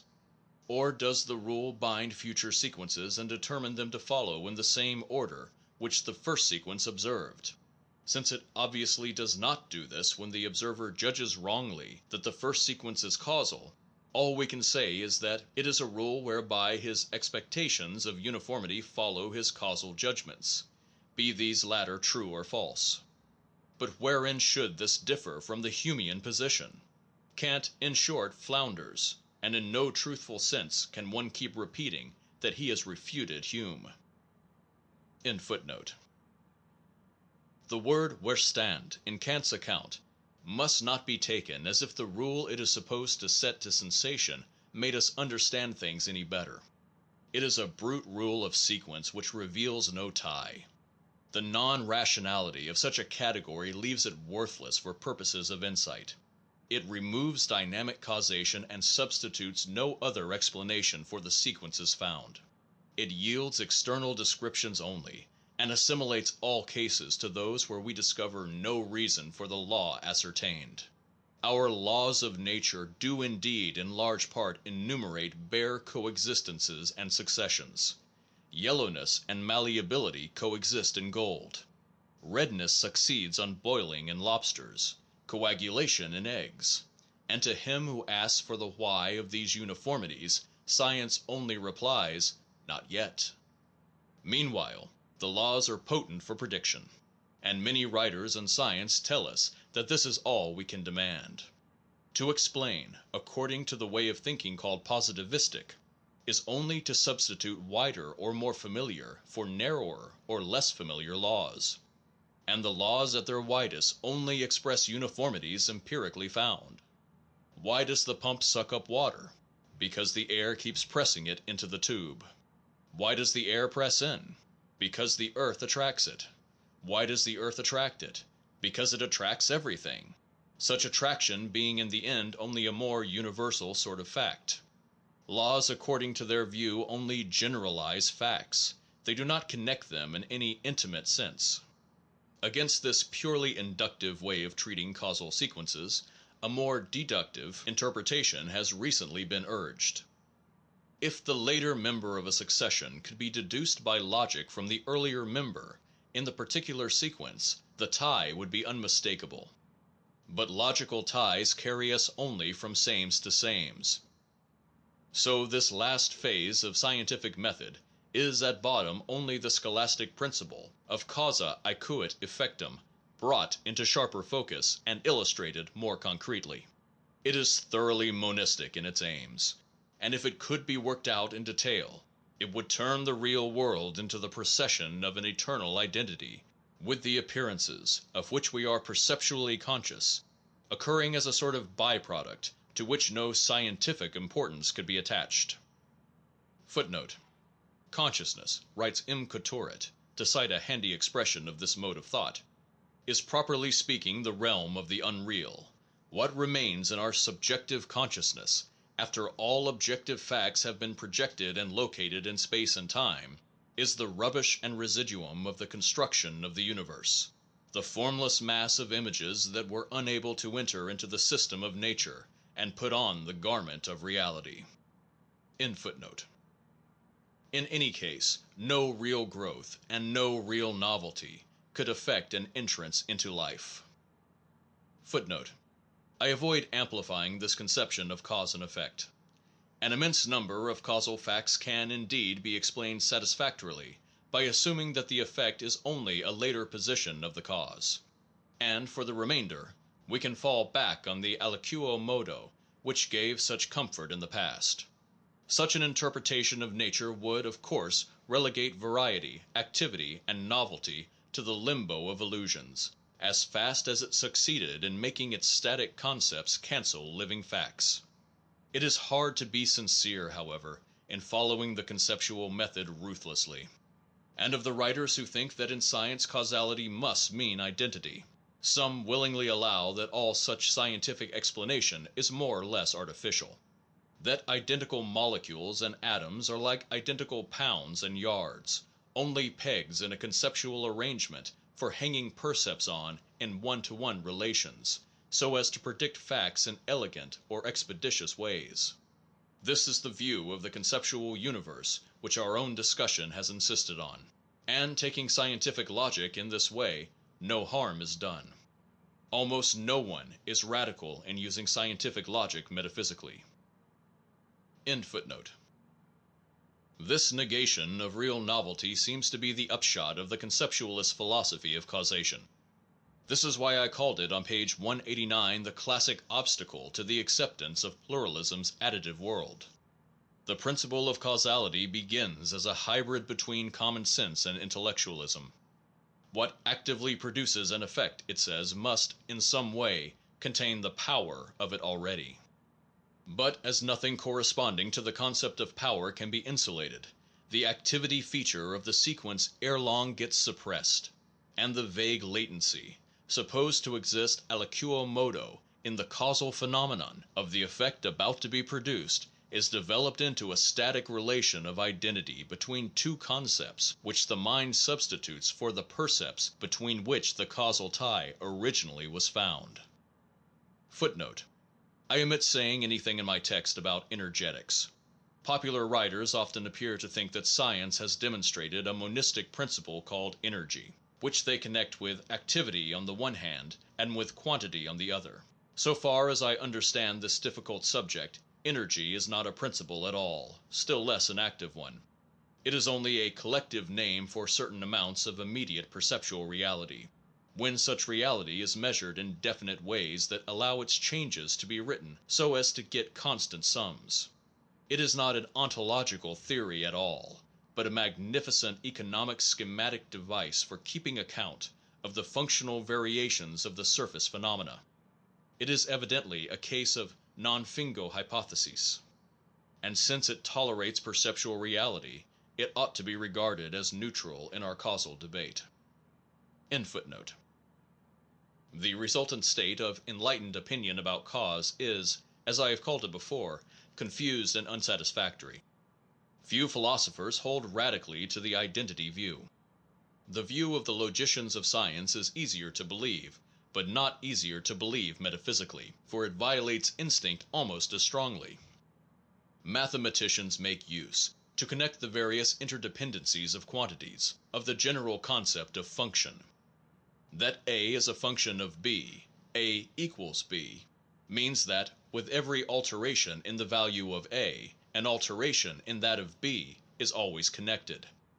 If we generalize so as to include qualitative dependencies, we can conceive the universe as consisting of nothing but elements with functional relations between them. And science has then for its sole task the listing of the elements and the describing in the simplest possible terms the functional relations. Changes, in short, occur, and ring throughout phenomena, but neither reasons nor activities in the sense of agencies have any place in this world of scientific logic, which, compared with the world of common sense, is so abstract as to be quite spectral, and merits the appellation so often quoted from Mr. Bradley of an unearthly ballet of bloodless categories. End of chapter 12.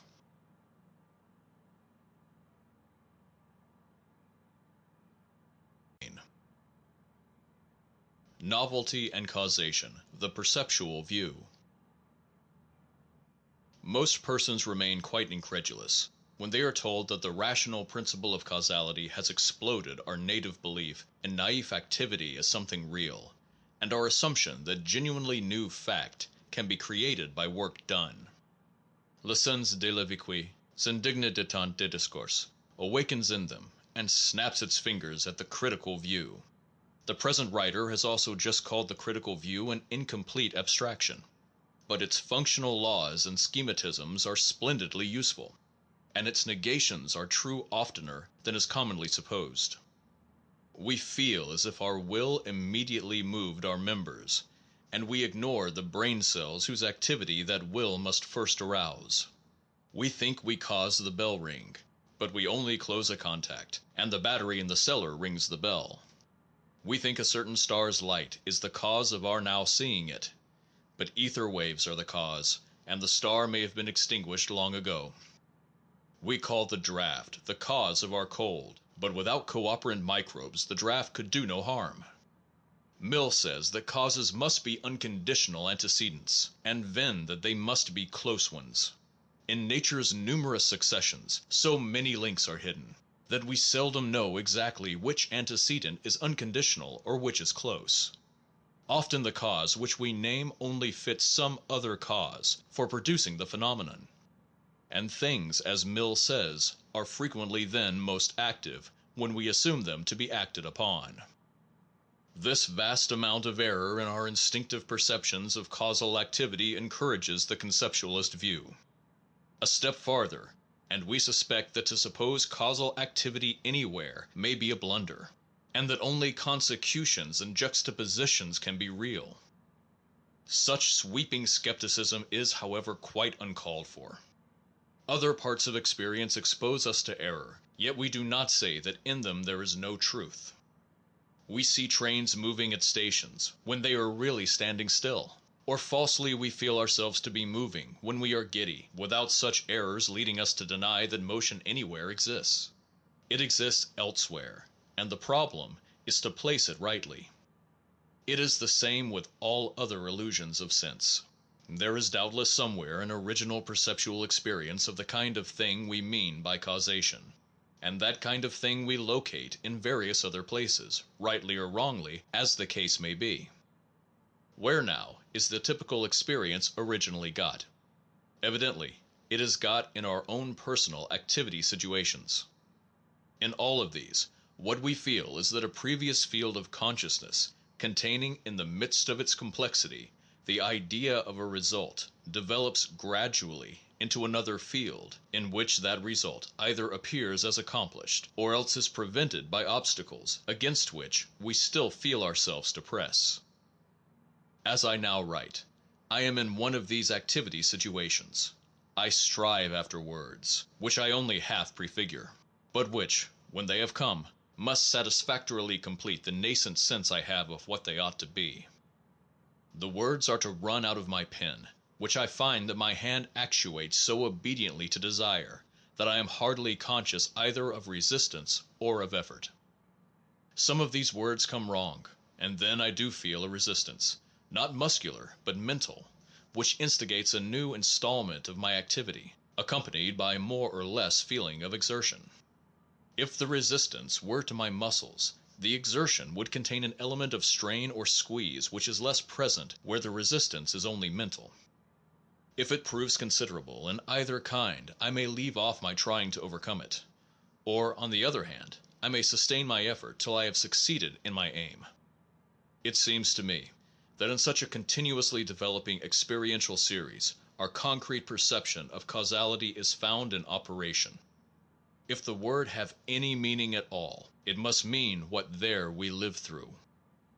What efficacy and activity are known as, is what these appear. The experiencer of such a situation feels the push, the obstacle, the will, the strain, the triumph, or the passive giving up, just as he feels the time, the space, the swiftness of intensity, the movement, the weight and color, the pain and pleasure, the complexity, or whatever remaining characters the situation may involve. He goes through all that can ever be imagined where activity is supposed. The word activity has no content save these experiences of process, obstruction, striving, strain, or release, ultimate qualia as they are of the life given us to be known. No matter what efficacies there may really be in this extraordinary universe, it is impossible to conceive of any one of them being either lived through or authentically known otherwise than in this dramatic shape of something sustaining a felt purpose against felt obstacles, and overcoming or being overcome. What sustaining means here is clear to anyone who has lived through the experience, but to no one else. Just as loud, red, sweet mean something only to beings with ears, eyes, and tongues. The percipi in these originals of experience is the essay. The curtain is the picture. If there is anything hiding in the background, it ought not to be called causal agency, but should get itself another name. The way in which we feel that our successive fields continue each other in these cases is evidently what the orthodox doctrine means when it vaguely says that in some way the cause contains the effect. It contains it by proposing it as the end pursued.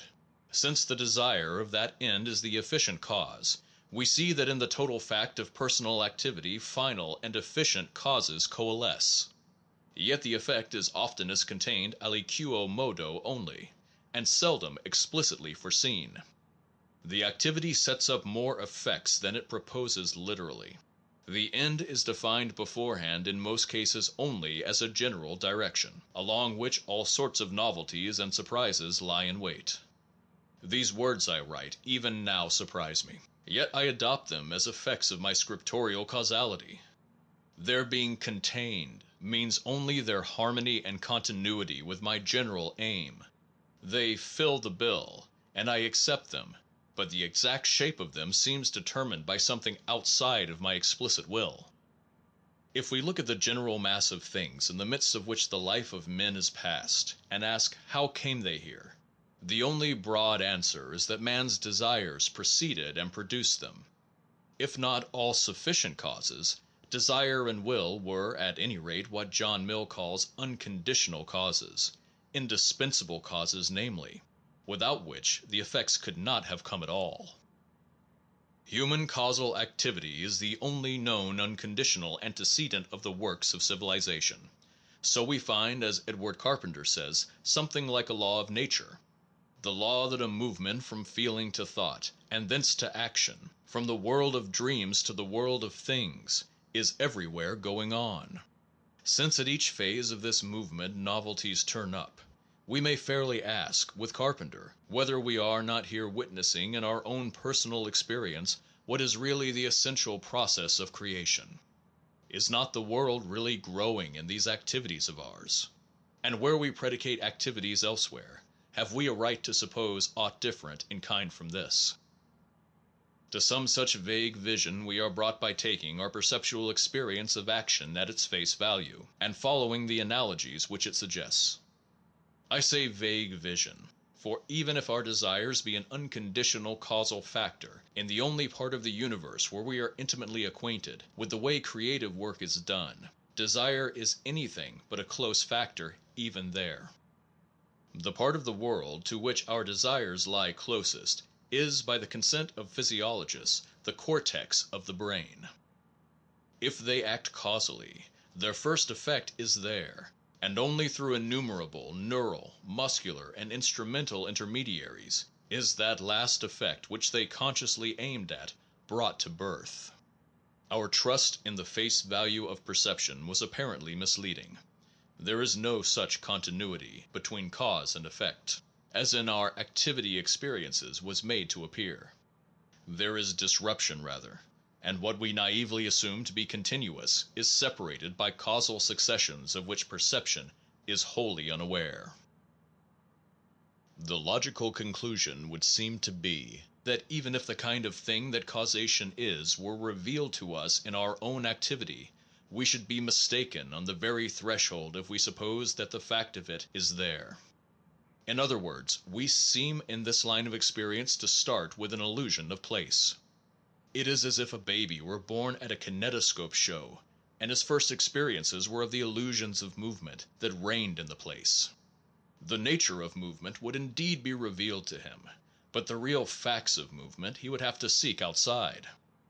Even so, our will acts may reveal the nature of causation, but just where the facts of causation are located may be a further problem. Footnote. With this, cause and effect are in what is called a transitive relation. As more than more is more than less, so cause of cause is cause of effect. In a chain of causes, intermediaries can drop out, and, logically at least, the relations still hold between the extreme terms, the wider causal span enveloping, without altering, the closer one. The consideration may provisionally mitigate the impression of falsehood which psychophysical criticism finds in our consciousness of activity. The subject will come up later in more detail. End footnote. With this further problem, Philosophy leaves off comparing conceptual with perceptual experience, and begins inquiring into physical and psychological facts. Perception has given us a positive idea of causal agency, but it remains to be ascertained whether what first appears as such is really such, whether aught else is really such, or finally, whether nothing really such exists.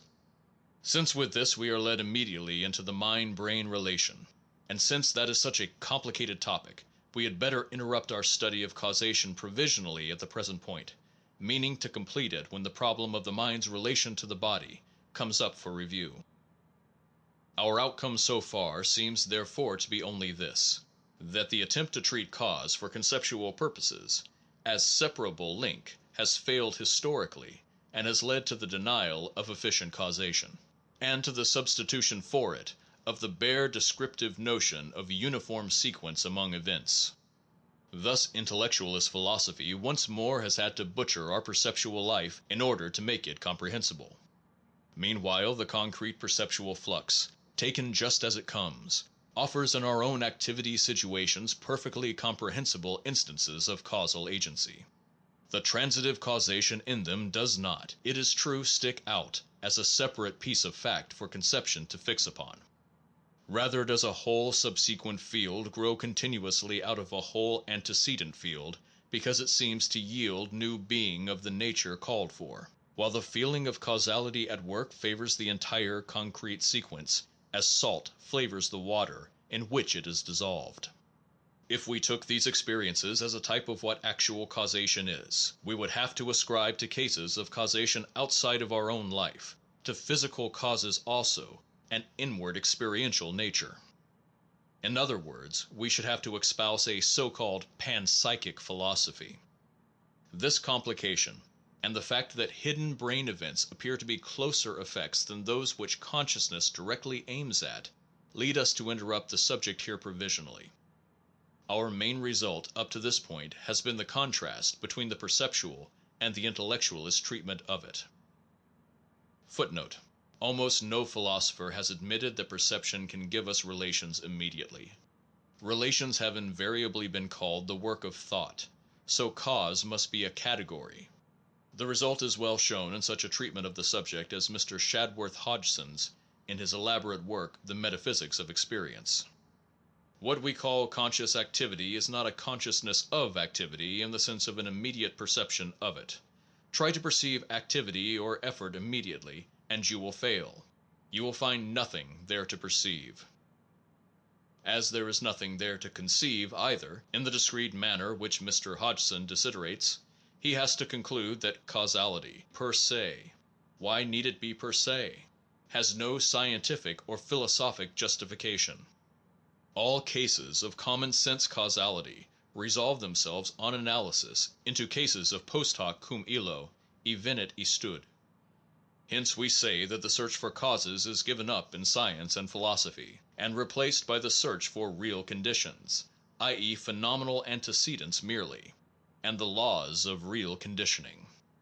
It must also be recognized that realities answering to the terms cause and causality per se are impossible and non-existent. The author whose discussion most resembles my own, apart from Bergson's, of which more later, is Professor James Ward in his Naturalism and Agnosticism. See the words activity and causality in the index. Consult also the chapter on mental activity in G. F. Stout's Analytic Psychology, Volume 1. William James' Pluralistic Universe, Appendix B, may also be consulted. Some authors seem to think that we do have an ideal conception of genuine activity, which none of our experiences, least of all personal ones, match. Hence, and not because activity is a spurious idea altogether, are all the activities we imagine false. Mr. F. H. Bradley seems to occupy some such position, but I am not sure. End footnote. End of chapter 13.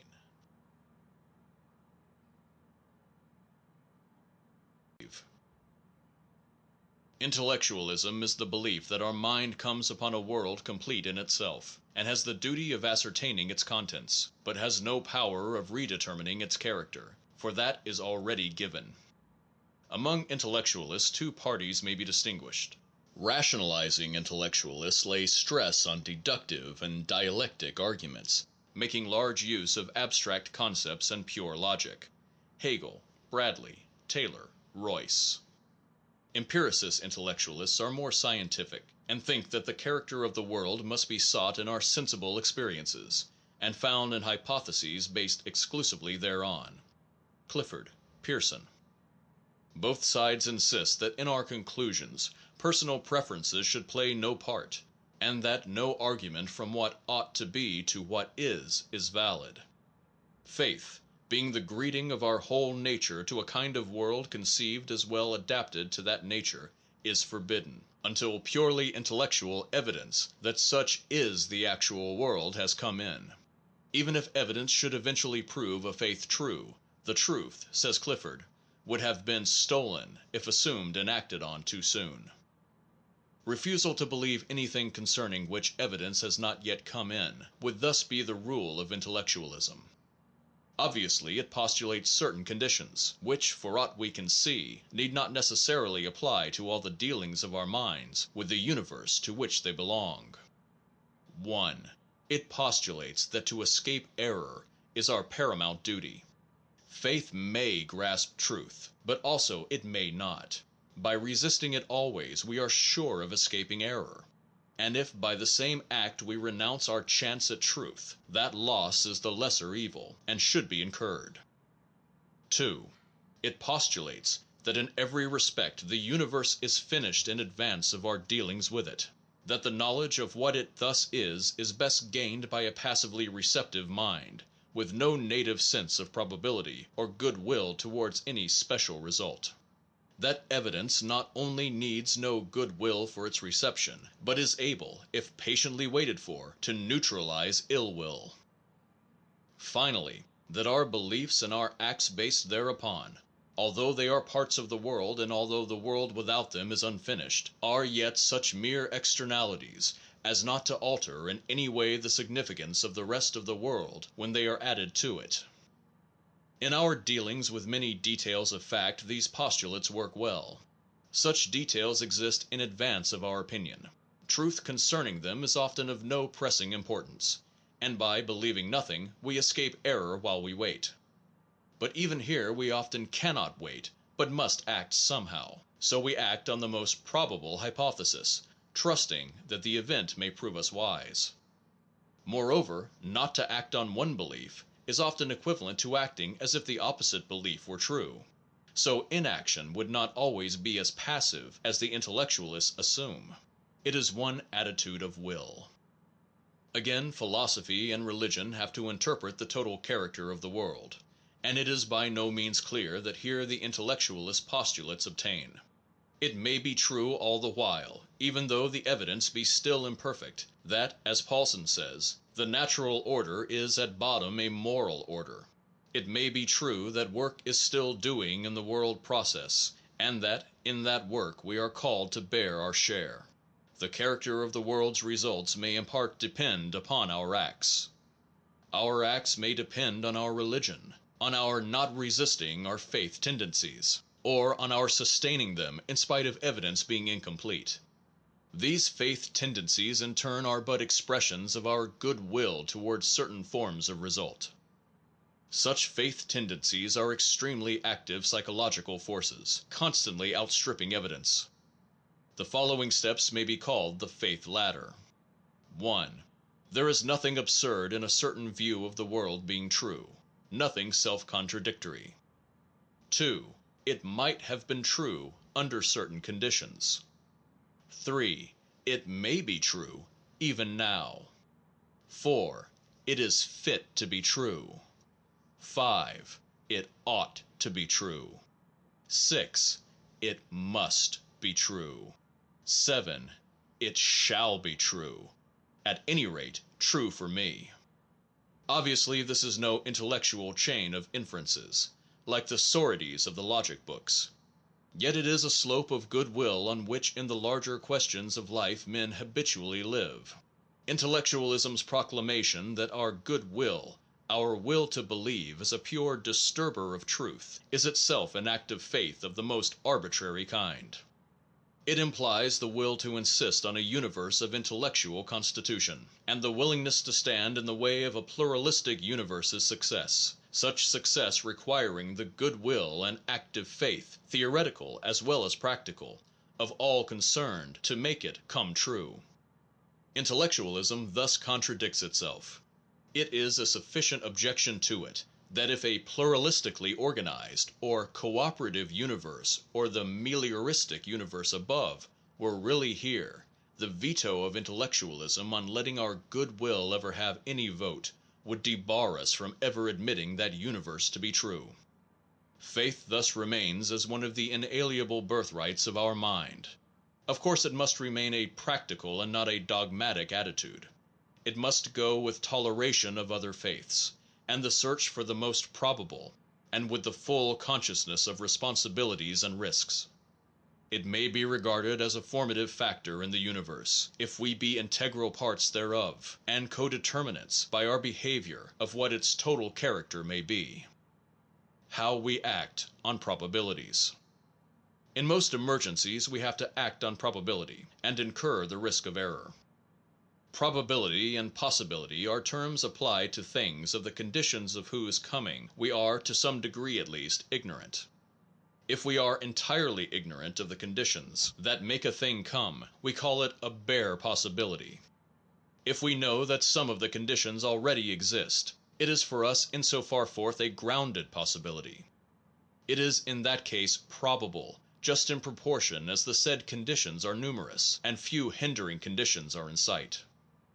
When the conditions are so numerous and confused that we can hardly follow them, we treat a thing as probable in proportion to the frequency with which things of that kind occur. Such frequency being a fraction, the probability is expressed by a fraction. Thus if one death in 10,000 is by suicide, the antecedent probability of my death being a suicide is 1/10,000th. If one house in 5,000 burns down annually, the probability that my house will burn is 1/5000th, etc. Statistics show that in most kinds of things the frequency is pretty regular. Insurance companies bank on this regularity, undertaking to pay, say, $5,000 to each man whose house burns, provided he and the other house owners each pay enough to give the company that sum, plus something more for profits and expenses. The company, hedging on the large number of cases it deals with, and working by the long run, need run no risk of loss by the single fires.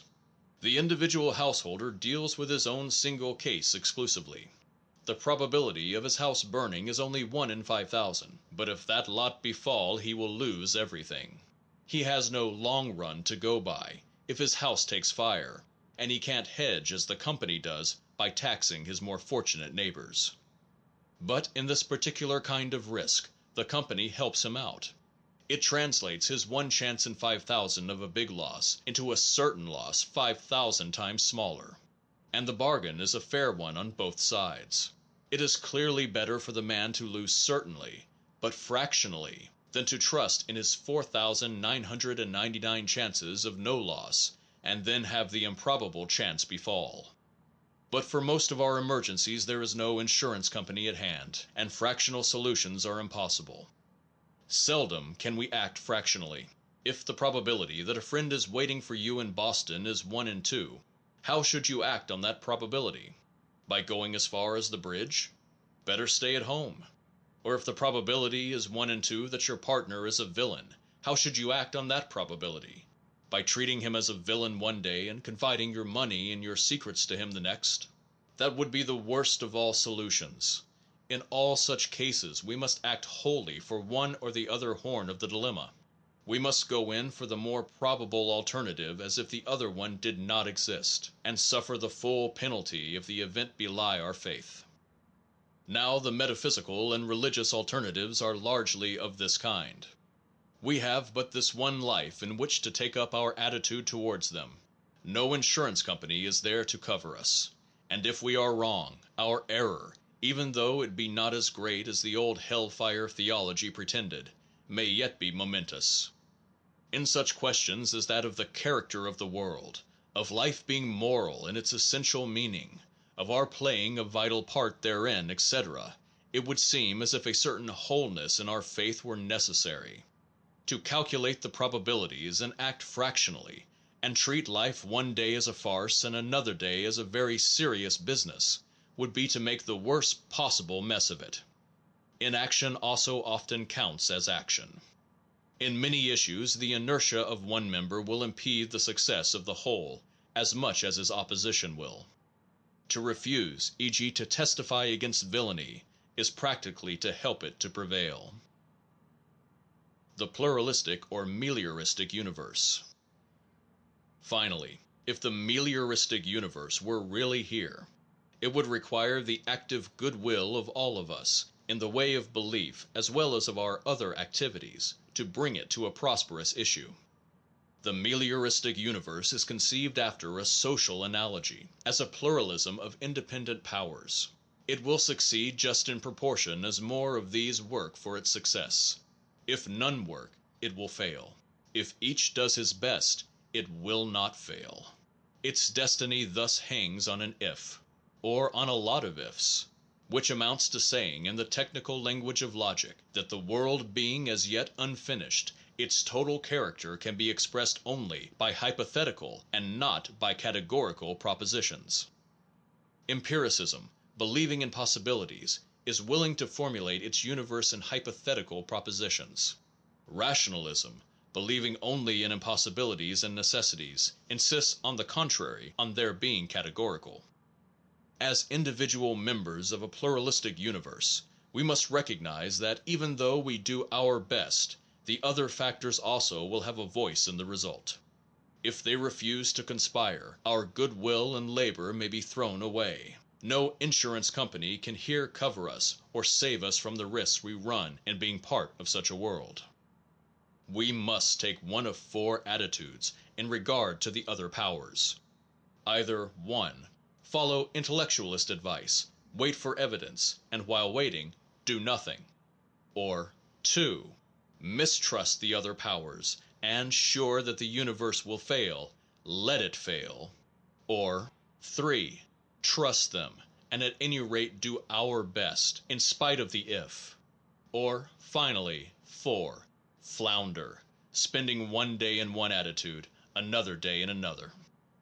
This fourth way is no systematic solution. The second way spells faith and failure. The first way may in practice be indistinguishable from the second way. The third way seems the only wise way. If we do our best and the other powers do their best, the world will be perfected. This proposition expresses no actual fact, but only the complexion of a fact thought of as eventually possible. As it stands, no conclusion can be positively deduced from it. A conclusion would require another premise of fact, which only we can supply. The original proposition per se has no pragmatic value whatsoever, apart from its power to challenge our will to produce the premise of fact required. Then indeed the perfected world emerges as a logical conclusion. We can create the conclusion then. We can and we may, as it were, jump with both feet off the ground into or towards a world of which we trust the other parts to meet our jump. And only so can the making of a perfected world of the pluralistic pattern ever take place. Only through our precursive trust in it can it come into being. There is no inconsistency anywhere in this, and no vicious circle unless a circle of poles holding themselves upright by leaning on one another, or a circle of dancers revolving by holding each other's hands be vicious. The faith circle is so congruous with human nature that the only explanation of the veto that intellectualists pass upon it must be sought in the offensive character to them of the faiths of certain concrete persons. Such possibilities of offense have, however, to be put up with on empiricist principles. The long run of experience may weed out the more foolish faiths. Those who held them will then have failed, but without the wiser faiths of the others, the world could never be perfected. End of appendix. End of Some Problems of Philosophy, A Beginning of an Introduction to Philosophy, by William James. This has been a LibriVox recording.